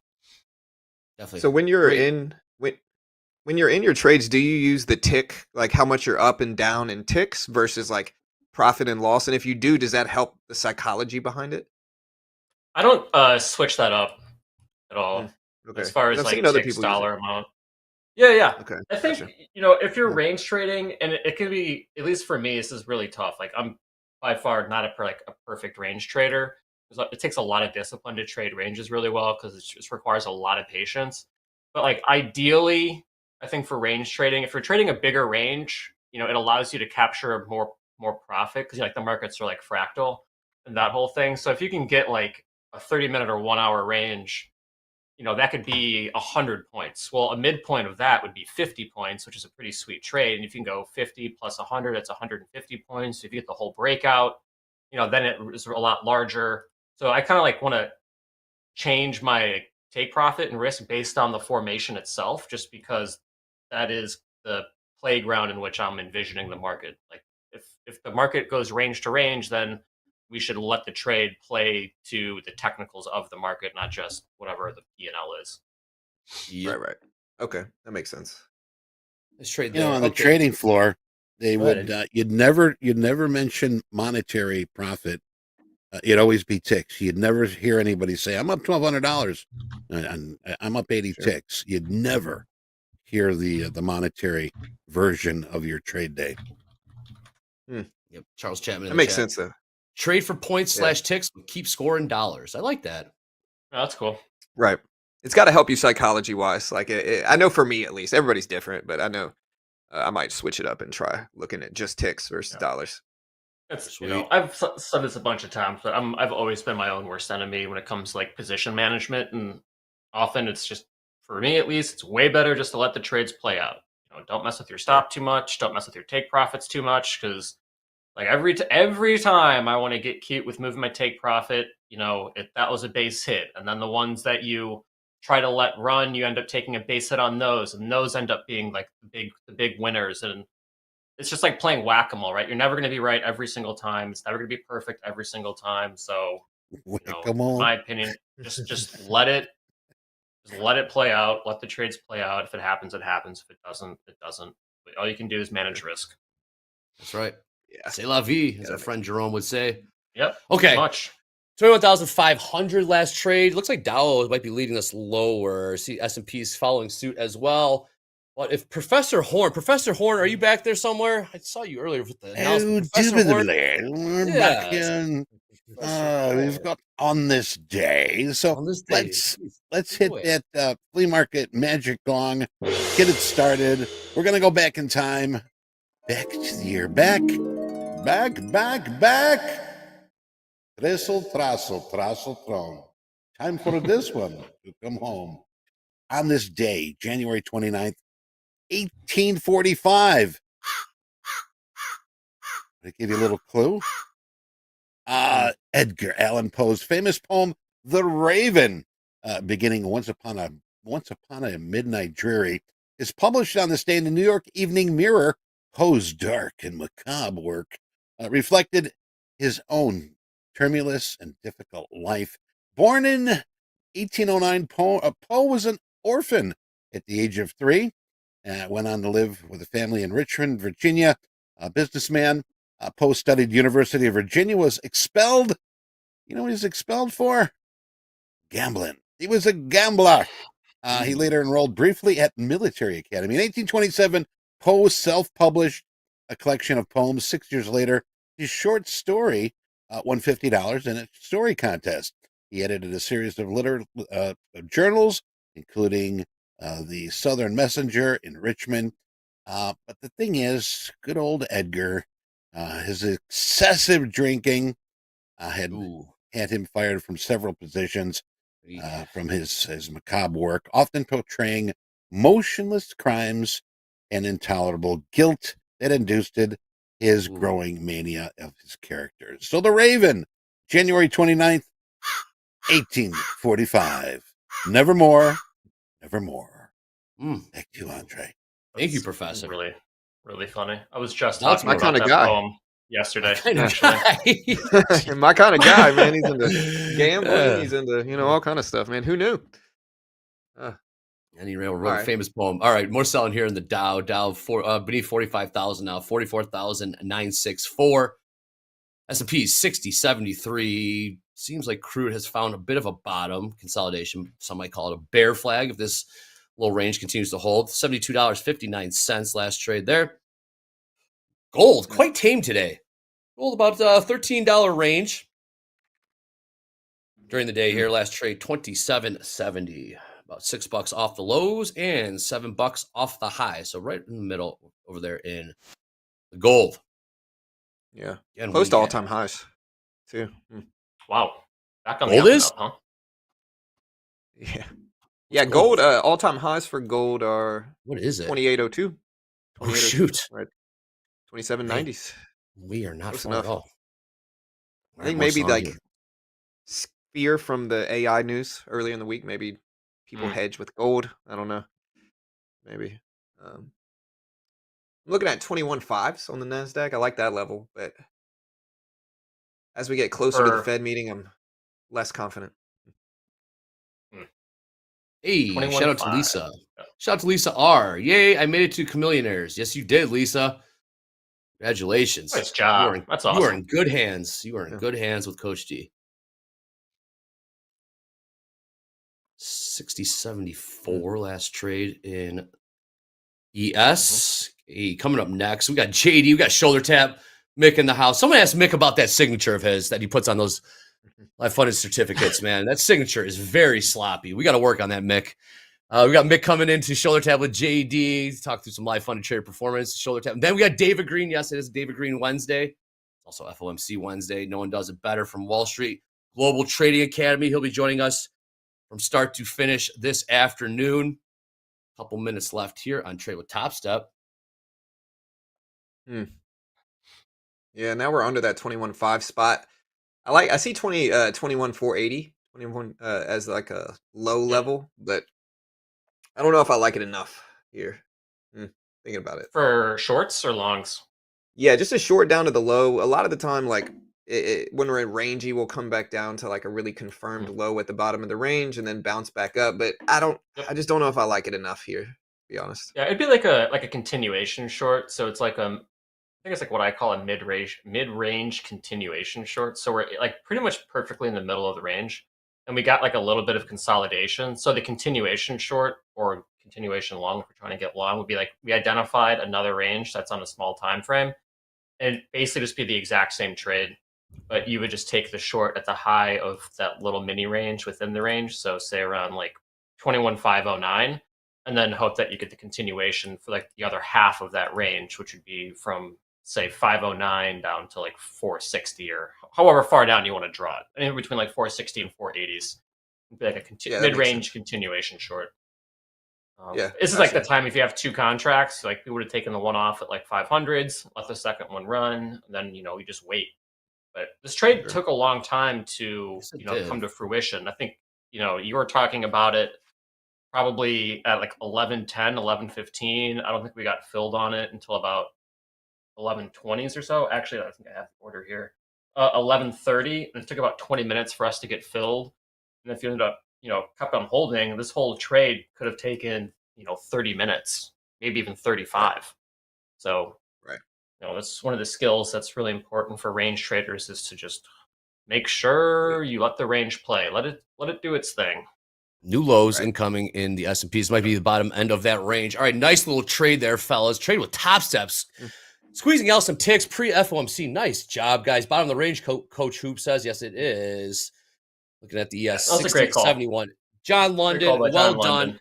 Keep up the great success on the XFAs. Dolby time, great job today. See you later. Anyways, we got shoulder tap coming up next. Mick and JD. Then we got David Green coming up from Wall Street Global Trading Academy. Man, oh man, big day. Don't forget about the massive tech earnings after the bell. Tesla, Microsoft, Meta, IBM. Before that, we got shoulder tap coming up next. It's TopstepTV. Let's go.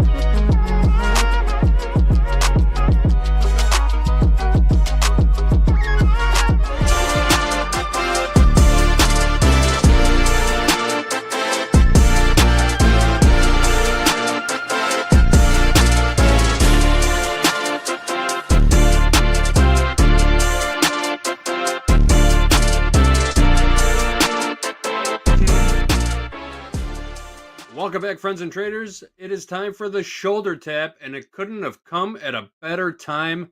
Look at this absolute dump in the markets. When we talk about headline risk being on in the markets, this is exactly what we are talking about.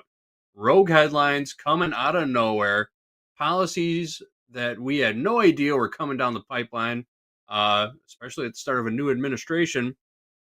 Mick, I'm sure we had some decent days with traders just playing the range ahead of FOMC, and then something like this happens.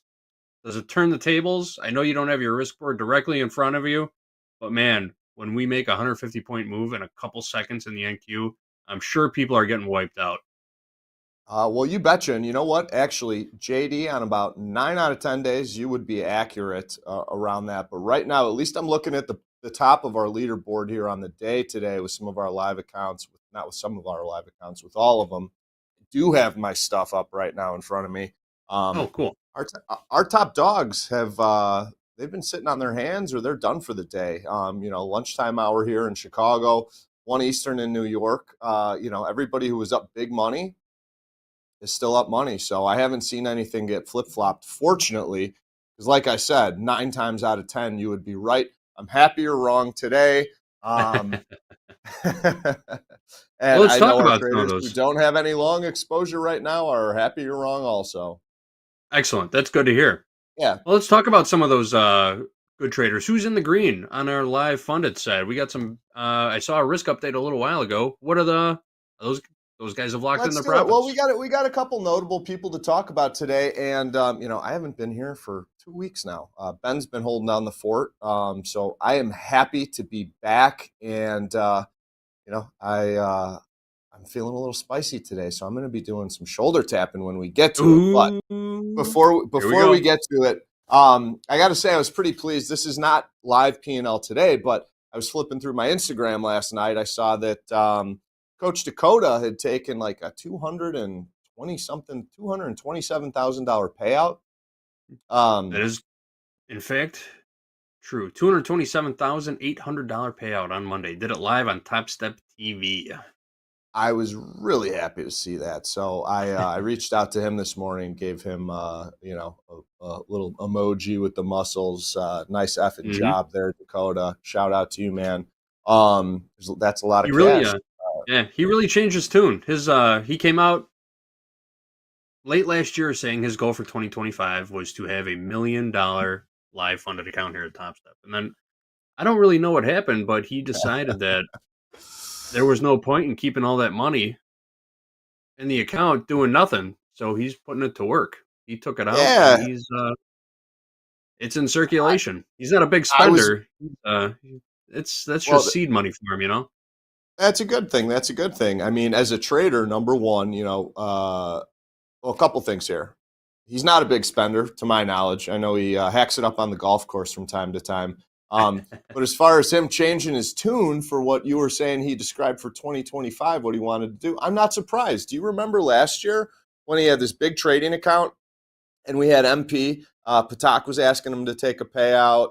And then, he didn't want to do it. There were multiple people asking him to take a payout. And then I think I was the one that really, smoothed him over because I talked to him about payouts. And he's like, okay, I'll take, I think he said he was going to take half of anything over $250,000 when he had that $250,000 account balance. And then all of a sudden one day, I remember you were in the office here with me. He was on live. He did like $150,000 payout or $100,000 payout. And I heard you say that. And I remember getting up out of my chair. I was like, WTF, this isn't what we talked about. But it's not the first time he hasn't done what he said he was going to do. I think I remember when I had him on here to do a segment with me on Shoulder Tap. We had met the day before. We talked about what we were going to talk about. And then he pulled a complete audible on me. So for him to change his mind the third time in a big way for the third time, he's just pulling a hat trick. But hats off to him there. Anywho, that's a lot of cash, and like you were saying, keeping cash in your trading account. We always want people taking payouts. I told him I was just over meeting with some of the Fidelity boys about a month ago, and I remember them telling me there's cash cash market, money market account, it's paying like 4%. So, that's a lot of dough to be sitting there not collecting any interest. But depending on how you trade, you got to have that account balance maintenance level. But don't keep anything over than what you need for the account balance maintenance level. 227 grand, if it's just sitting there, it's like burying it in your backyard, basically, which, we always want money to work for us. So I know he's a thrifty guy. He'll get something done with that. But speaking of big money, let me move my screen over, or my window over a little bit. USUP is up 24 grand on the day. Scott H, these are all live accounts, up 13 grand. Jamel, 9 grand. Dermot, 7,500. Pavel, 6,300. Pavel's been trading pretty well. I know I featured him not too long ago. Jerome, 6K. We got a ton of people in the 5K range, and then smaller P&Ls. See if anybody got caught on the wrong side of that big flush down in the NASDAQ with the slippage before I start talking about our real that'd be mean to say it, but I was going to make a reference to some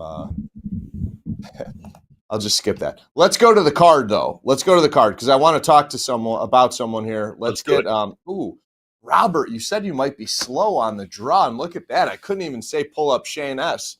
I should have screwed with him and told him I wanted to pull up the third card first. All right. JD, listen to this. Shane S., who has been with Topstep since 2017, very familiar name, did something bad last night. All right, so this guy goes short 15 NASDAQ contracts starting at like 11:52 Central Time. Sell some, adds up to 15. They had a midnight balloon in the NASDAQ, and he ended up losing $8,900. It's over $6,000 in slippage. Oh, almost $6,000 in slippage. On this 15 lot, trading the NASDAQ at night. Where'd his card go? Yeah, the daily loss limit set. Yeah, daily loss limit was 3,000, but if you take a look at the chart, it spiked up. Oh, I saw the chart. At the stroke of midnight Central Time, every equity market got an influx of buying, and NASDAQ went straight up, ES went straight up. Everything just went straight up at the stroke of midnight. On the dot, boom, buyers coming in. We were talking about that this morning on the opening call. So, yeah, you got caught in that little flip, He got caught in it, but you know what is a bummer is we've talked about this. Robert, get that card back up here. I'm cracking the whip here. Get that card back up here, Robert. Robert, where are you? Radio, come on, get that card back up here. All right, here we go. Thanks. So yeah, $8,900 loss at that midnight hour. I was talking some trash, or at least tapping some shoulders before I left for vacation a couple of weeks ago about people trading size on these markets, NASDAQ in particular. It was like putting 15 lots on at 5 p.m. Central Time when the market's open, the overnight session. Like the overnight session, especially right when the market opens, is not the time to be putting a 15 lot on when you've got a $3,000 daily loss limit. Come on. I mean, any aggressive buying or selling, depending on how you're positioned, you could beat daily loss limit in minutes. And there were multiple examples a couple of weeks ago of that. So what I didn't like is that Shane was doing 15 lots in the NASDAQ overnight. I mean, he's not adding to a winning position. It all happened. He from his first contract he put on, he was in the market for 8 minutes basically, and he was adding to it at like 11:58 p.m. and then 12:06 is when he got auto liquidated with the slippage of almost $6,000. Look at the NASDAQ at night. If you are someone who's trading the NASDAQ at night, at midnight, there's no market there. There's no market depth whatsoever. If there is a spike in one direction or the other, you're going to be chasing yourself and other people out of the markets and stuff like that. Had he had 15 on in the S&Ps, I would imagine that there would have been far less minimal slippage, probably to the tune of, maybe he would have seen $1,000 in slippage or something like that, not 6,000. So word to all the traders out there, if you're doing size at night, maybe pick a market that's got a little bit more depth when you got your 15 lot on. So you're not trying to buy 15 into, the one lots that are, scaled up or down on the price ladder, on the matrix, your dome, as some people call it. So that was just kind of a shoulder tap, in my opinion there. Now, other This is a things good I wanted lesson to for. This is a good learning moment for everybody out there listening and watching. When you're trading in a live market or any market in general, putting a stop order in doesn't guarantee you a fill. Yes, it's there for protection, but you're also at the mercy of the liquidity of the market. And if there's no one else left in there trading, there's no one else in there to pick up those orders, then you are subject to the best fill possible, and that's where slippage comes in. And slippage can be very, very dangerous, especially in a market like the NASDAQ trading overnight, just like Mick said. Certainly. And yeah, John, you were talking about stop orders. Our daily loss limits are, most people know this, but you find out the hard way. But there's no guarantee that you get out at a $3,000 loss if you got a $3,000 daily loss limit. That threshold gets hit, auto liquidation triggers, and it triggers a market order, and you get out the best possible price or prices that you can. So for him to lose almost $9,000 last night over the course of 8 minutes on what was a $30,000 trading account, he lost a third of his account in 8 minutes, and that was a pretty good sized account. Silly tisk shoulder tap. But I have other things to tap him on the shoulder about here too. Look, 18% winning days and only 42% winning trades. This guy's swinging for the fence, as Shane always has swung for the fence. I'll tell it to you very plainly and directly, and I show countless examples of this. The people that are swinging for the fences are going to be in the daily loss limit club.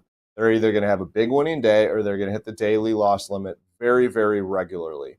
And over time, I will give him some credit. Now he did have a big account balance, so not a ton of credit going Shane's way. Today was day 39 trading in his live account, but he's got $60,000 less in his account than what he started with. I will say, though, and this is the one shout out I can give him, 35,000 of that wasn't a payout. So I'm very happy he paid himself with that.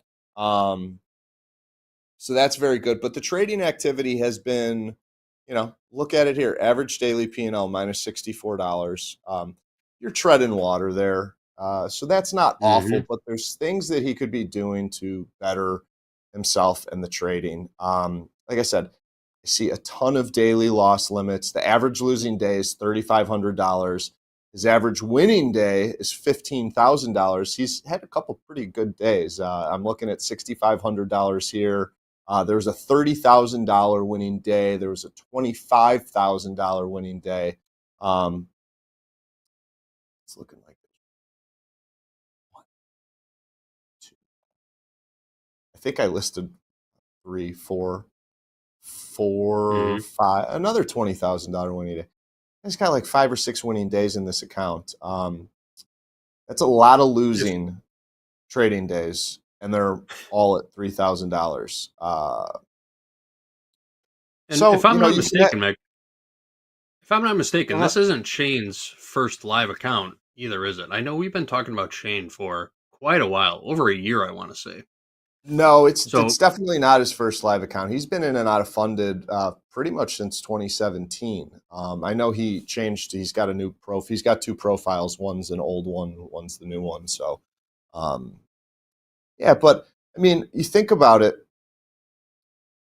Shane's a big swinger, and typically the big swingers over a period of time and sample size, you have average daily P&Ls or net P&Ls that pan out like this, minus $64 a day. That's including these a $21,000 winning day, a $25,000 winning day, a $30,000 winning day.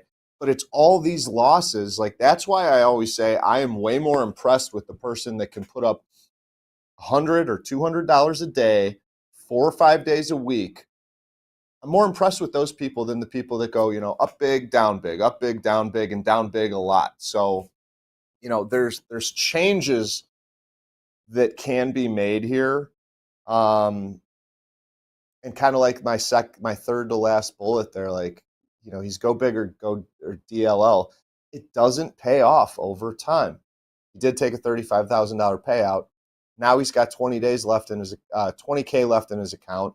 I mean, with his average daily P&L, that gives him like 5-6 losing days, and he's had 6-day losing streaks scattered all throughout this live account. So, I mean, the writing is on the wall if adjustments aren't made. But Shane, if you're listening, you got 21K in your account. You're still in, healthy shape. You just shouldn't be risking what you're risking now. And, for an account, you wouldn't catch me trading a 15 lot on a $21,000 account. I'll tell you that much, unless I was very aggressive, adding to it with, full you wouldn't catch me doing it in any scenario, really.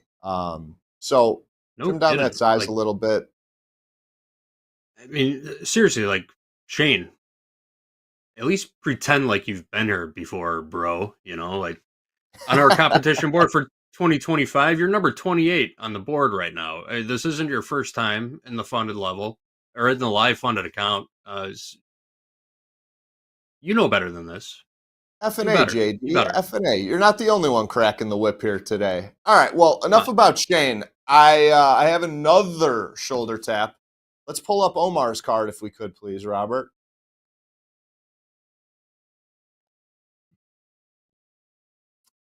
Okay.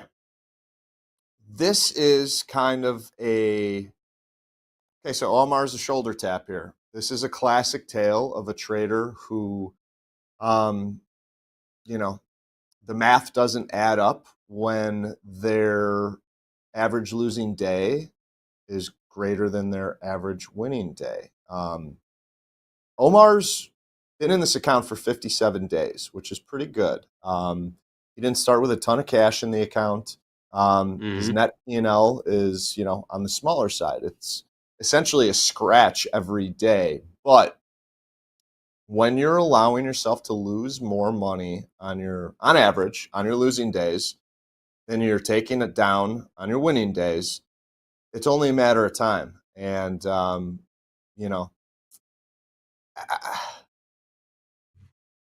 daily loss club again here.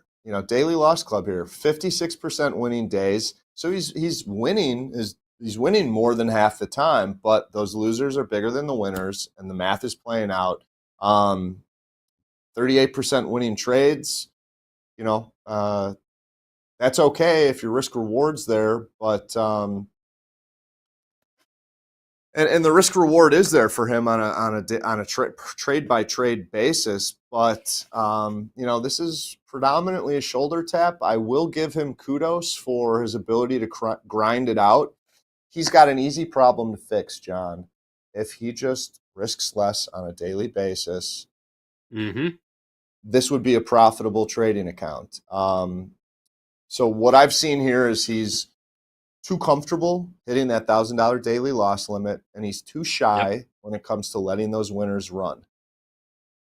If you look at a trade report of yours that's got 20, 30, 40, 50, 57 days like his, and you see, there's a bunch of $200, $300, $400, $500, $600 winning days, but all these losing days are just about $1,000, you got a problem.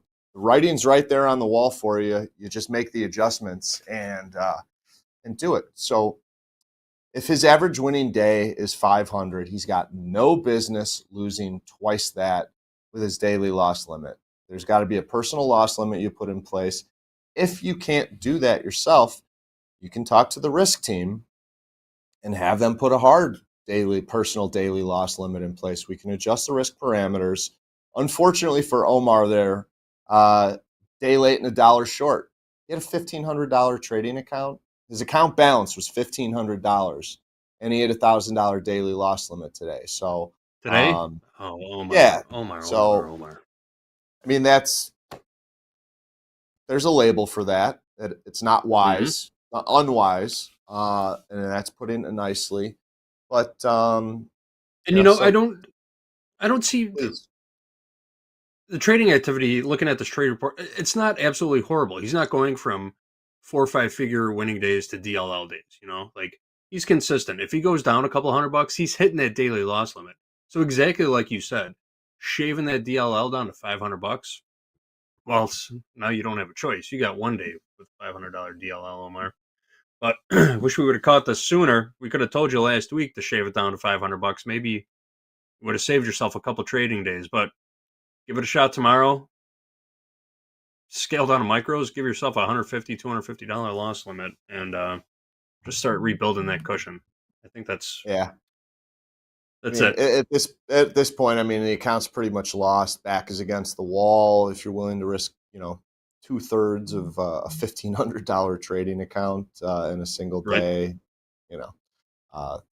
the only alternative is the YOLO.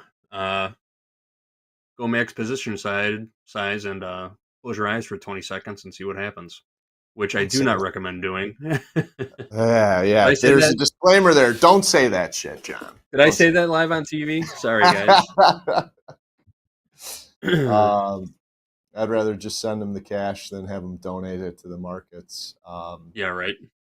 But all right. Anyways, last but not least, Robert, you're quick on the draw. Abe's got it ain't Halloween. It's just the end of January here. We're just starting the new year. But there's a gravestone here. The Grim Reaper has come for Abe. Not happy with Abe today. He had very little money left in his account, or he had about $1,000 left in his account, and he risked it all today. Give yourself a few swings at the plate. Traders, does he owe us money? I mean, very small, very small, very small. That was a joke, too, guys. Some traders in life on accounts do go over their account balance. We don't send Rocco and Moose after him for the dough, but we take that loss, and but they get a stern talking to, that's for sure. Yeah, I'm happy you brought that up, actually, because it's something that we've been talking about, and I'd have to check with our project management team on where they're at after being out for 2 weeks. But something that we're going to be doing, not only to save the firm money, but to save the traders money, is, we have these auto liquidation thresholds at the daily loss limit, but we also have them at the max loss limit, which for live accounts is always at 0. A lot of times when traders have size on and they get auto liquidated at 0, account goes into a debit. We don't come looking for,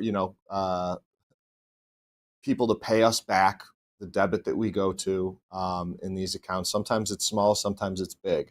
But what we're looking into doing, and I'm championing it, I think it's a great thing for the firm and for the trader, is we're coming up with a max loss limit. Well, max loss limit's always going to be 0 for live accounts, but we're coming up with a liquidation threshold that is above 0.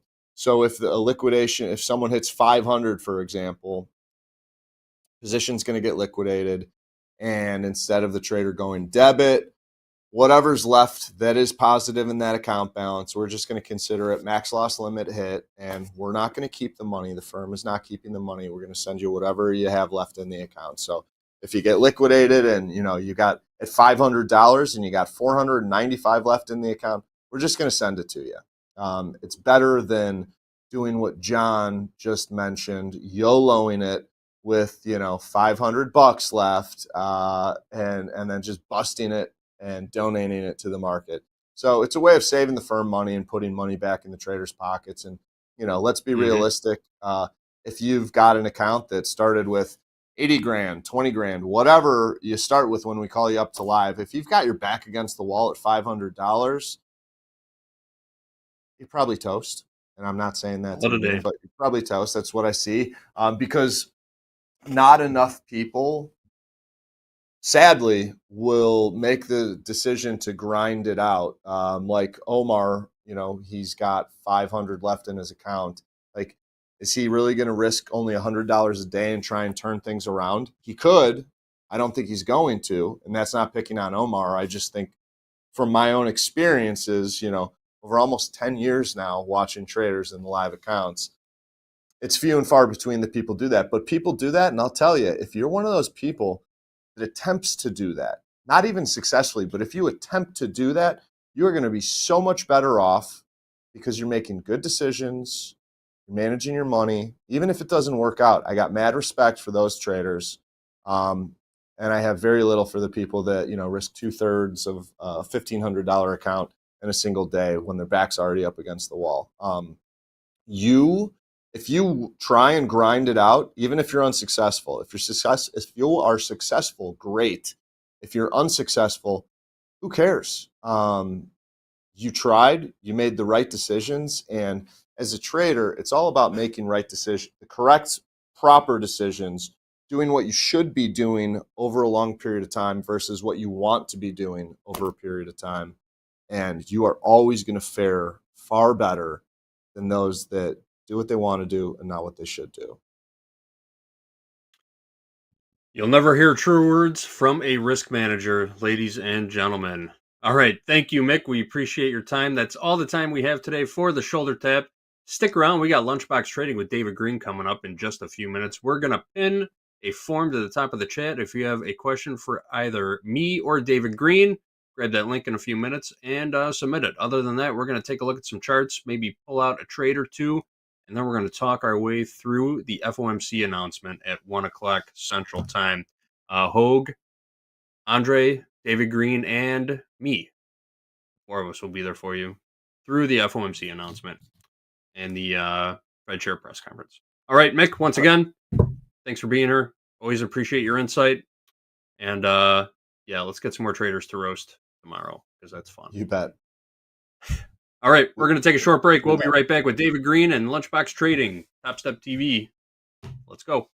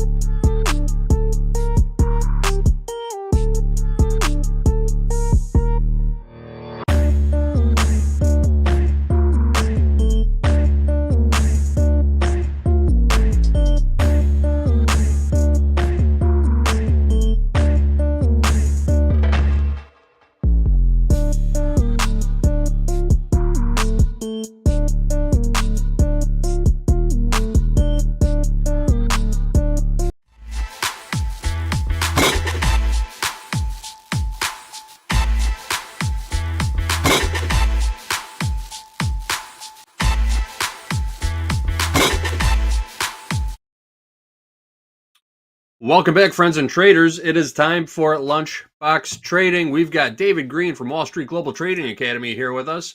Mr. Green, how is it going today? Are you in the markets? Excellent. Yeah, didn't very have little. you Go didn't ahead. get victimized by that little dump that we had off that Rogue headline, did you? No, we Was actually Trump talking caught. about NVIDIA tariffs or something, or China tariffs on NVIDIA chips? We I didn't actually get the whole caught. news. Today You was a caught a day piece to of that? just. Yeah, today was a day to just be very, very cautious. A lot of people don't even trade on Fed Day, so we haven't been aggressive in anything at all. But yeah, if you put up my chart, I'll show you where we caught a tiny little bit. The only trade we really did today, and it hit a really nice support level on our chart. Check this out. This was my previous week low in the NQs, which we have on our charts. It's one of the things that we look at. We hit that. I don't think we went below it by 5 points on this big, giant move down. And we were able to catch a little bit of that on the upside. That's the only trade that we've done today, but it exactly hit the previous week low after going down like 150 points. So that was one trade that we caught today. Bouncing up a little bit here now. Looking at the ESs, we just had a little setup here off of our 30 EMA, and now we're kind of just hanging out here. We are on hold. I don't like trading Fed days. I know a lot of people don't also. It's just, you can take your technicals and throw them out the window most of the time. They don't mean anything. Usually, we're going to get that knee jerk at 2 o'clock, probably. Start getting some other stuff when J Powell comes on and starts boring us for 45 minutes at 2:30, right? And then usually tomorrow, if the trend's going to set up, that's usually when we're going to get the real trend, either up or down, after all the dust settles. But again, tonight we have Microsoft. We have what do we got? We got Microsoft, we got Tesla, and we got Meta, all having earnings tonight. So my thinking is that those are going to be just as important as this Fed announcement, right? I don't think we're getting anything special from the Fed. They're not going to lower rates. Obviously, they're not raising rates.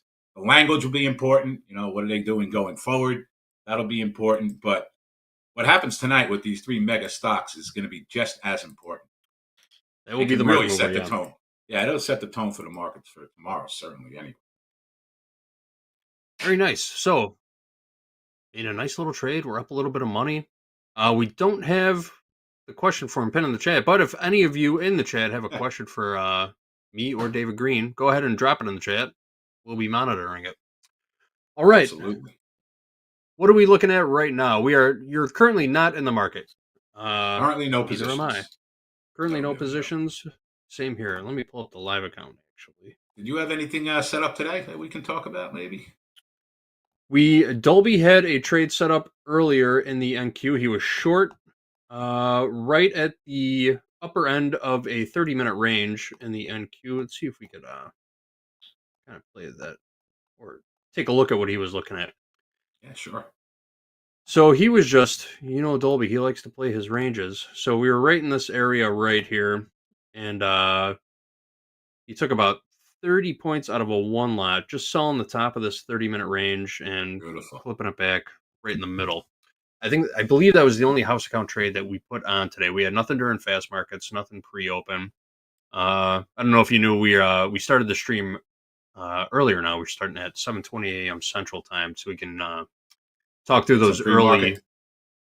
Yeah, so we can talk through those early economic releases and maybe catch a trade going into the open. I like it. Yep. And the crude oil open, gold and crude oil open, 7:20 Central Time, gold opens, and 8 o'clock a.m. Central Time, crude oil opens. So we're open for most of our most popular. We're there for the open for our most popular markets, but still no trades in any of those this morning either. Yeah, didn't get a trade on until the last hour. I usually start opening up the trading room about 7:30 Eastern. We start our morning meeting at 8:30.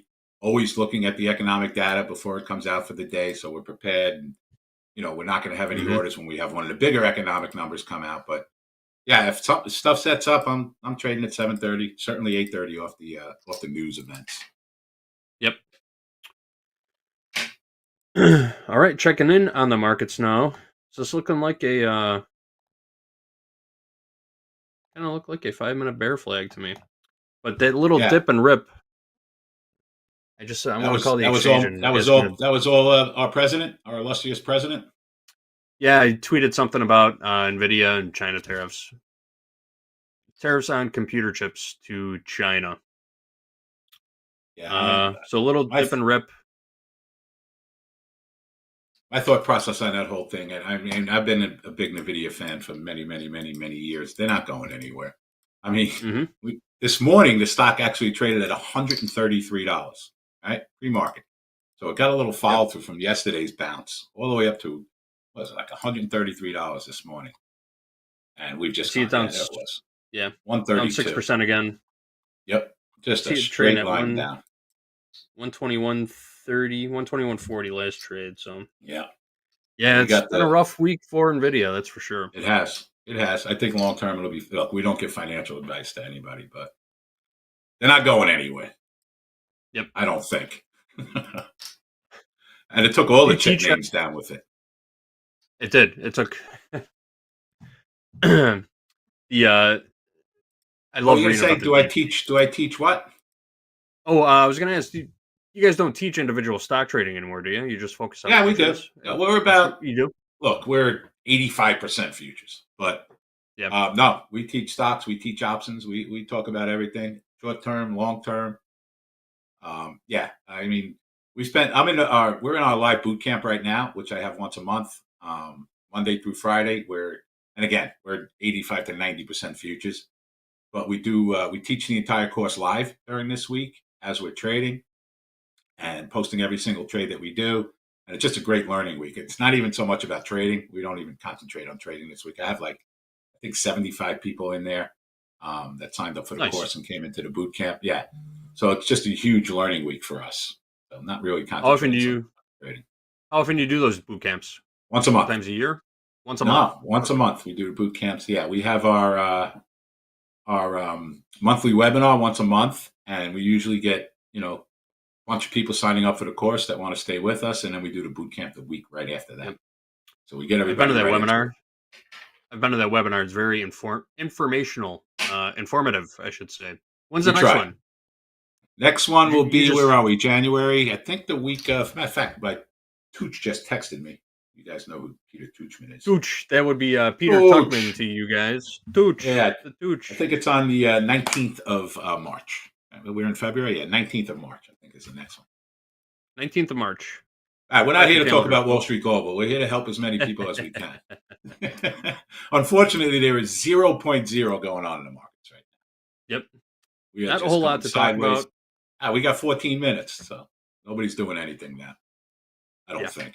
We're actually gonna cut the stream in about 7 minutes, and we're gonna get the next shots lined up. We're gonna bring Hoag and Andre in, and David Green's gonna stick around for a few minutes also. And we're gonna talk through the Fed announcement at 1 o'clock Central Time, and then we're gonna pipe in the Fed Chair press conference at 1:30 Central Time. So we'll be watching that live, listening to the comments, watching the markets, maybe trading it up if we get some movement. But we'll be here for you all through FOMC. Excellent. Other than that, the only thing I'll do now is I'll start looking for levels that are really outside where we're trading. We get 40, 50, 60 point moves, and I do have a technical there. Sometimes what I'll do is I'll put out a little marker in the micros, right? Because things can move extremely fast, right? So, if I have outside moves, on my chart right now, our previous week low, if we look, is down at 59.94. That's a 70-point move all the way down here. I'll probably throw a little marker down there. And then, we have up at 61.35 as a pivot point. That's up 180 points from here. So sometimes I'll throw just little feeler orders out there, not caring if I really get caught and it moves outside of that. Then we can look for, a far from moving average trade, 3-bar reversal, or whatever it is. That's the extent of orders that I'll be putting out going into this. Yeah, and that's very reasonable. All right, I'm looking at our question form. Oh, good, we got some. Good. Oh, go ahead. No, what do a lot of people do? What some people will do is box the Fed announcement at 2 o'clock. So what I mean by that is they'll look at where we're trading 159, okay, and take the MESs or the ES, doesn't matter what it is, They'll look at the low sale of that bar, the high sale of that bar. They'll put a sell stop in below, a buy stop in above, have their stop orders and their profit targets. And a lot of times you'll get big, gigantic moves off the 2 o'clock, so you can get stopped out of a little loss, but make a lot on one side or the other. You can also get stopped out on both of them. I've seen that happen many times too. It's not something I do, but I know a lot of people they'll try and box it and try to catch either direction real quick. Yeah, it's very rare that you get just a straight one directional move. It's got to do a knee jerk reaction, a little head fake, get some weak traders in, then force them out, and then make the real move. So 100%. It's just the nature of the beast. All right. As far as question goes, first question. I'm going to answer this. I don't want to answer this one, but I'm going to answer it. Farida wants to know, hey, will Topstep ever be doing any promo codes anytime soon? And will they ever introduce one-day pass deals? All right, Farida, we haven't done any promo codes in probably a year now. And we're never going to introduce the one-day pass deal. So appreciate your question. Thanks for paying attention for the last year. I'll add to that. You don't want to be where there's a lot of gimmicks, guys and girls. That's the bottom line, right? You don't want to be where some people are desperate to get your money to do things. So that's why it's not necessary. It's cheap enough as it is. It's not costing us an arm and a leg to get involved. Hope that helps. All right. Question for Dave from Fred. Fred says, hey, Dave, you mentioned about a month or so ago a system you were developing for swing trading. Do you have any results to share with us on that? Or are the technicals involved for the strategy and setup? Thank you. Yeah. What is this swing trading strategy? It's more for stocks than it is for futures. Gotcha. Futures, look, what I'll look for if I'm doing something overnight in the futures is a trend one direction or the other. Okay? If we see a nice trend setting up, especially after 6 o'clock, if we see a nice trend setting up, I will put some on. I will have my stop orders in and my profit targets. So that's the only thing I'm really looking at as far as the futures are concerned, doing swing trades. I want to be in a trend, whether it's up or down. And it works when we see something that's in a strong trend at 6 o'clock or 6:30. I'll get on the same side of the trend. I'll have my stop orders in, go to sleep, and put my profit targets out also. What I usually look for, and I'll do this in the options, in the futures too. If we see something that is up or down 3 days in a row, okay, and the relative strength either gets close to 20 or close to 80, that's when I'm looking to get into a swing trade, whether it's a stock or a future. And, I'll do it with the MESs. If we get really stretched out to the downside or the upside, I will start a little swing trade. I'm looking for the 20 RSI if it's going down, 80 RSI if it's going up, and at least 3 days in a row. I want 1, 2, 3 days before I even start to get involved. Because usually, and you'll see it with earnings, guys and girls, we'll probably see, a lot of times you see this when earnings come out. If they're good, you're going to get multiple days up. You get that first day where everyone jumps in. You get the second day where little people are late. And usually by the third day, that's when you get all the people who are just late to the game. And usually you'll get a reversal off that. So you'll see it a lot with futures. You'll get multiple day moves before you get a reversal on it. Very interesting. Very interesting. Is this something that you have, you're using in the market currently? Is this strategy a live strategy you're using right now? Absolutely. More so in stocks than futures. But yeah. They don't set up very often. I'm trying to show you something on like a daily chart where we got really stretched out for a little bit. Maybe even in the spiders. Let's take a look. When you say not very often, once a month? More than once a month? I mean, it depends on the volatility in the market, I would say more than that. And I have a private Twitter room where I'll tweet out anytime we do options or swing trades and anything that sets up. But even if we look at the SPYs, and historically, I'm looking at a SPY daily chart, very rarely are we ever going to see an 80 RSI in the spiders. It just doesn't get that stretched out. But if we look historically, if we get up into, the 70s, 71, 72, look at this. 1 day, 2 day, 3 days. Got the RSI, and we just had a significant pullback from there. Same thing here. 1 day, 2 days, 3 days, and we had a significant pullback. So that's the kind of things I'm looking for when I'm doing a swing trade. just things get really stretched out to the upside or downside, and have the relative strength setting up for us also. Got it. It has been very good to us. I'll tell you that right now. You know, it's just a matter of being really patient, and really disciplined. That's all. Mm-hmm. Let's get the futures back up here. Yep. Well, we appreciate that little walkthrough. Hey, Mr. Green, we're going to take a short break. We're going to get Andre and Hogan here, and then the four of us are going to talk through the Fed announcement.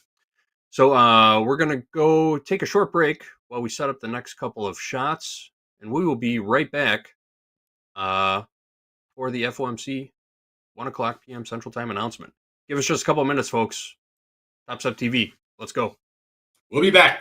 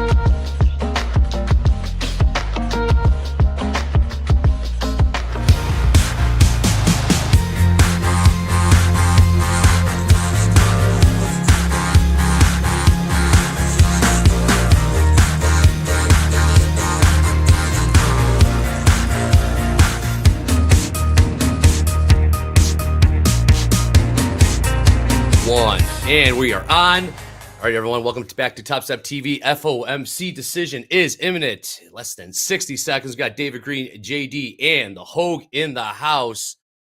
We'll be, boy, stay with us throughout wall-to-wall coverage. Getting to end. Again, it is expected a pause. No rate cuts. David Green, you've been through a million of these. How do you attack an FOMC decision? We don't. I don't expect anything different from what they're going to say. 2:30, maybe we get a little different language, but I have to sit on your hands. I mean, look for 3-bar reversals or really overbought or oversold conditions. Otherwise, sit on your hands. Technicals don't mean anything when this happens. Yep. I made popcorn. And based on the Fed Fund futures, there's a, what is it now? Like 99.8% chance of no rate change today. Pause. Here we go. Eddie. Comes. Hey, you got us. Yes. Let's do it. Yeah, I'm here And too, guys. Yeah, I'm here. we are. Watching the wire. Anything? We're getting some How thin movement. is that dome? Yes, we are. Here we go. How thin is that dome? It is real thin, It's- and it's moving. 10 points apart in the NASDAQ. Here we go. Wow. Look how All thin right. that is. Talk about slippage. Rate decision, actual 4.5, forecast 4.5, previous 4.5.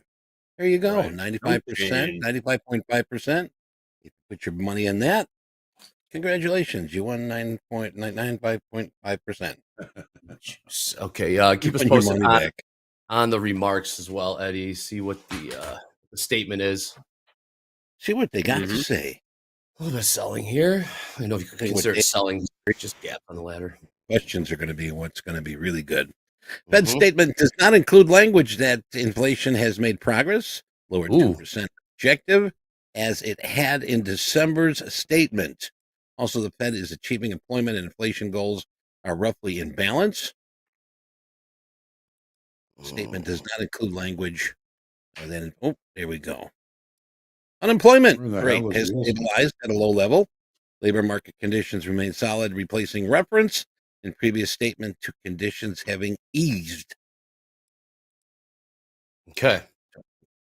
Yeah, 10 years getting smoked right now. Yields going up.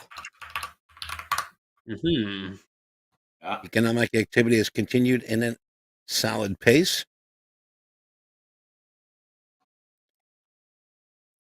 Eddie, one more time, said not making progress on inflation. Let's see here. I think that's what it The was. statement does not include language that inflation has made progress towards 2%, the objective as it had in December. So no progress on inflation. Nope. And we're right back to where we started. Yes, we are. We covered that whole little dip. Where we started. For the penny. Here we go. Where the hell is round Wilson? again. Wilson. Hey, neighbor. We gotta find Wilson and tell him to sell. Get back in there and sell. Mortimer, your brother's not well. F him. Look at this. Effortless cruisers in the chat saying god awful price. Just stay patient. Stay patient. This isn't actually this is no surprise. This is what we expect. Algo's just chopping each other up. Got one eye on the 10-year, still selling off. Nothing on the tilts. Wait till you get to about 64, then I'd buy. There you go. Mr. Valentine has set the price. Mr. Valentine has set the price. We're all going to the same place. $1. How'd you guys all make out today? I'm sorry, Mr. Winthorpe, but the IRS has frozen your accounts. In Philadelphia, it's worth $50. That was Bo Diddley. Yes. Yeah, Was we it? know, Hoag. We know. We don't need your drugs around here, Louis. No one wants to buy your All right, we drugs, got too. some more hot biscuits coming out of the oven here. All right. Price is less Fed easing this year after this FOMC statement. And traders expect the Fed to wait until June to cut rates based on that short-term interest rate futures. So these are the hot ones coming out of the oven here right now. That's good if we don't tank on that news. We just want some certainty. Our market hates uncertainty. Tell us what you're going to do, and we'll climb the wall. Worry. Yeah, they just Couldn't have did. said Yeah, that better. they just said June. Okay. I don't understand it. Well, we're going to try to explain it best we can here. Gold selling off. Just put in some new lows. 27.64. NASDAQ He was feels wearing like my Harvard tie. Like, sure, he who went to Harvard. How's the pork bellies doing? Pork bellies. I have a hunch something very exciting is going to happen in the pork belly market this morning. Pork Dow bellies. selling off. feels like stocks really want to tank, but yeah, I mean that's a little disappointing. Nothing till June, so let's just be patient here. See what happens. I'd like to see some better action here when he answers questions. Yep. About 25 minutes or so. Yeah. I'll begin. Gold still selling off. Dow heavy as well. 10-year getting sold as well. Let's take a look at that 10-year yield. What's about? Yep. Yield's going up. It was around 4.52, 4.53. Now at 4.57. Smoked. 10 years getting smoked. It's toast. Looking at some stocks, not much going on. Nvidia's kind of holding here steady. Meta's holding here steady with earnings tonight. Tesla's kind of just hanging out, holding here steady. Little pullbacks, but let's take a look at the nothing S&Ps. dramatic yet. Thin on the ladder. S&Ps.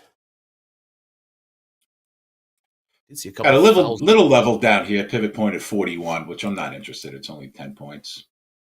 Previous day low is 60.23. Then we got the previous week low at 59.94. Maybe areas of interest if we start tanking down from here.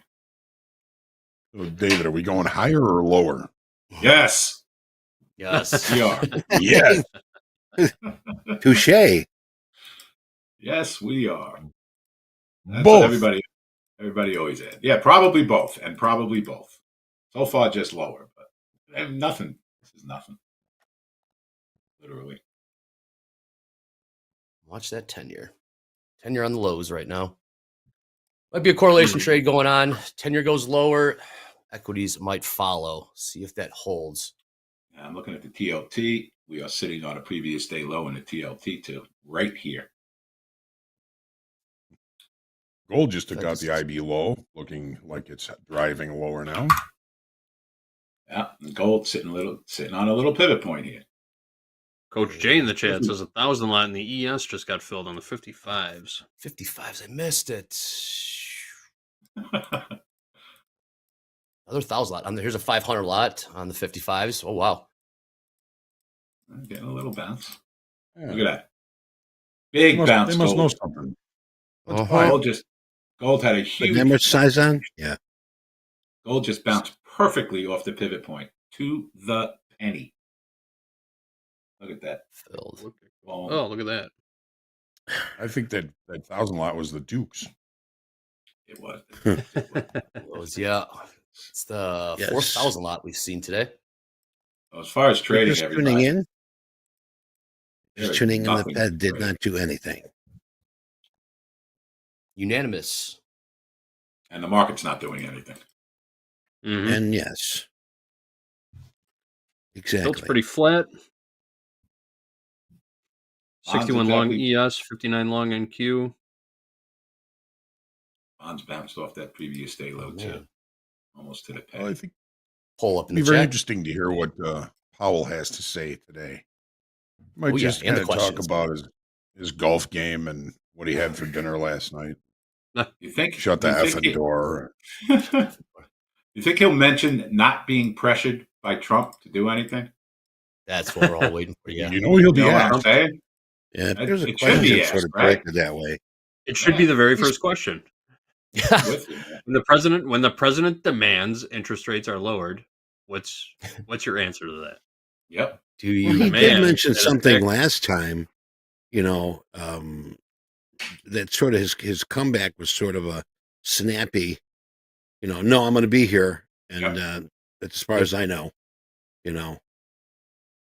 Serving out his term. Don't be surprised They if do we ask see a that tweet. question. Pretty sure Don't be his answer is surprised going if to we see be a F off. yeah. Good I'd call, love him to David. say that. I'd love him to say that. Yeah, right. Don't be surprised if we see a Trump tweet after this, saying how Mhm. disappointed he is with the Fed. Oh, Good call. he's typing as we speak.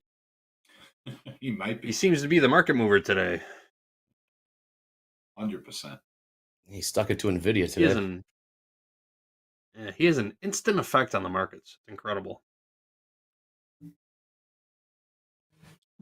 Well, we'll see if we break these recent lows down around the what is that, 46s. 60.55. More to the 1500. downside if we break those.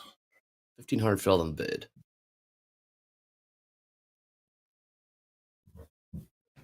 There's another 800 lot in the S&Ps. 60.54 half. 60.54 half. Size on the bids in the S&Ps. On the bids? Yep. I said, all right. Little bounce. Not tradable still, though, guys. This is just nothing. Deadsville. And they're stacking bids. 55s, 54s, about 2,300.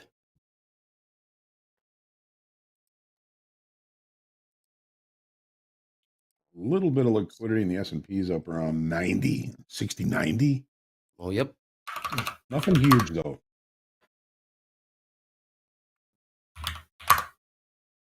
$59.5, 300 on the offer. That's probably the spread bros. Spread bros. 60-20, 250 on the bid.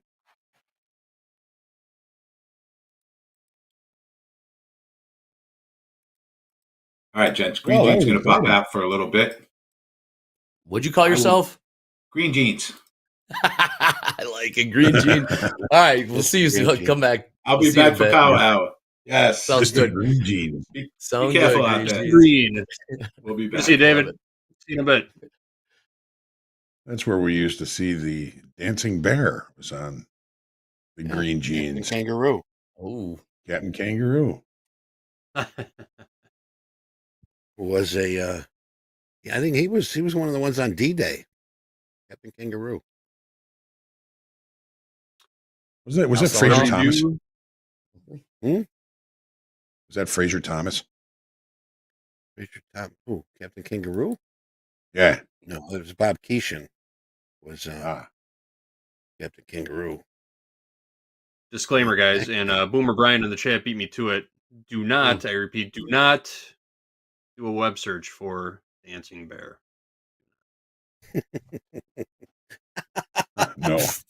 No, for sure. There you go. For sure. Good warning. Joe Black, actually, I'm going through February sober as well. 2 months this year. He says, I'm looking forward to tomorrow night have a first snow cone. Oh. No, gotta wait. Press conference coming out in about 18 minutes. Although it does sound really good, but I'm going to wait Type until February.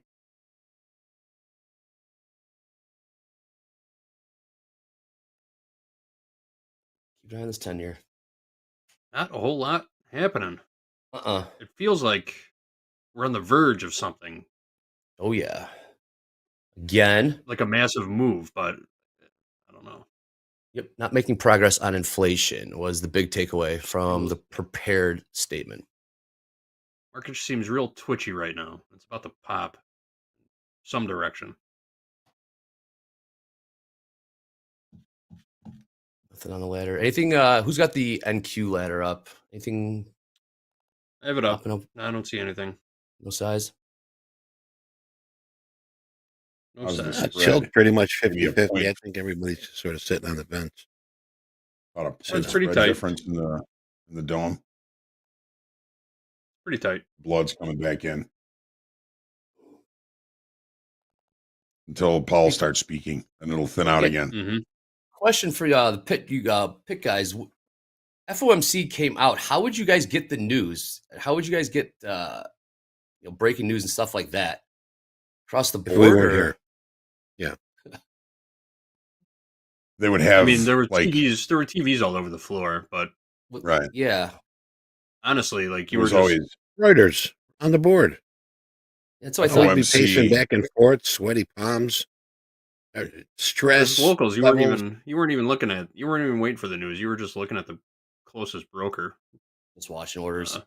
I'm just watching the trying to board, read man. his I clerk's remember lips. Yeah. waiting for it to come out, having a huge deck full of orders in my hand, 4 or 5 clerks behind me, ready to just bury me with orders the second it came out. And my hands would be freezing because it's kind of a fight or flight thing. Your body pushes all your blood into your major muscle groups and into your organs because it knows it's going to have to protect itself. It was like you would see up on the TV, it would say, Fed decision imminent. And Imminent, it would be yes. quiet. Nobody'd be saying anything. Yeah, silence. And the number would come out and all hell would break loose. I got a cool story.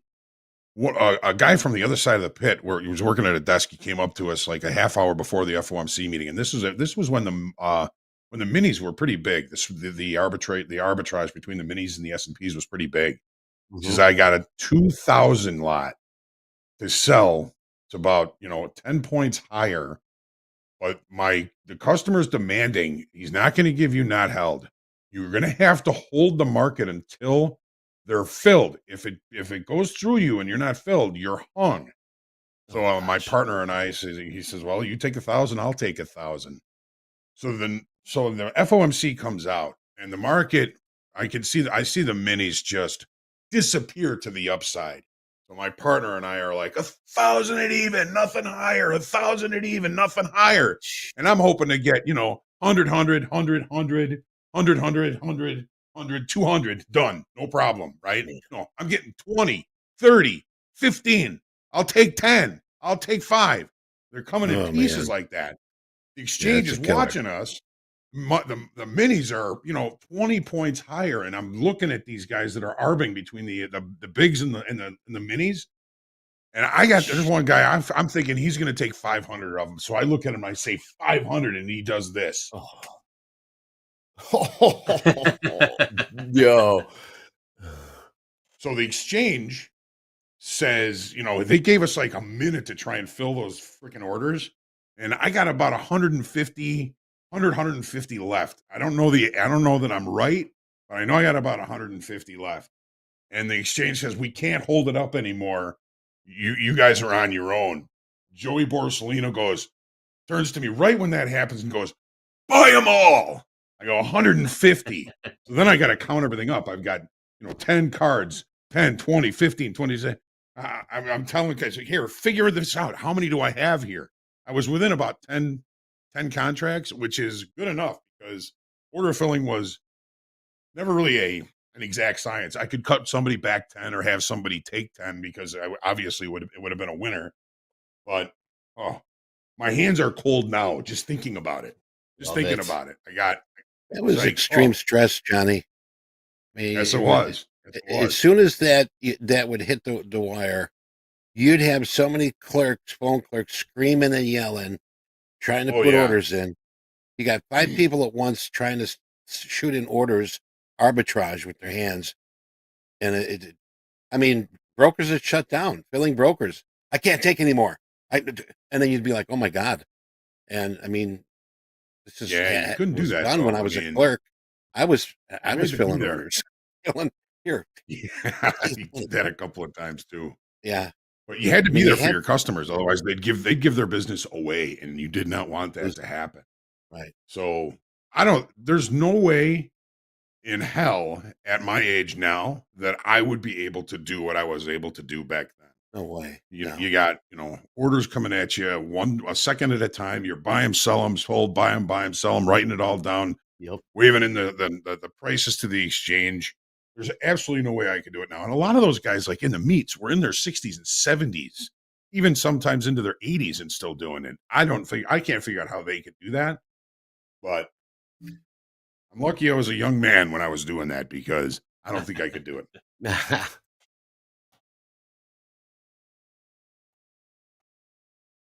72. Those are the good times, even. John. That was competition. Joey just saved me. Buy them all. Incredible. 150. Yeah, Joey was big. And, you know, think about it. That's a local. well, 100 lots, 500 minis. Insane. 500 minis. One of the biggest traders in the pit, Kenny. His clerk was a friend of mine. I'm in the pit talking to his clerk, standing next to Kenny, and Kenny goes, "Hey, what's my position?" His clerk goes, 86. And Kenny goes, "Long or short?" Oh, jeez. I'm like, "Are you serious? Is he serious?" He's like, "Yeah, he's serious. He's like long 86 big S&Ps. He's not sure if he's even long or short." Well, there were big players there. That he flew into Chicago his first time on a Learjet. His parents owned half of South Dakota and sold all the potatoes to McDonald's. Ooh, Didn't matter if he lost money. Yo, big money. All right, I'll use his name, Kenny Johnson. KJ. KHJ. Kenny Johnson. There was some big money in that pit. One of the grandchildren of the people that invented Alka-Seltzer was in that pit. And I mean, these guys, their families had so much money they could lose 10 million and it wouldn't change their lifestyle, which made them very good traders. They never had to worry about money.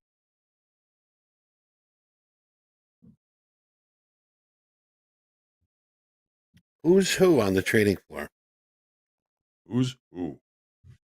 Yes, the grandson of the people that owned it, that invented Alka-Seltzer. His badge was SAR. That was Alka-Seltzer's marketing theme, speedy in relief. Did not know that. I have never. Do they still make Alka-Seltzer? I've never tried it. Yes, they do. Yep. Yeah, they're still there. Yes, they do. Does it work? It's just like aspirin in like a seltzer form, right? Am I wrong about that? Yeah, it's like for hangovers, right? Like, yeah. Well, like yeah. you want to look at you want to look at Bayer. Baking. Look, take a dig in that family. I'm wondering why Bayer is still around. Isaac Rivera in the chat, 6130s and 6010. Yes, what's up, Isaac? I remember my dad taking an Alka-Seltzer every night before bed. Every night. Isaac Rivera in the chat says it's called High Noon now. Alka-Seltzer. Just over the wire here. Trump talking about there was a short-term pause of funding. I paused 1.7 billion in payments to foreign organizations. Not sure what organizations, but this is what's hitting the wire here right now. Thank you, Eddie. Yeah, in about 8 minutes, got the Jerome Powell press conference. We'll have some prepared remarks and then turn it over to a Q&A. Get your popcorn ready. Get your popcorn ready. Sounds kind of good. Popcorn and Alka-Seltzer. Yeah, there you go. Come on, Harvey. You know that jingle. Vignette, Hoag. Gary's got it for you. Having popcorn with a nice glass of Alka-Seltzer. Yummy. Let's take a quick look at micro Bitcoin. Let's just see how. Oh yeah, sold off as well on the lows. Micro Bitcoin 101,690 last trade. About $1,500 off the highs there.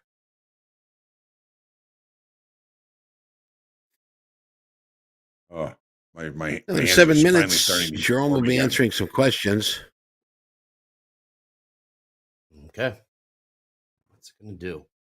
Hey, we got 4,500 people watching right now all across the globe.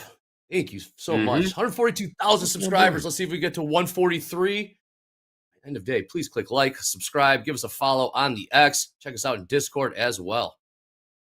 As you know, the like is lucky. Hit the lucky like button.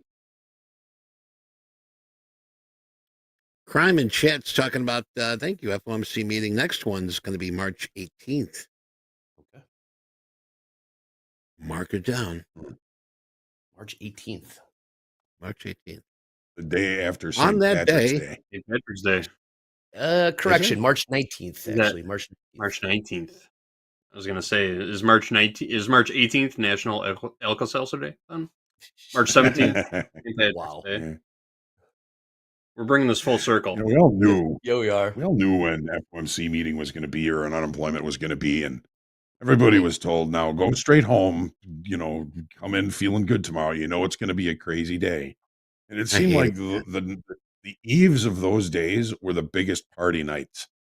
People would go out and just get tanked and reek of alcohol in the pit the next day. It was disgusting, but you knew it was going to suck the following day. So you didn't care how you felt, I guess. Just wear it. Either alcohol or high karate. High karate.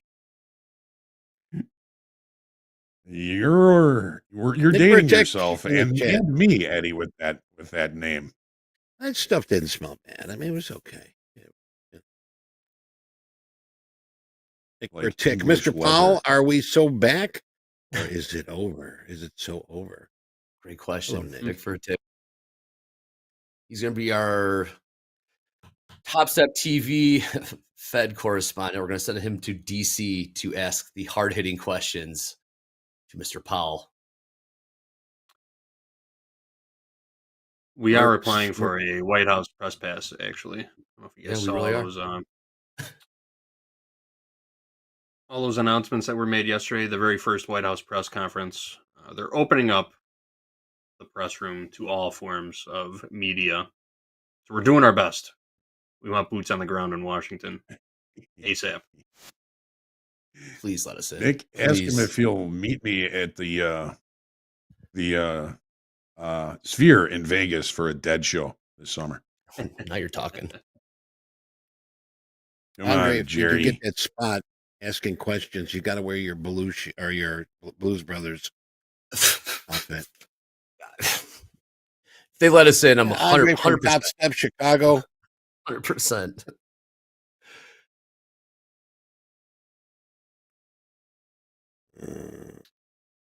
Still pretty sketchy in these markets. Real thin, choppy. 10-year hanging around the lows. Dow as well. S&Ps, yep. Everything hanging around the lows. Let's see what Powell's got to say. About 3 minutes. We will be bringing it to you live, folks, right here on Topstep TV. Don't go away.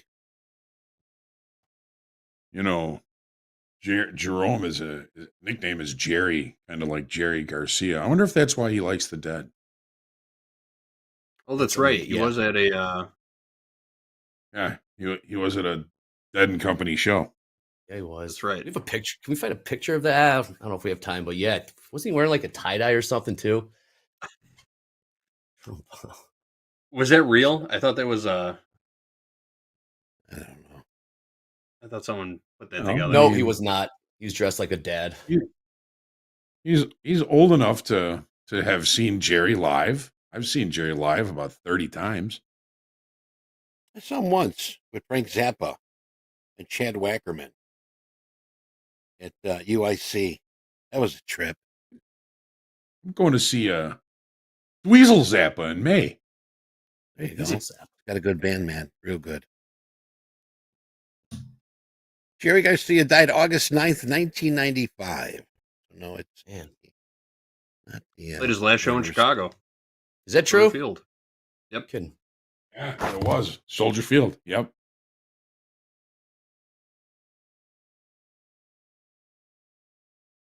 I have the it was a trip. Rolling Were you there, Stone Hoag? for right after it happened. Right there. Oh, cool. Andre, didn't you just see the Stones just recently here at I did. Soldier Field? In the summer, I did indeed. Wow. Still putting up numbers. What was This that? was sold out. Very Yeah, cool. They're still jamming, man. They still got the sound. Yep. They don't Still move like got they used energy? to. Yeah. Oh, yeah. Mick's still moving around. I mean, not as It's crazy. he's wearing tennis shoes up there as opposed to, the boots and things, but still, this voice sounded great. Crowd was loving it. He's wearing hush puppies up there. Pretty much. Hokas. All right, 60 seconds. We'll bring that in when we're all ready. And giddy up. Sean, I don't think I look like Jerry. Jerry, let's see. Yeah. Just so you guys know, I know we're going to get impatient when it keeps getting, drawn out, but we're going to watch it till the end because you never know what he's going to say or asked. So right. I'm going to write this out to the end. TopstepTV, let's bring it in. You could let something slip. Slip the lip. All right. Shut the effing door. Is he going to say dual mandate or data dependent first? Ooh, is that a bet? I'll say dual mandate. I'll say dual mandate as well. Chat, what do you think? Dual mandate or data dependent? Here we go. Got to remind us of that. Yep. Come on, purple tie. Purple tie, yeah.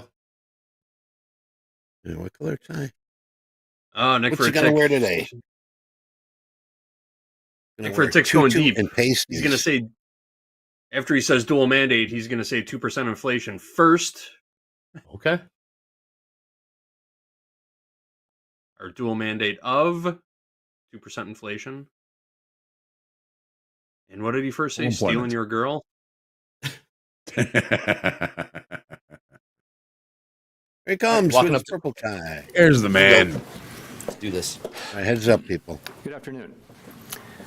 My colleagues and I remain squarely focused on achieving our dual mandate goals of maximum employment and stable prices for the benefit of the American people. The economy is strong, is strong overall, and has made significant progress toward our goals over the past 2 years. Labor market conditions have cooled from their formerly overheated state and remain solid. Inflation has moved much closer to our 2% longer-run goal, though it remains somewhat elevated. In support of our goals, today the Federal Open Market Committee decided to leave our policy interest rate unchanged and to continue to reduce our securities holdings. I'll have more to say about monetary policy after briefly reviewing economic developments. Recent indicators suggest that economic activity has continued to expand at a solid pace. For 2024 as a whole, GDP looks to have risen above 2%, bolstered by resilient consumer spending. Investment in equipment and intangibles appears to have slowed in the fourth quarter, but was strong for the year overall. Following weakness in the middle of last year, activity in the housing sector seems to have stabilized. In the labor market, conditions remain solid. Payroll job gains averaged 170,000 per month over the past 3 months. Following earlier increases, the unemployment rate has stabilized since the middle of last year, and at 4.1% in December remains low.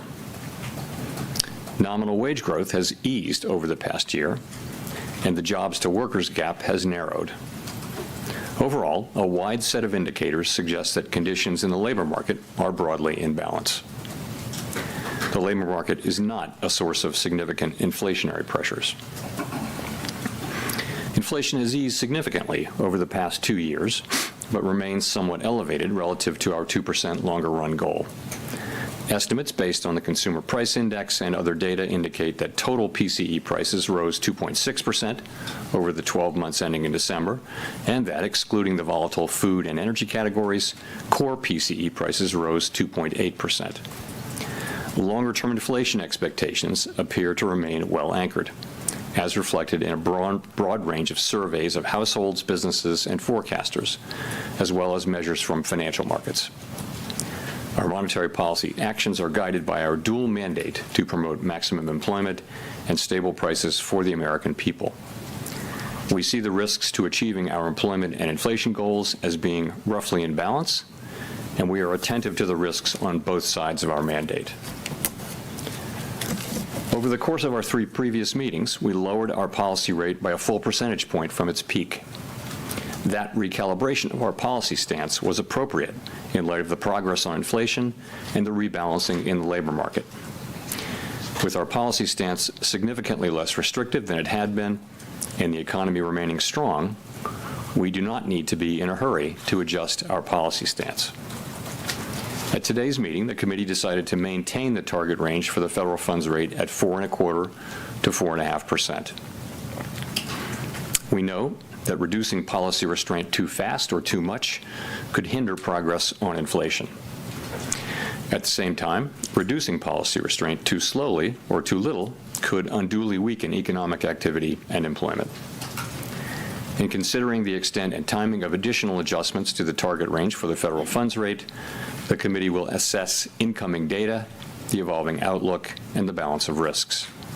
We're not on any preset course. As the economy evolves, we will adjust our policy stance in a manner that best promotes our maximum employment and price stability goals. If the economy remains strong and inflation does not continue to move sustainably toward 2%, we can maintain policy restraint for longer. If the labor market were to weaken unexpectedly or inflation were to fall more quickly than anticipated, we can ease policy accordingly. Policy is well positioned to deal with the risks and uncertainties that we face in pursuing both sides of our dual mandate. As we previously announced, our 5-year review of our monetary policy framework is taking place this year. At this meeting, the committee began its discussions by reviewing the context and outcomes of our previous review that concluded in 2020, as well as the experiences of other central banks in conducting reviews.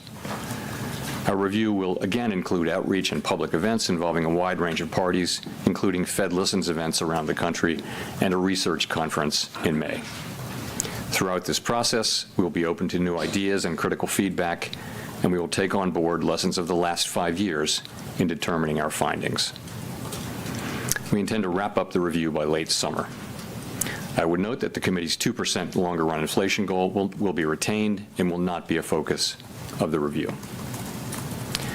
The Fed has been assigned 2 goals for monetary policy: maximum employment and stable prices.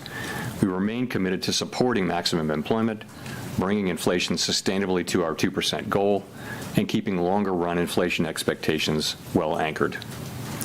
Our success in delivering on these goals matters to all Americans. We understand that our actions affect communities, families, and businesses across the country. Everything we do is in service to our public mission. We at the Fed will do everything we can to achieve our maximum employment and price stability goals.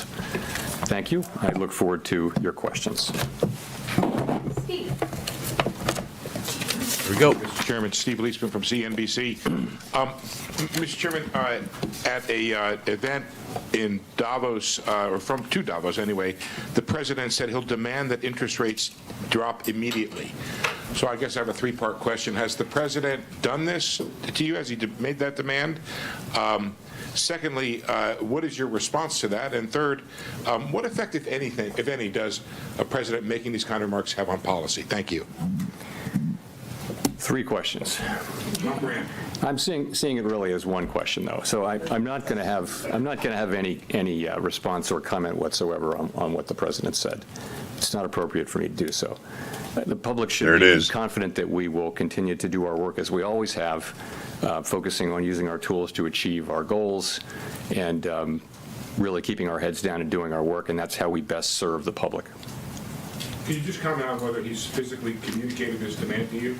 I've had no contact. Thank you. Thanks. Nick Timmeros, The Wall Street Journal.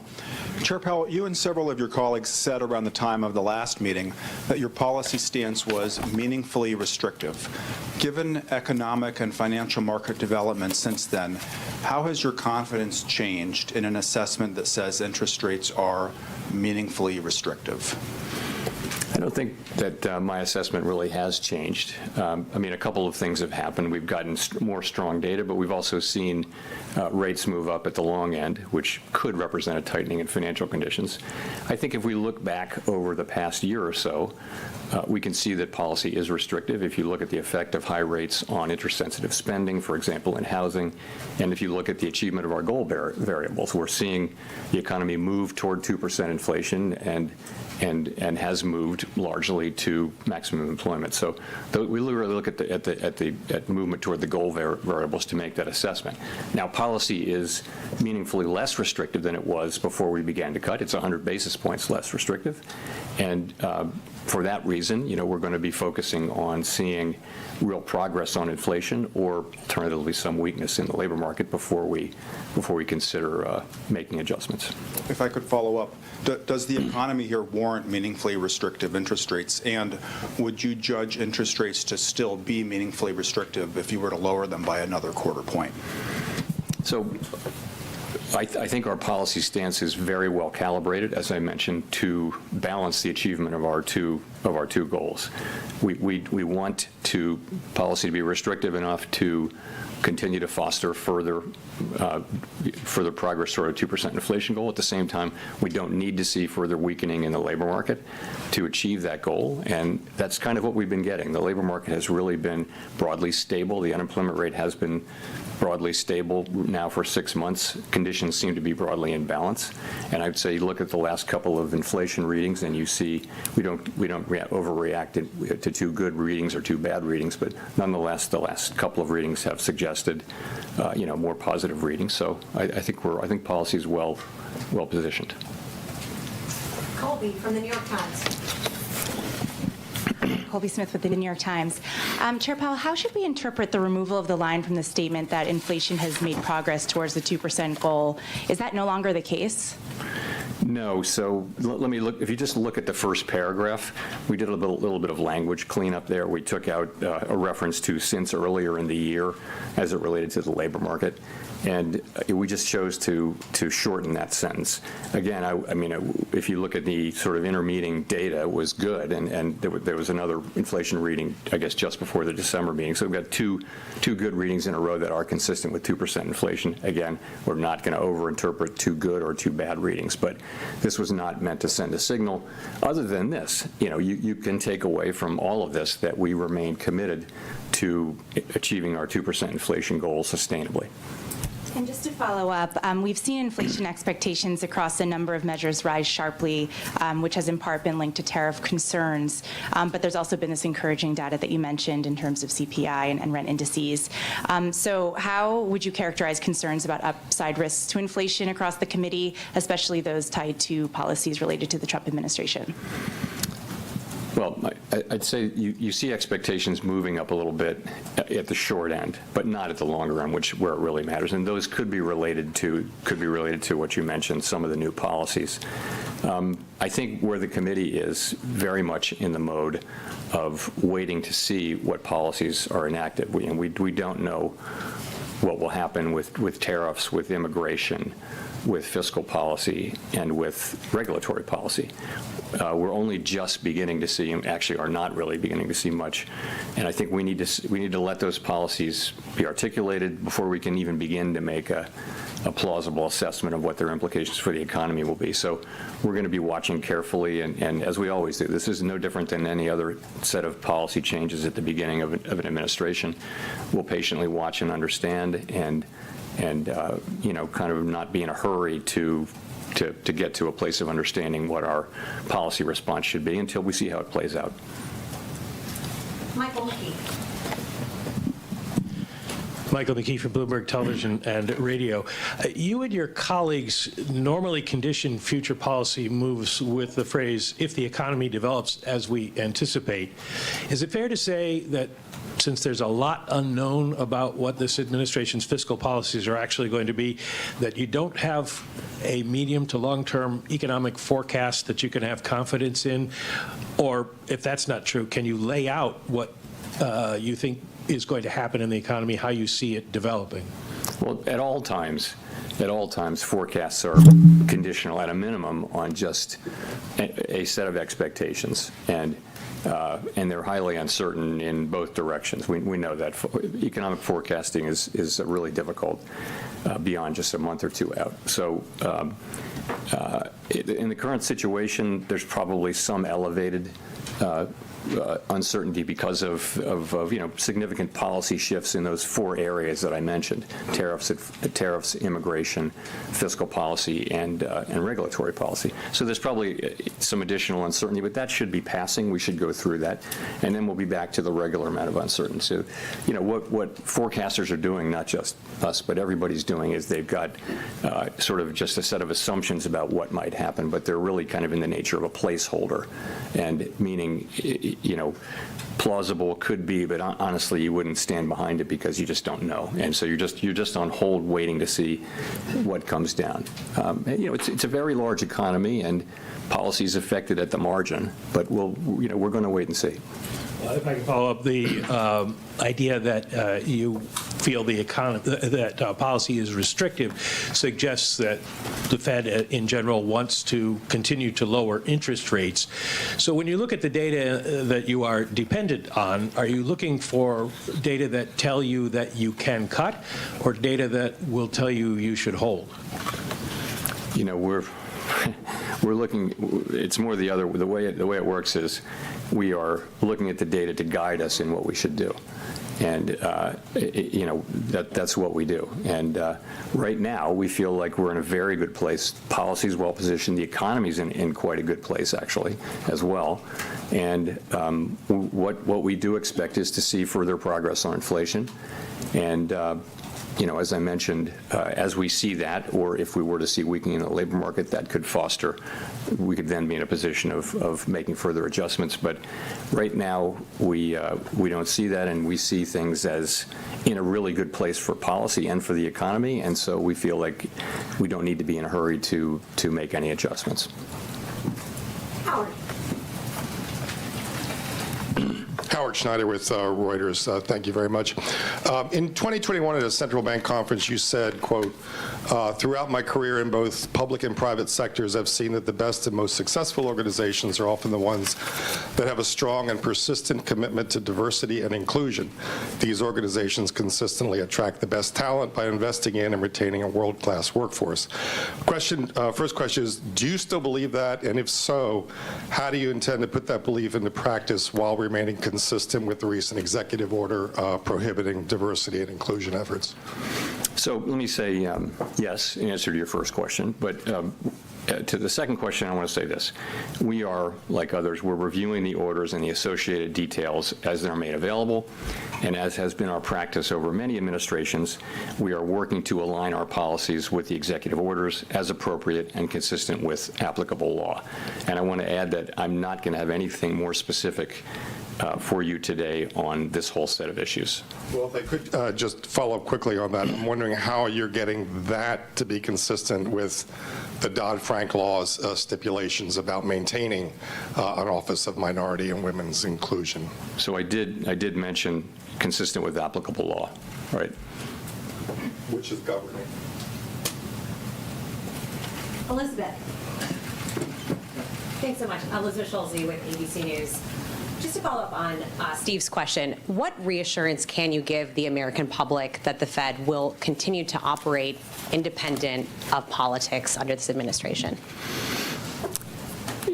As I've said countless times over the years, this is who we are. This is what we do. We study the data. We analyze how it will affect the outlook and the balance of risks, and we use our tools to try to, given our best understanding, our best thinking, try to achieve our goals.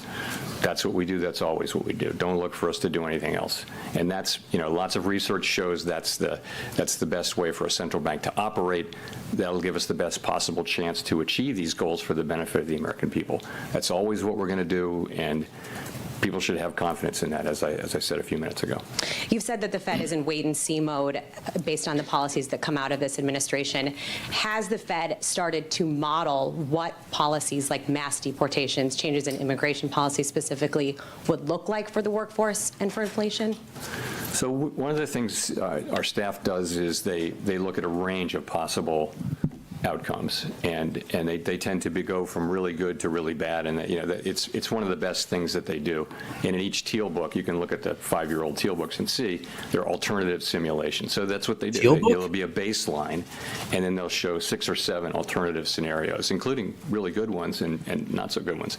And what those do is they spark the policymakers to sort of think and understand about the uncertainties that surround this. So yes, the staff does that, and we're all well aware that the range of possibilities is always broad, and not just now, but always. And it's hard to be open to just how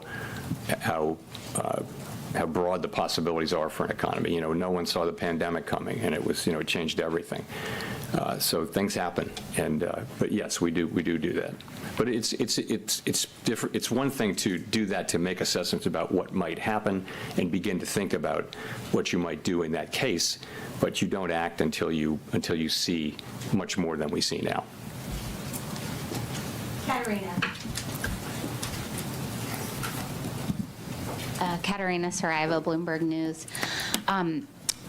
Last month you talked about a future rate cut as being pretty, significantly predicated on more progress in inflation.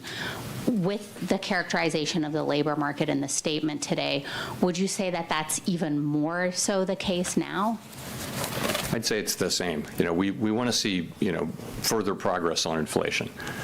And, the story's there.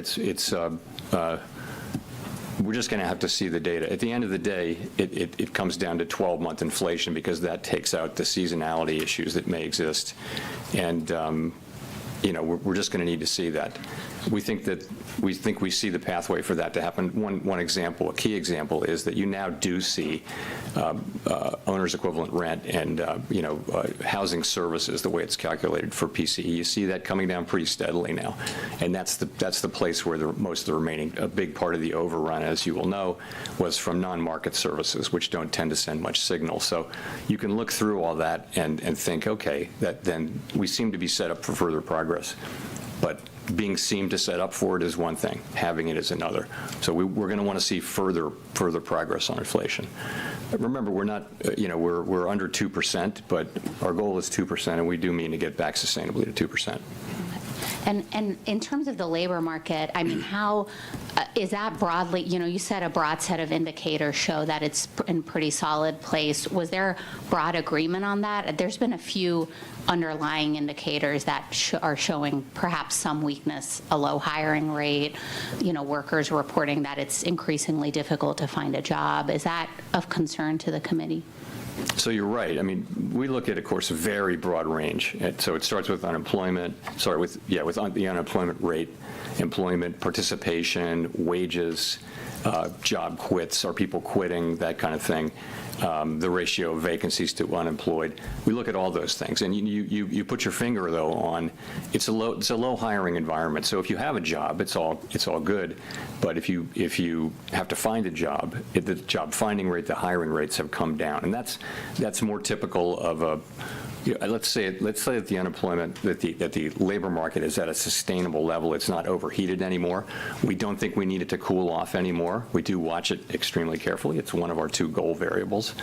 But I'd say we watch those things quite carefully. But nonetheless, overall, look at the aggregate data in the labor market. The labor market does seem to be pretty stable and broadly in balance when you've got an unemployment rate that has been pretty stable now for a full half a year.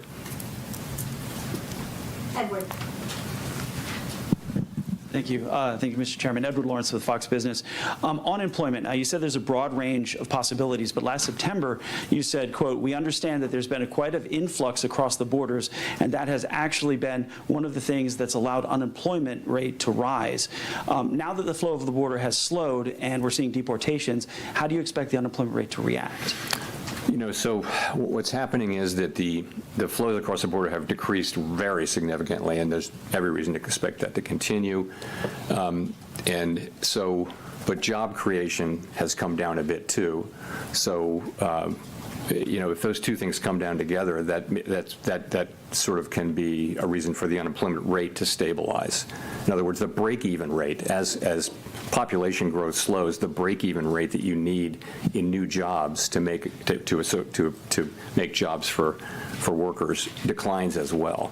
So that seems to be something about what's happening. You do see a very flat unemployment rate at a time when you've seen significant declines. I want to ask you about Fed employment. I know that tax money is not used here, but Elon Musk alleges that the Fed is, quote, absurdly overstaffed. We've seen the executive branch push to reduce the federal workforce. I just want to get your reaction. We run a very careful budget process. We're fully aware that we owe that to the public, and we believe we do that. I've got no further comment than that. Thanks. Chris. Chris Rugaber at Associated Press. President Trump has said he will lower inflation by reducing gas and energy costs.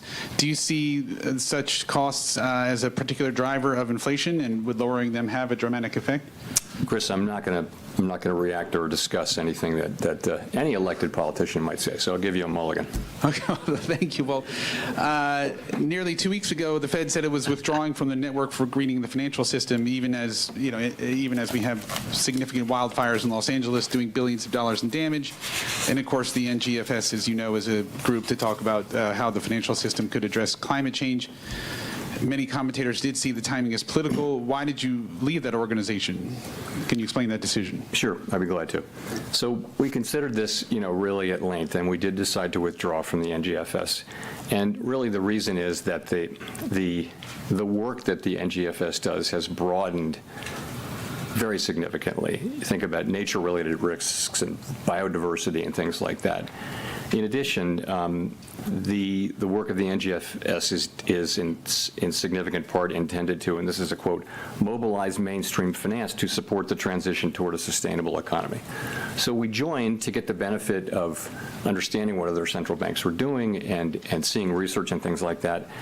I think this is just way beyond any plausible mandate that you could attribute to the Fed.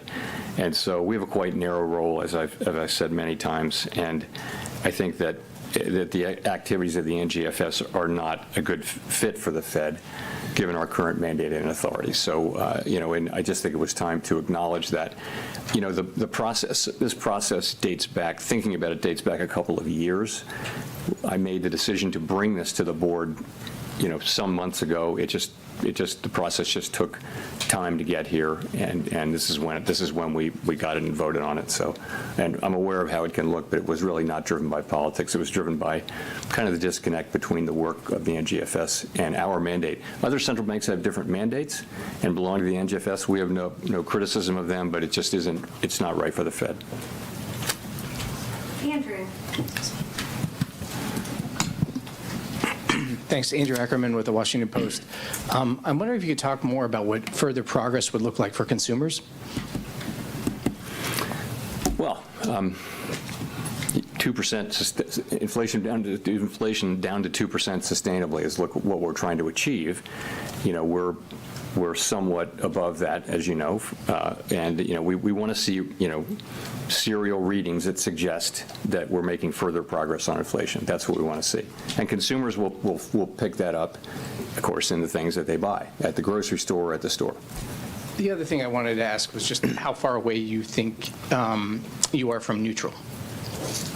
Yeah, you can't know with any precision, of course, as I like to say, that you know the neutral rate by its works.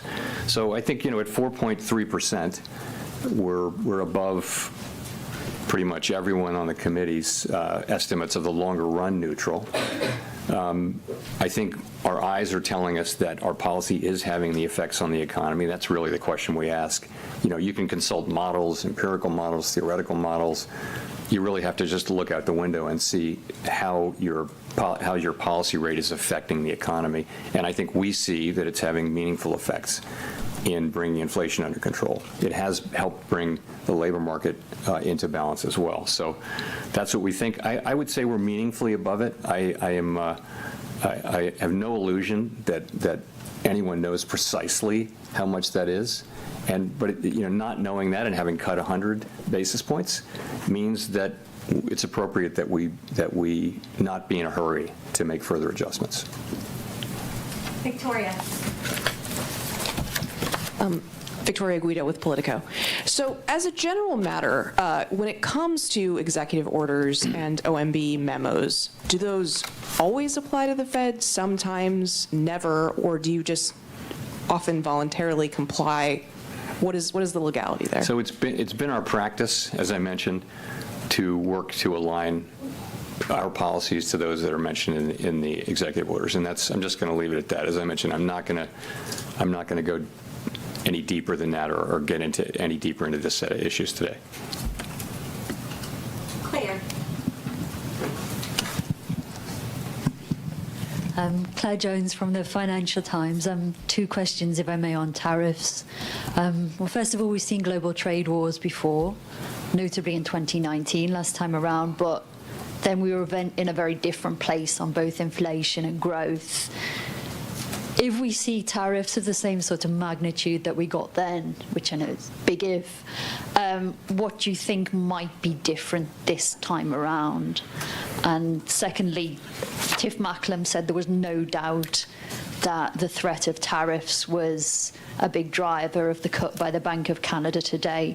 What sort of information would the Fed need to see on tariffs before it was willing to take such a preemptive move? Thank you. Sorry. What sort of information would you need to see on tariffs? Would you need to see a strategy, actual implementation, actual movement of inflation expectations before you're actually willing to change the path of monetary policy on the basis of it? Yeah, so first of all, things are a little different now. We've just come through a high inflation period, and you can argue that both ways. You can say that companies have figured out that they do like to raise prices, but we also hear a lot from companies these days that consumers have really had it with price increases, and so I don't know how that shakes out. Nonetheless, you're coming through a situation where we're not quite back to 2%, and that's just different. In addition, the kind of footprint of trade has changed a lot as trade is now spread around. It's not as concentrated in China as it was. There's a lot more manufacturing. It moved to Mexico and other places. So there are differences, and I just think the range of possibilities is very, very wide. We just don't know, and I don't want to start speculating, as tempting as it is, because we really don't know. And we didn't know, by the way, in 2000 and I guess 18. We didn't really know, and the range of possibilities very, very wide. We don't know what's going to be tariffed. We don't know for how long or how much, what countries. We don't know about retaliation. We don't know how it's going to transmit through the economy to consumers. That really does remain to be seen. There are lots of places where that price increase from the tariff can show up between the manufacturer and the consumer. Just so many variables. So we're just going to have to wait and see. And the best we can do is what we've done, which is study up on this and look at historical experience, read the literature, and think about the factors that might matter. And then we'll just have to see how it goes. Courtney. All right, so we're going to do a little shift change here on Topstep TV. JD, Hoag, thank you so much. We're going to bring in Dakota, Dolby, and David Green. FOMC decision day. Let's bring him in. JD, Hoag, thank you so much. Oh, it's just me and the press corps right now. And David Green from Wall Street Global Trading Academy. Dakota, #1 on the big board in Dolby time. Again, we are watching Jerome Powell press conference live here on Topstep TV. Let's go. Bring them in when we are ready. Recent data do suggest take that this to the reserves end. are still abundant. Reserves remain roughly as high as they were when runoff began, and the federal funds rate has been very steady within the target range. We track a bunch of metrics, and they do tend to point to reserves being abundant. We do intend to reduce the size of our balance sheet to a level that's consistent with implementing monetary policy efficiently and effectively in our ample reserves regime. We're closely monitoring a range of indicators to assess conditions, and that should provide signals whether reserves are approaching a level that could be judged as, quote, somewhat above ample. I I don't have anything to say to you about particular dates. It's just that's the process, and what we see is that rates do appear to be abundant. As always, we stand ready to take appropriate action to support that smooth transition of monetary policy, including to adjust the details of our approach for reducing the size of the balance sheet in light of economic and financial developments. Nice background, Dakota. On AI, it's a big event in the stock market and in particular parts of the stock market. J-Pow. Macro developments, and that means substantial changes in financial conditions that are persistent for a period of time. So I wouldn't put that label on these events, although, of course, we're all watching it with interest. You're muted, Dakota. Simon.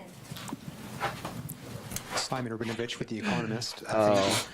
You mentioned all my cheeky remarks seems to have lost its. At the same time, since your first rate in September, long-term mortgage rates have gone up by a full percentage point, back above 7%. I'm wondering, kind of looking forward. Put my heat on this morning. I forgot about it. It's freaking 78 degrees in the house. Stable, given how elevated mortgage rates are. How does it fit into your broader thinking about the economy? Make some beef jerky. So, as you know, as we've reduced our policy rate 100 basis points, longer rates have gone up, not because of expectations, not principally because of expectations about our policy or about inflation. It's more a term premium story. So, and you know, it's long rates that matter for housing. So, I don't think I think these higher rates are going to they're probably hold back housing activity to some extent if they're persistent. We'll have to see how long they persist. So. You know, we control an overnight rate. Generally, it propagates through the whole family of asset prices, including interest rates. But in this particular case, it's all happened at a time when, for reasons unrelated to our policy, longer rates have moved up. Jennifer.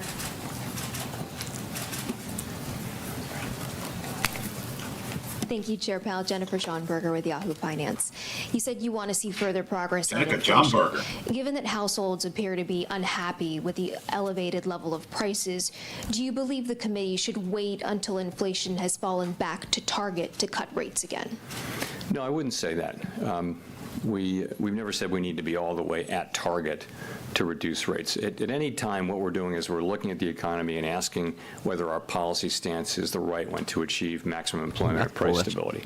So I think if we would want to see further progress, but we think our, as I mentioned, are we buying it, Dakota? Policy stance is restrictive, meaningfully restrictive, not highly restrictive, anywhere, but meaningfully restrictive. I've seen Nvidia's been treating you good, right, David? I've seen that. I wouldn't say all the way back Nvidia would go out of business a lot more often. Basis. Yeah. I'd love to see that, of course. It's been a good week in Nvidia. And a separate question for you on tariffs. Curious whether the threat of tariffs and not knowing whether they could stick or not creates uncertainty for business here in the United States and could cause them to pull back, ultimately weighing on growth. Does the threat of tariffs cause you to ponder your growth forecast? You know, I want to avoid commenting even indirectly on the conduct of tariffs. You know, it's not our job, and it's not our job to comment on the moves that people make. So I wouldn't want to criticize anything that's happening or really comment on it one way or another, praise it for that matter. It's just not our job. I do think that, you know, we found in 2018 there was a lot of work done on trade policy uncertainty. Trade policy uncertainty, if it's large and persistent, can start to matter for businesses making investment decisions and things like that. That's not something I'm observing today. It's very early days for this, but I think that did matter in 2018-19, and it's one of many things we'll be watching. Matt. Thank you, Chair Powell. Matt Egan from CNN. Following up on Courtney's question from earlier about the stock market, how concerned are you, if at all, about potential asset bubble brewing in financial markets?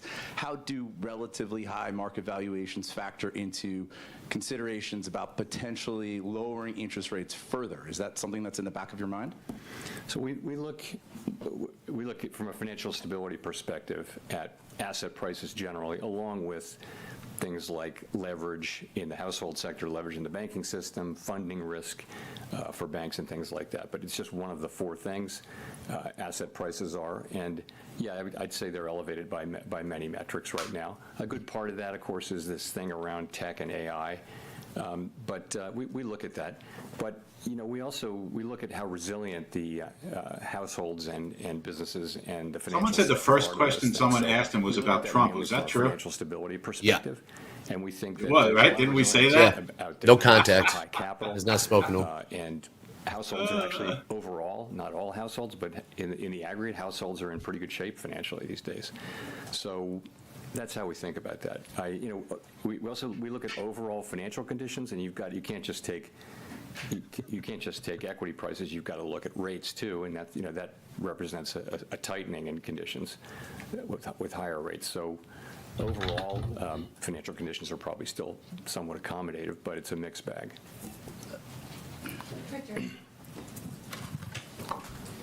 Hi, Chair Powell. I'm Richard Escobedo with CBS News. One question for you. This month's statement notes that unemployment has stabilized at a low rate and that the labor market is solid. You walked through some of what's driving this, but I wonder what risks you see that might challenge your assessment. Well, the things we discussed earlier, one is that there's a low hiring rate.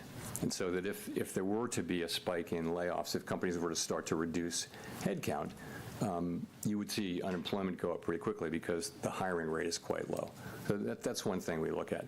I think it's worth pointing out that for lower income households, they're under significant pressure. And in the aggregate, the numbers are good, but we know that people at the lower end of the income spectrum are struggling with costs. And really, it's high inflation for the basics of life. It's not so much the inflation now. All right, I'm long one NASDAQ. Because inflation has raised prices. Inflation is now much closer to target, but people are really feeling that. Bidding 486s. This is a good labor got market. 522, long NASDAQ. 1% unemployment. That's just a really good level, and you've been solidly there now for 6-7 months. Sitting at 5 times. Is pretty close to a level that will hold the unemployment rate there. Given that there'll be much slower population growth. One more question. Some of the uncertainty around immigration policy is, in your assessment, is that making it harder for businesses and the Fed to plan going forward? We hear anecdotal reports, but out. I don't see anything in the data yet. Here we go. That, but you Quick, hear that kind of thing about quick 15 for points example, right there. And Nice. Businesses that are dependent on immigrant labor are saying that it's The dome is thin, suddenly thin, gotten thin. harder to get people. But I know you don't see that in the aggregate data yet. But yes, you hear it anecdotally. I'm pulling me off the bid. Thank you, Chair Powell. Nicholas Jasinski from Barron's. The uncertainty is certainly a theme today, and I'm wondering, are there any periods from your career or as it relates to markets, the economy, what's going on here in Washington and beyond, or from lessons from history that may provide some guidance for a central banker operating in uncertain times like today? I guess I'd say this. Uncertainty is with us all the time. It is human nature, apparently, to underestimate how fat the tails are in a way. The possibility, we think of things in a normal distribution, and in the economy, it's not a normal distribution. The tails are very fat, meaning things can happen way out of your expectations. It's never not that way. I wouldn't, if you think about it, You get out, Dakota, for a quick 20, or are you hanging? That was uncertainty. Yeah, I got out. The economy. Let me see if I can So share what I'm how seeing. much of it, how long will it take? That was uncertainty. What we have now Oh. is a good labor market. We have the economy growing at 2 to 2.5%. You guys can see this, right? There we go. Inflation's That's come a down lot better. to now This is a 100-tick chart, and we were making higher lows. And as soon as we broke out of this little resistant zone around 29, that's where I got long. Closed it out right here. Just a nice technical breakout. But so the kind of uncertainty we have is just a usual level of uncertainty about the economy, but then policies which are not for us to criticize. There was a little bit of confluence on the 5-minute Those are policies when which people that release came out. This was major resistance. resistance to became support. making a better economy. And so I got like I don't 08, think, I wouldn't call and then, this as 90. as one of those times. I wouldn't compare it to the global. I think I'll jump in a little if we get to 90. That'll be straight down 50 We have actually points. a very good economy right now. 90. I'd take some 90s with you. 490? Yeah. Evan Reiser with Market News International. Chair Powell, is a March cut still on the table? And then additionally, are you looking to see you already said it's better not. than expected data on inflation to cut? Or are you looking for inflation data that roughly aligns with current forecasts? So as I mentioned, the economy's strong, the labor market's solid. Downside risks to the labor market appear to have abated, and we think disinflation continues on a slow and sometimes bumpy path. See if we get the smacker right now. And the other members Does of the the market committee, sell off when you sense stop of the committee talking? actually is that You have an order in right now for 90s? hurry to adjust our That's the I question. did. I wanted it to happen on that pop down. What we just get to? 94. 94. Whether Kiss you're my looking ass. to see better than expected inflation data or It just would've went up 20 points. With your current forecast? Did you pull it? Yes, now I it's pulled one of those it. things Want we'll it when never it gets always see, there. But more the expectation of continued progress. You And, see, I'm curious if the market's just going to sell off as soon as he's done talking. We'll know Very what we well see. could. It's That's going the to have to question. be something that isn't just. They're holding up pretty well right now. You're going to want to see, continued progress. Bonds holding up with pretty well as well. Services inflation. You're going to want to see inflation behaving in a way that builds confidence that we are really making progress. That's what it's. Good pull, Dobie. I mean, is that better than our? It's down there. We expect to see that. It's just a question of. There you go. There's 80s touch, 20-point bounce. 5-minute range is very good in NASDAQ right now. Very well defined. Inflation target That will is. be on the table. Can you talk a little bit about why? Is that because you think that's the right target, or is it because you don't want to 10 points below. mid-game, or what's behind that? I think that goal has served us well over a long period of time. It's also the sort of global standard. I think that if a central bank wanted to look at changing that, you wouldn't do it at a time when you're not meeting it anyway. I would not look at changing it anyway, but I certainly wouldn't look at it at a time when you're not meeting it. I mean, there's just no interest at all in changing it. If I'm being at all unclear, we're not going to change the inflation goal anytime soon. And 5 years ago, if I can thought they were gonna. paraphrase what y'all decided, it was You see how he had to add anytime soon. Yep. Preemptively to Never say never. cut off inflation until you see sort of the whites of the eyes of inflation, because the solid labor market was so beneficial. Have the last few years changed your thinking about that? So what we really said was that we wouldn't look at a strong labor market and raise rates unless we saw some evidence of inflation. So the thought was that we'd seen really low levels of of unemployment with no sign of inflation. So why would you preemptively want to put people out of work in the absence of any kind of any evidence that suggested that this was not a sustainable level? It was a way of acknowledging how much humility we have about the starred variables, especially U-star, the natural rate of unemployment. So that was an insight. We'll discuss that again. That'll be one of the many things that we discuss. But I don't think that insight is wrong.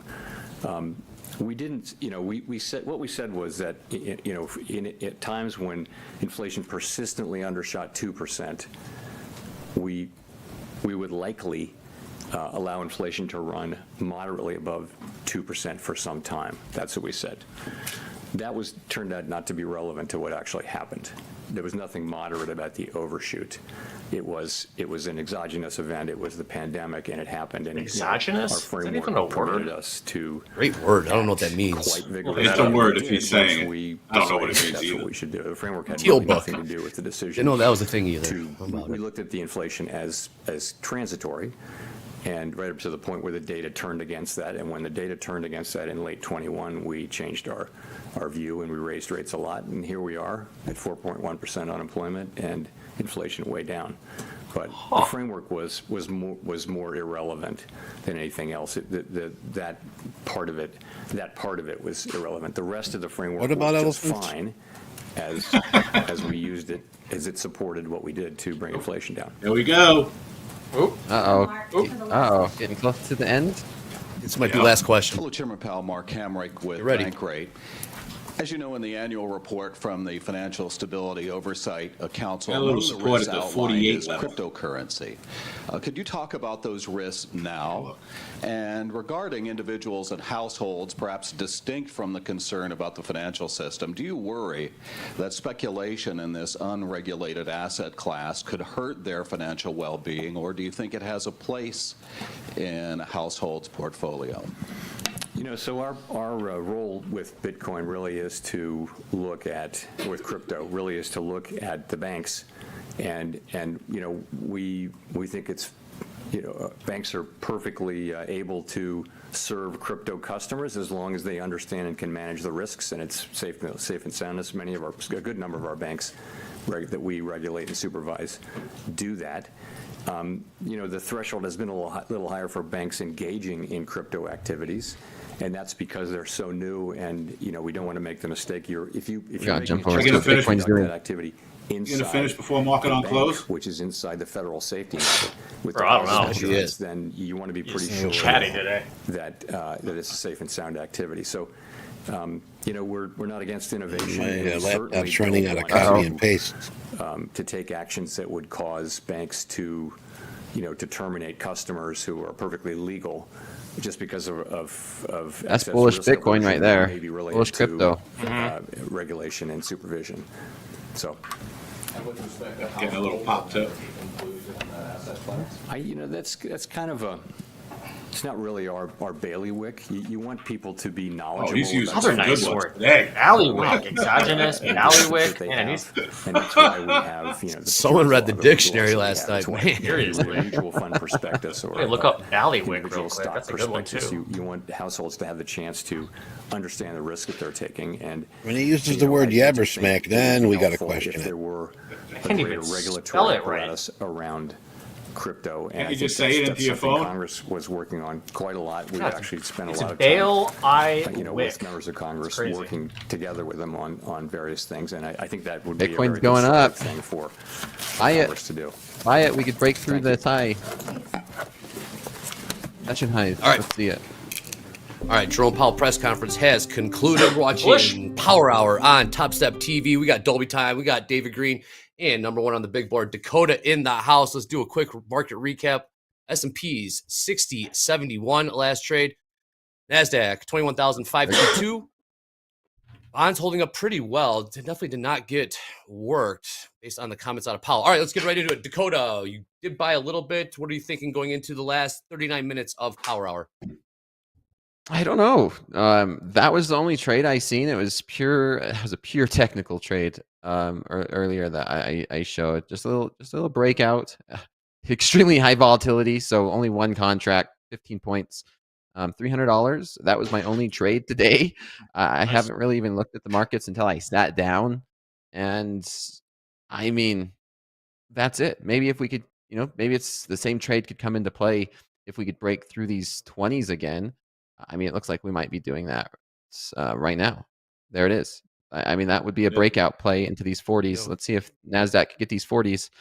I didn't place it. We'll see if this is a breakout or a fake out. But this is a zone. This is that zone. It's a little bit wider than that. So, David Green, any levels you're looking for?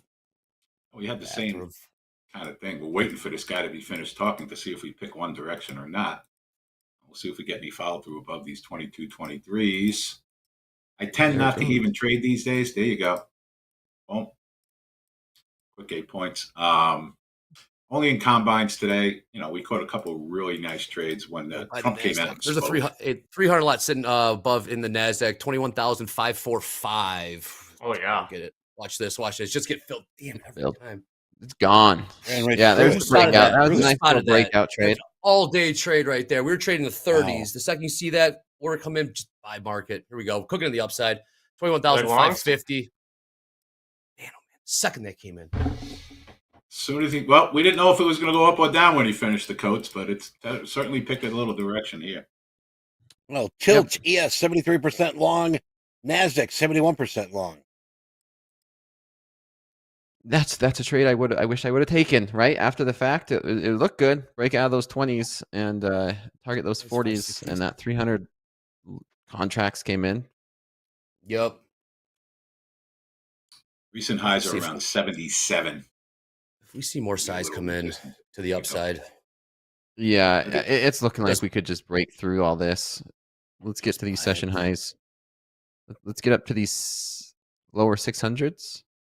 And maybe we can make a run to these 660s. Yep, I could see 628. That's right. Who's going to be looking for 660s? Yep, after the bell, Tesla, Meta, IBM, Microsoft after the bell, Caterpillar as well. Big ones. Yep. Great job, Lulu. Lulu says took that crude oil short last night for $3,200. Man, there was a great setup on crude last night. Nice. And big one. It's not a signals class, but I mean, I always encourage traders to think for themselves. But there was a great setup.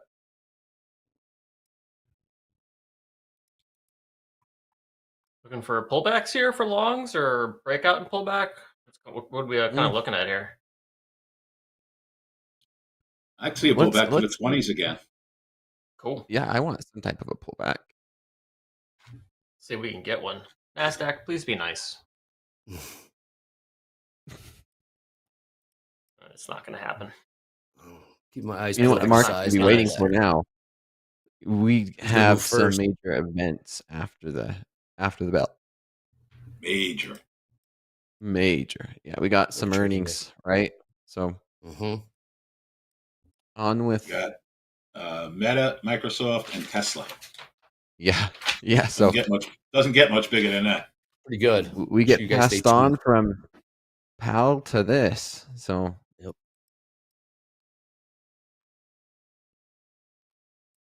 1,563 last trade in the NASDAQ. Dow catching a bid as well. Gold stabilized a little bit. S&P's pumping higher. We talked a little bit earlier about, he came out and said we ain't getting a rate cut in May. Yep. And if we kind of sucked that up, that it would be really good for the market. Now at least we know it ain't coming. Nope, it held up. And very we well. rallied. I don't know if we're going to get a pullback. I don't know if we're going to get one either. Kind of breaking out of the 1 hour range high right now, which I have at 21,563, give or take a couple points. So if we can get above, let's say 580s, we could be off to the races. Yeah, 78s. Let's see if we have a little. Actually, we almost just got there. What did we get for 72? Yeah, I'm looking for these 660s to come into play. Okay. For a trade, I will be short at 628. Okay. Short at 628. 30 points from here. All right. Everyone's loving my my background. It's the buddy system. This is my buddy over here. I can't. Yes. I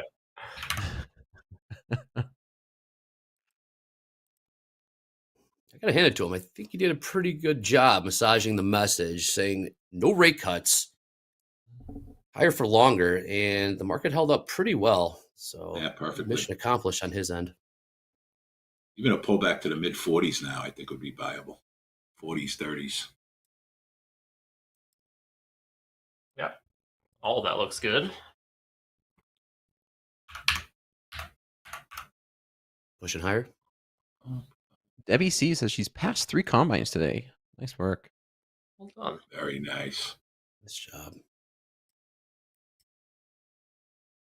This is a tough market right now because it's. I'm looking at us getting to these 600s. Yeah, those 620s, like you said, David. But it's one where you just have to watch this go without you. If you didn't get in, for me, the entry was going to be those 520s. I missed it. It was one of those easier said than done. And yeah, where do you get in now? It doesn't feel like FOMO. I think it's all going to be buy. Yep. Close your eyes and buy it. You get stopped. You get stopped on a pullback. It looks that way. Shout out to that 1,500 lot in the S&Ps. That's long from 60.55. Nice job. Did you guys join it? Beautiful. No, it was what was it? It was during like after the decision.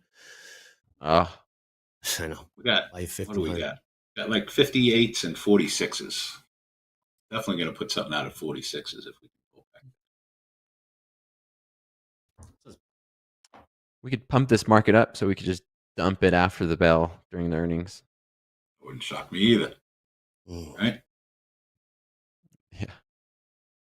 Best case scenario, we pull back to those 27s, but I don't see that happen. We are getting a pullback right now. Is this a viable pullback? We are back at this resistance zone at these 560s. This was support, resistance a couple times. So this is the question that we always wonder: is this a pullback or a fake out? Right? We broke out of this zone. We come back, test it. Are we going to get a continuation, or is this a fake out? And you don't know till you bet. In a blink of an eye, it was a pullback to buy. Yep, that was it. Ooh, Bitcoin is cooking. Shout out to Hoop. Yeah, that was super positive for crypto, right? I would think so. Yeah. Yeah, they like the news. Yeah, Powell said nothing but positive. He wasn't going to step in anyone's way of change and crypto. So got a 60 lot upside, 21,600 in the NASDAQ. Yep. Market go get that. And we pulled back to the 60s, right? In the 60s. What was it? Yeah, we got a 64. We got like 61 and 47 on pullbacks. Another 60 lot at 610, 21,610.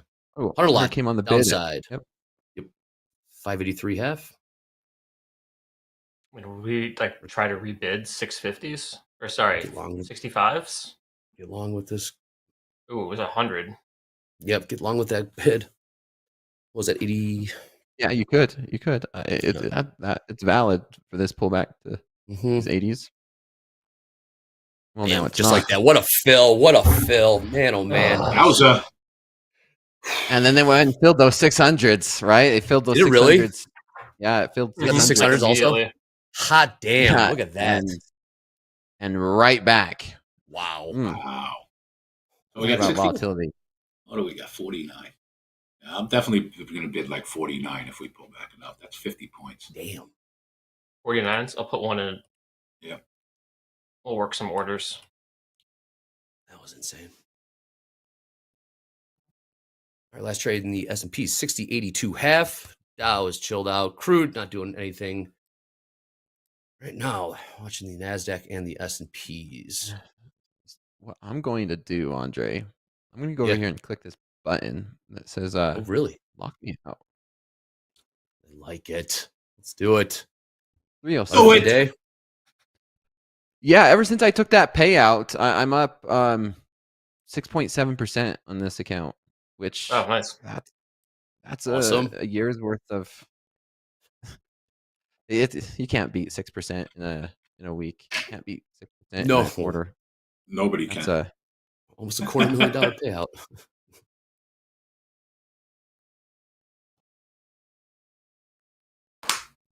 So Dakota Not even is Bernie Madoff. Dakota, you are locked out on the account, correct? Correct. Yeah, I'm locked out. One trade, you guys seen it? 10 seconds. Yeah, 15 right. seconds maybe. 0.3% profit, $307, and I'm done.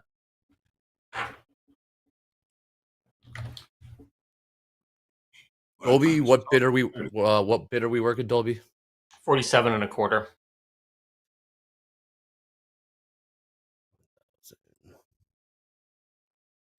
Okay. Yeah, we got 47s and 40s. So let's get some kind of pullback here, please.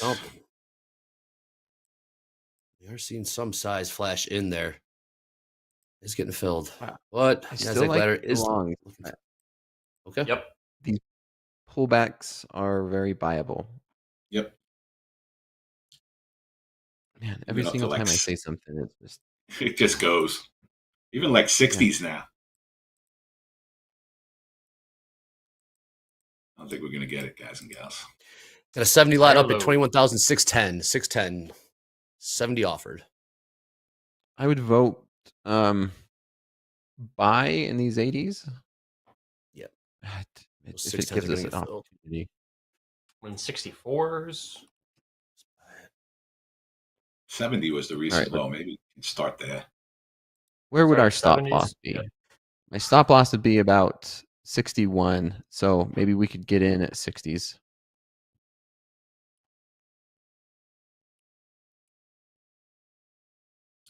$59 is where we closed yesterday, so that could be a nice support level. 60 lot on the bid. Closed. It's chasing and filled. And meanwhile, we're just not getting any kind of pullback. Yes. Staying patient. Come on down. Yep. And 70 lot offered at 21,610. CYA is going to be at 63 if I was in a long, so we're going to practice where, what 80s? we preach.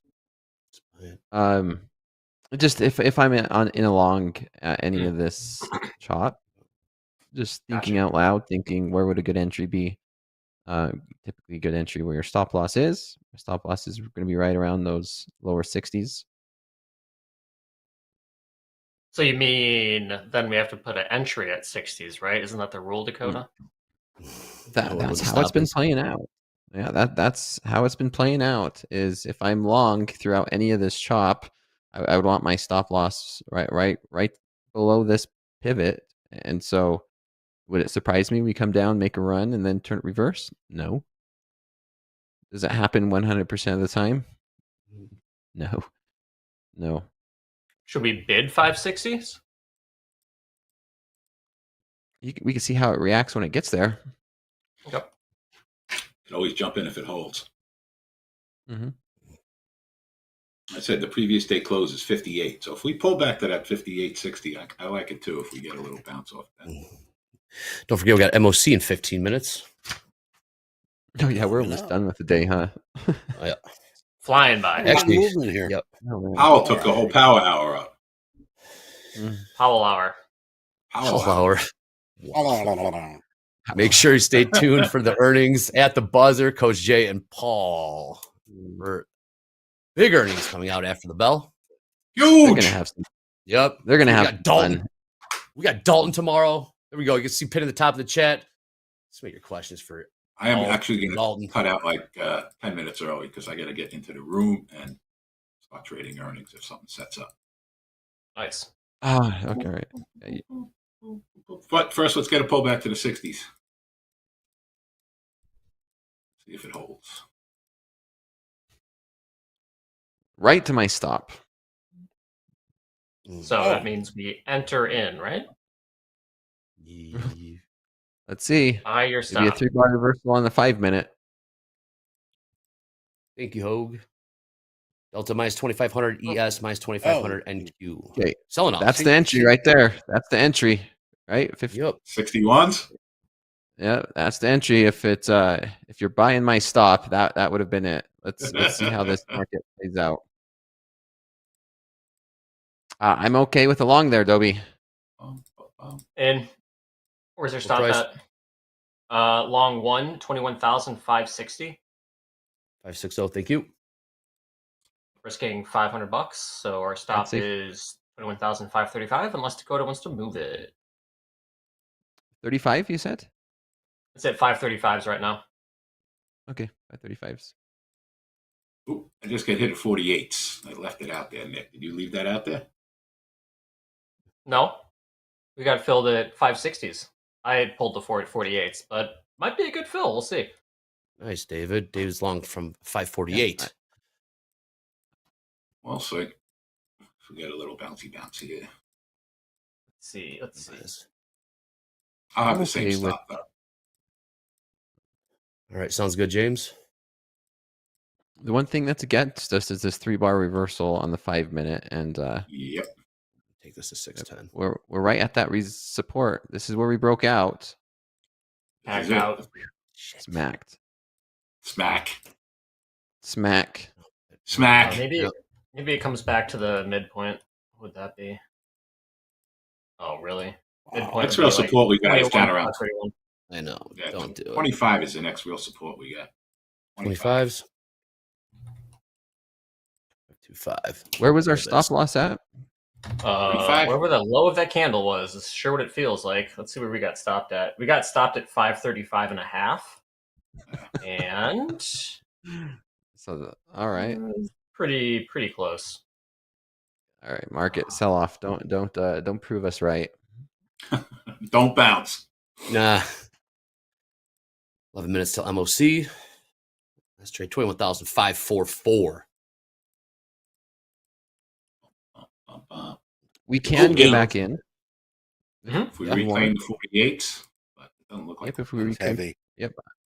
It is heavy. Yep. Next real spot I got is like 08. No, I gotta sell this thing off.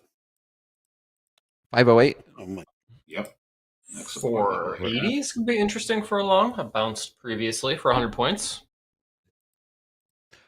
I do like these 20s, David. I'll take a shot if we get down to 08s again. We'll see. Okay. You like 20s, Dakota?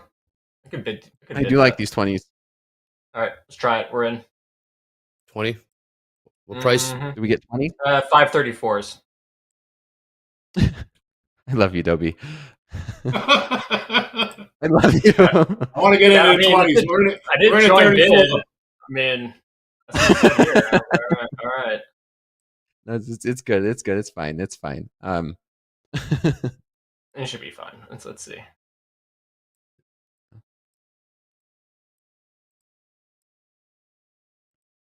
I mean, we could add one at 20s right there. Mm-hmm. Yeah, I'm okay. I'm okay with that. Dobie. Yeah. Where's your CYA at, David? If you only got one. 08 only one. Is 08. 08 is a 30 EMA. Okay. Stops at 509s.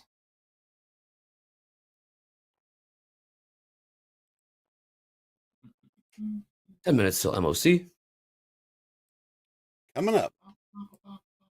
did we add right there, Dobie? We did not add. We can add though. Yes, please. 22s was a decent spot to hold. So let's see if that's kind of a line. Yeah, like I want to see us break back above 31. Yep. We have a bid at 520s. We really need like 34s to get that going to the upside. You like 34s? I want to see us back above 31 and 3/4, basically 32 for this market to 27, Dolby. Long 2, 50, 21, 527, stops at 509s. We are knife's edge right now. Buckle up. 9 minutes Buckle till up. MOC. Come on. Announcement for Our CYA is good. I would rather have the CYA Dobie at 500s even. Best I can do is 99.5. Does that work?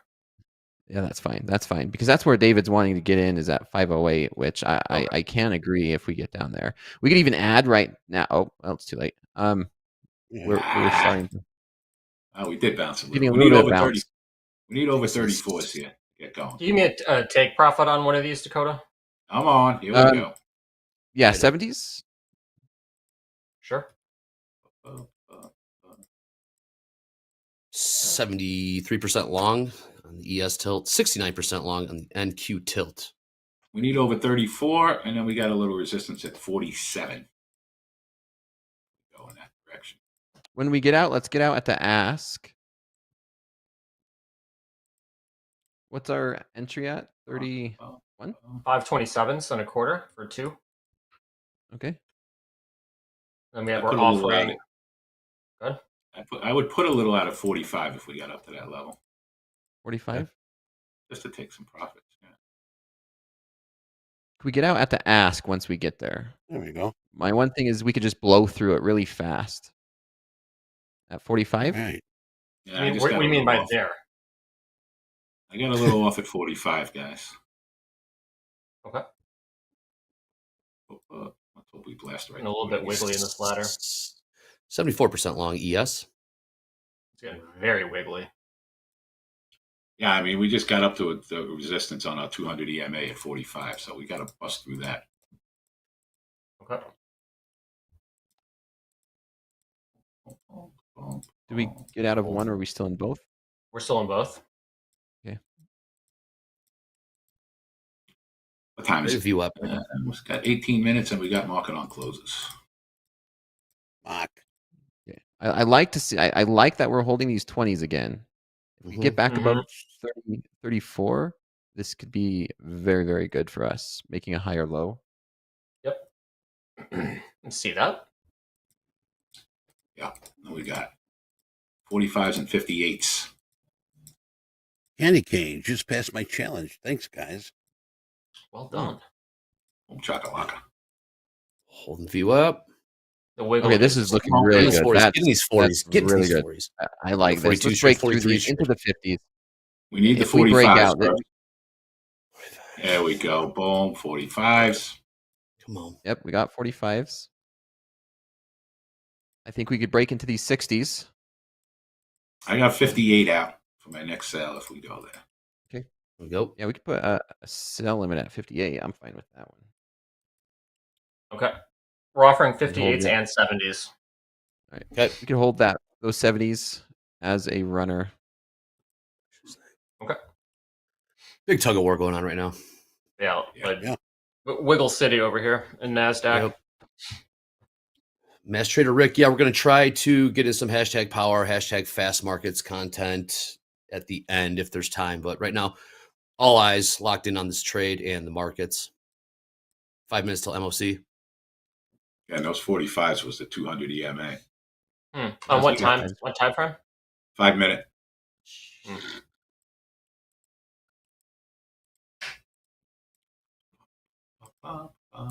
Nice range. That'll work. Talk about whipsaw. Yeah, I know. All right. We tested that level. We tested that level twice now, so we need to bust through those 45s. Oh, we got market on closing 7 minutes. Yeah, 5 minutes.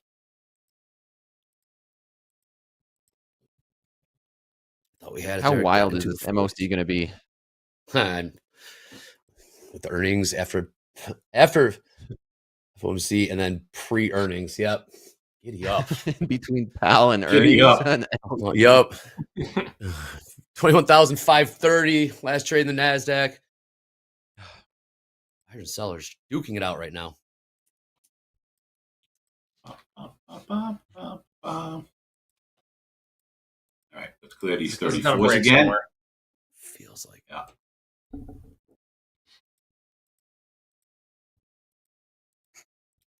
Need over the 34s again to get rolling. This order book should go thin. These markets are moving 5 points so easily. I wouldn't mind seeing 516s get run. That's only if we can bid back up again. Yeah, everyone who's long over the last 5-10 minutes probably has their stop losses right about there, like right in the lower 500s. 550. Right there. Gotta hold. That's. I'm gonna test. Oh, there's the 08s. 508. There's the 08s. We just hit it. 0825. Mighty close. There's your 08. Mighty close. Okay, Did it NASDAQ, stop? you can stop this, NASDAQ. Turn around. What's the opposite we ran of Jerome? swaps. Now let's see if we get that Yeah, reversal. Is this the fake out reversal of running swaps before we go up, or is this a breakdown? This is where we rally 100 points. We break the 15s or the 10s. We really need to hold right here. Those 08s were pretty nice, David. Yeah, no kidding. 15 points. Hey, Eddie, we'll do the announcement after MOC. Sure. Do you want to move this stop at all or no, Dakota? Where is the CYA? 99.5.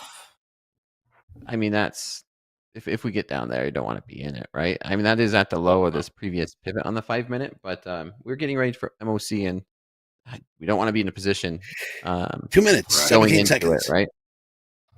I mean, do you want to try to get out of this? I mean, we could try to get out of break even, or just pull it right now, but we still have 2 minutes. Yeah, what's the entry? 27s? 27 and a quarter. I mean, the 08s gave like 15 points. That was it. We don't want it to break the 08s again, so come on. Yeah, if we get back above these 24s again, this pivot right here, these 24s, 23 and 3/4.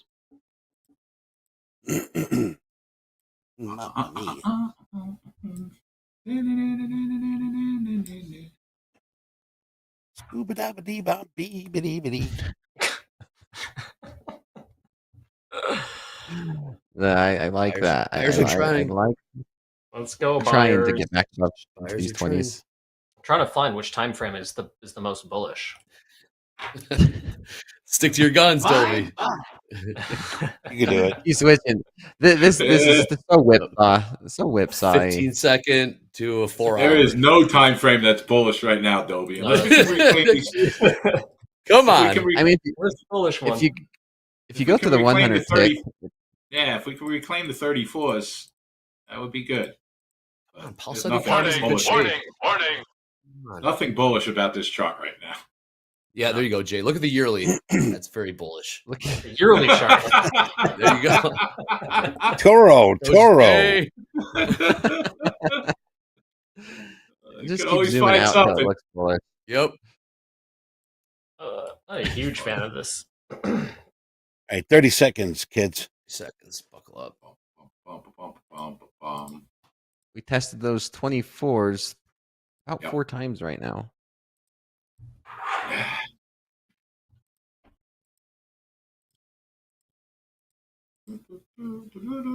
Just keep zooming out. Come on. Just keep zooming, baby. Just zoom out. There you go. Hey, let's just go ahead and just right, take a 10 small seconds. winner on this, Obi, if we can. Just I'm with you. We don't want to be in yeah, for let's just get out That's for what some I did. profit and let the MOC right, wrong, do or its thing. indifferent. All right. We lost. I don't know. All right, coming in here. Oh my goodness, not too much. S&P 200 million sell side. NASDAQ 492 sell side. Dow 37 million buy side. And the Mag 7 255 million buy side. Yes, once again, farting a tornado. Back to you guys. Thanks, Eddie. Honey. All right. Those numbers can change. Scratch? Yes, They Small can, winner right and they there. will trade. Yeah, pretty much. Yes, they will. Thank you. Small winner. We were in at 27 and I got out of we were able to get out with a little bit of 6 and profit. change. We got it like 27s and 23s, so I think we lost Good like enough. $60, but basically flat. 75% long ES. Going into the MOC. Nice little It's not winner working. there. All right. Hey, Eddie, come on in. We are Yes. flat right now. If we do want to take another trade, please jump in. But let's get those announcements in. Maybe give some hashtag power hour goodies in a little bit. Go ahead, Right, Eddie. I'll do this real quick here. For those that don't know about it, we have big news all week. We're going to be starting here. Opening call at 7:20. Opening call 7:20 a.m. Central. Join Hoag, JD, and myself. Talk through the overnight market movement and the news that will make an impact on morning trading. Tell your buddies, tell your friends, tell everybody, tell the neighborhood. We will see you at 7:20 a.m. Central Time. Back to you, Andre. Oh, great job, guys. Kicking off opening call right before the big numbers come out.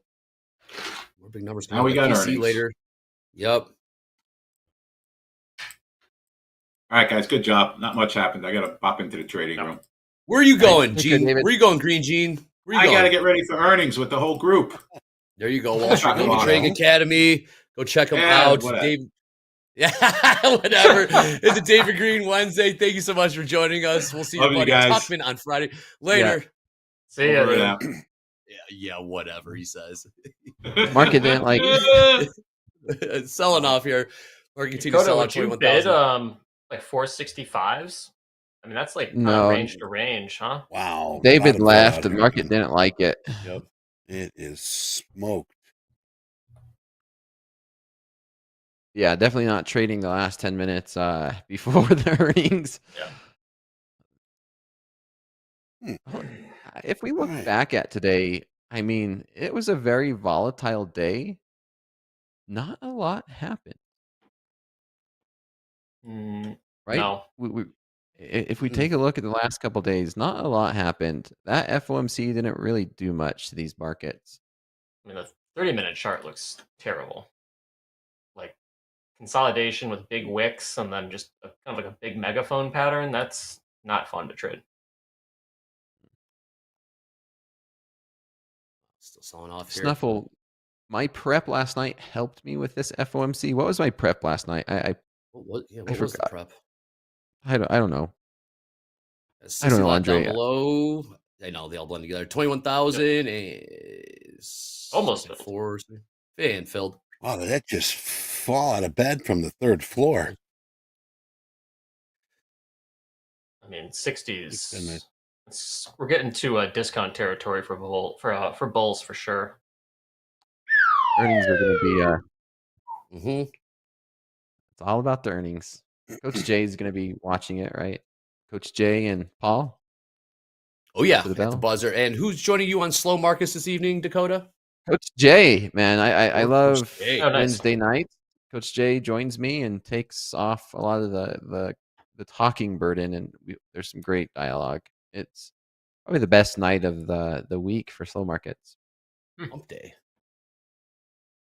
Hump day, yeah. Oh, and range to right range. Ranges be ranging. Well done, Powell. Wow, what's told us going you're on? not going to My cut rates. You're not going to cut rates anytime soon, and the market held up. Well done. I think that's bullish moving forward. I think that was. We'll see what earnings look like. I'm going to see I getting think it even was smaller here. A big win for crypto. Jeez, 50-point bounce.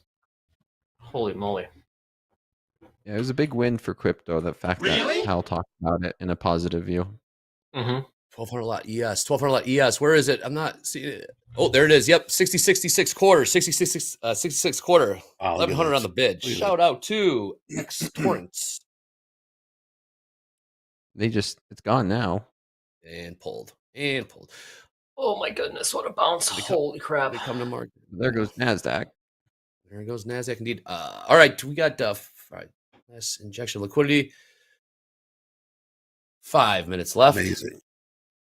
If we want to do hashtag Power Hour, James, if you're ready, do it. Yeah, I'm ready. Oh, there you are. We got a good amount of stuff today, so we can fly through them. What were you eating? Time out. What were you eating? Time out. What were you eating? Chocolate. Talking to me? What were you eating? Yeah, salad. Like chocolate. Salad? Okay. No, it's like a blue cheese salad. Blue cheese salad. With Gabe out, I got to multitask in many different ways. 100%. Just so go ahead, James. M&Ms. Earlier, we were talking about looking for pet pictures with Topstep gear, and this was sent to us via DM. This is Piper the Market Watchdog, sent from Claudio F via DM. Piper likes to watch Topstep TV, and go for long walks on the beach. So thank you for sending us in, Piper. Moving on, Andre, you asked to see trading setups and screens. Kind of had to stitch them together so we could see the whole picture in Illustrator. Those are Station and the Market Watch. So we have look at that. All his screens there in the middle and the bottom. All the markets that he watches. Cool. Have those blue light glasses. You get a suntan from that thing. Yes, you can. It's a tanning bed. You heat some fries up with that. Quarter up. Mizu Trader, 1 trade a day and locked out. We shall resume tomorrow. So 1 a day, lock out. If you notice, they did 194 yesterday and 614 today. Good. So not bad for 1 trade a day. Keep it up. Yep. We got a submission from one of our coaches here, from Coach Hoop. Looking forward to round 2 of the VIP program. I'm sticking with my AI-generated theme I created for my team. 2.0 of the Pit Raiders eras begins. Buy them. Nice. Oh, look at that. Yeah. That looks awesome. That's clean. That's what it looked like. Good. So thank you, Coach Hoop. This next one kind of circles back. If you remember this morning, we were talking about espresso drinks, and we had that infographic about what is the difference between a latte, a cappuccino, and macchiato. It's kind of hard to see, but this is it says Hoag's Choice, And I imagine that those are the 3 whiskey drinks I tried to tell them about, done via AI. So they got the whiskey and the right correct. I don't know what those other 2 are. Or maybe I'm misreading take this one one of each. altogether, but there you go. There he is. Bartender. That's some Kentucky minus the snow cone. 2 more really quick to take us home. First off, from kilometers, can't read that word today. My best FOMC performance to date. Stayed patient, waited for my setups, kept my size small. I'm requesting a 5K payout today. Purple tie, don't lie. Beautiful. Yeah. Nice. Congrats there. Eligible for a hat and pin. And exactly, get your 5K club in request if you haven't already. And finally, to wrap us up for Power Hour, we have from Hefe. These other hot streaks stand in awe of the master. The trading world awaits his return. Well done. Shout out Delesh, man. We remember Delesh every day. We don't forget. That's all we got today. Thanks for your submissions. Keep on pumping them out for tomorrow. And back to you, Andre. Thank you, James. Just for those that don't know, James has absolutely been busting his ass behind the scenes. And sorry I caught you off guard there. Enjoy your salad. Can't get away from the desk. That's all good. You're the man, James. All right, about 60 seconds left here on Power Hour. Let's see what happens into the close. Everyone's flat. Yeah, we got big time earnings coming out right after the bell. Oh yeah. What's house account P&L? Down a little bit. Dolby about 100. Scratch. 172, basically scratch. We're gonna get some memes out of that one. Some screenshots. House counts down all the time. Minus 172. All right. Nothing. 40 Nothing seconds. for this account. That's how many Starbucks is that? Like 3? I mean, about 3. Is that with whipped cream or not? Yeah, they're slashing 30% on the menu, handwriting the names on the cups now. Mike, to stream the earnings just 15 minutes longer. Mike, stay tuned. At the buzzer, we'll be doing exactly that. How'd you get the name Mike? Well done. Just straight up Mike. Job. All right, here we go. 10 seconds. And Eddie, take it away. Da-da-da-da-da-da. Yes, that is going to be it, my friends. And here is the bell. Thank you. Shout out to all the bell-to-bellers, everyone that hung with us all day. Make sure you guys stay tuned for At the Buzzer. More earnings coming out. See a 700 lot to the upside in the S&Ps. Dakota, #1 on the big board. Dolby time, great job today. Whew. You too as go. well. Eddie, take us away. Right. Everybody hop in. We're leaving. All right. Don't go away. We got At the Buzzer coming up here. Coming tomorrow on the menu, we got Coach Dakota. Yes, that's same old Coach Dakota. And Mohammed will be with us for Fast Markets. Coach Vince, VIP draft. Let's change that. Check that. That was Friday. We've got Thursday, we got Fast Markets. We got Anne-Marie and Jerome. Jerome will be with us for Fast Markets. Coach Ray with his VIP draft, and Coach Jack with his VIP draft.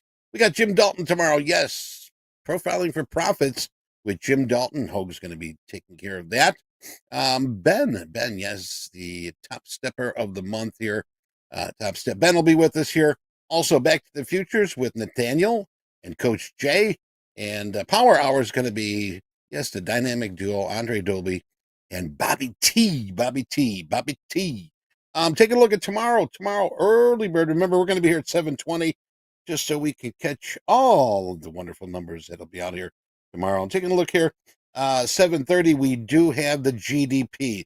That's a biggie, folks. All right. Also, initial job claims or clams, whatever you want to call it. Initial job claims here also. So heads up, we got big numbers coming at 7:30. About 9 o'clock, we'll have pending home sales. Another number that could stir things up. And later on in the evening, we'll have the Fed balance sheet. So, my friends, that's going to be it here for today. Remember, we'll be here tomorrow at 7:20 a.m. Hoag, JD, and myself, and talking through the markets. We'll get here early. We'll check out the numbers, any opportunities. I know that they got the keys to the house account. And don't forget, listen, we still have Jim Dalton pinned to the top of the chat here. All right, get your questions in. He's going to be here tomorrow So click on that link, top of the chat. And if you got a question for Mr. Dalton, by all means, he's going to be here tomorrow, 11 a.m. to answer your questions live. So have at it. And let's not forget, once again, Power Hour. I'm sorry, at the buzzer, Coach Jay, Coach Paul here coming up shortly. Coach Hoop, Fundamentals and Technicals, that's going to be 4:30. And coming up here at, 6 is going to be Coach Ray. 7 p.m., Coach Vince. And 7:30 tonight is going to be Slow Markets with Coach Dakota. And get up early and catch the London Open with Deanna. Deanna's the last day of the week here for Deanna doing the London Open. So get on it. Now it's your time. I want you to go relax. I do. I really want you to go relax. It's been a very tiring, stressful week. A lot to learn. Boy, I tell you, I learned a lot here so far this week, and I'm loving it. I want you to re-energize. Get yourself ready for tomorrow. And orders from headquarters, I want you to stay safe, stay healthy, have a fantastic rest of your day. And until we meet again, I'm Eddie Horn, and this has been Topstep TV. Take care.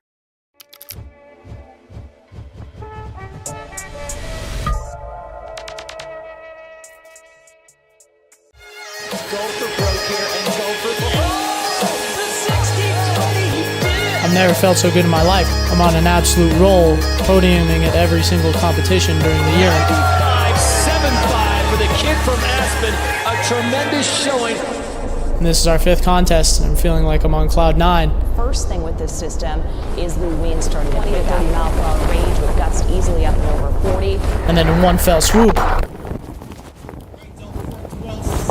literally 1 second, and my whole season, my whole world flips upside down on itself.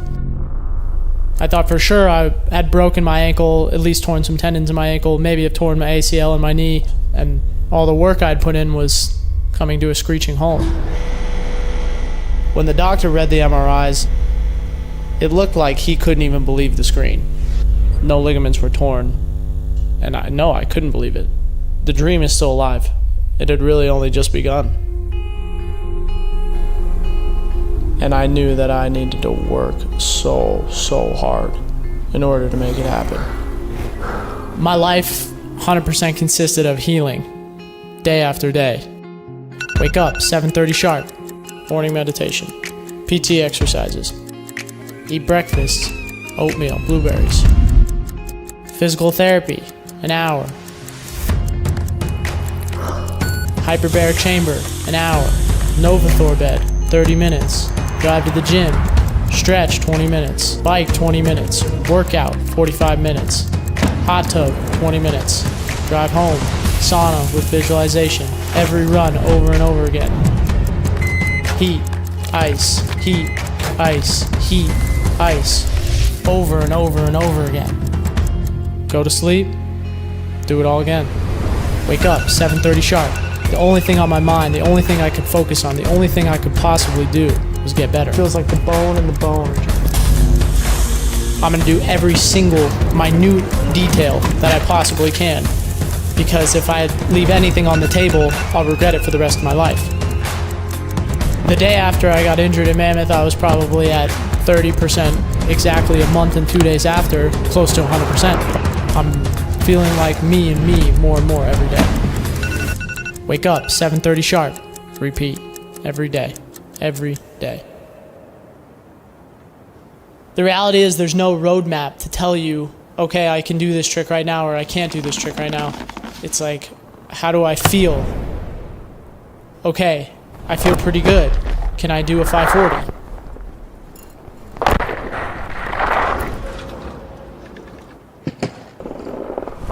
Okay, can I do a 900?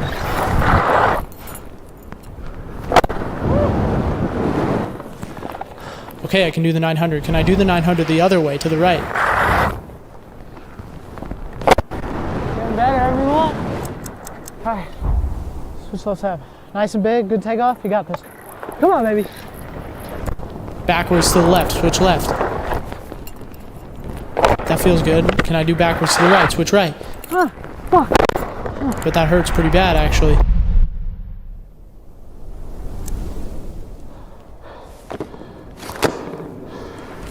can I do a double? Because I won't be able to compete the way I want to without being able to do a double.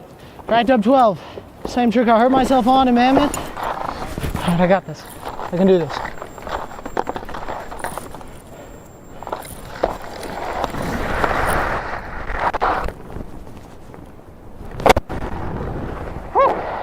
I was freaking nervous for that.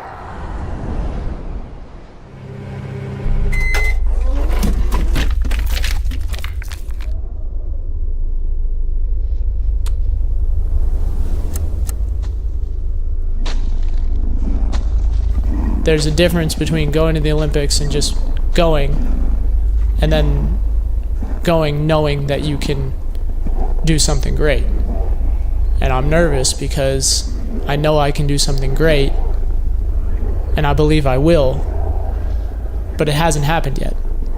I'm excited, I'm ready, I'm prepared, but yes, I'm nervous. And I think being nervous is actually a benefit. It makes me more focused.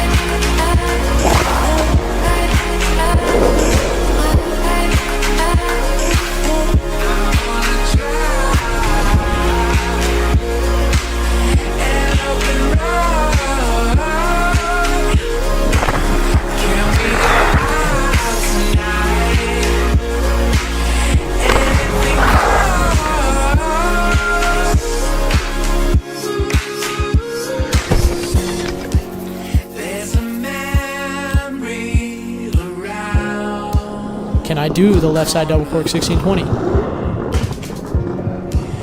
My heart's pounding out of my chest. I've never been so nervous in my life. Oh my God, am I going to be the same? Am I the same? Can I do this? Does my ankle feel good? So many different thoughts running through my head. What if I fall here? If I fall here now, this is going to be really bad. But if I land, I'll have so much more confidence in order to bring it into the Olympics. Okay. Boom, drop in. Take off.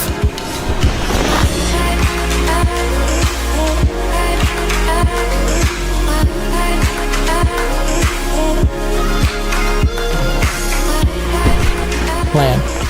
It's like, got it. Got it. And that was the moment I was kind of thinking to myself, this is doable. I believe in myself again. This is good. This is really good.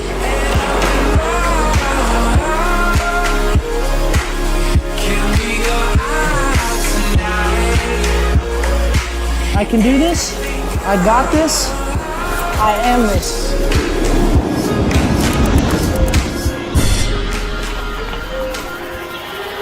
Man, today was so much better than yesterday. Just wait till tomorrow. That's what I tell myself every day.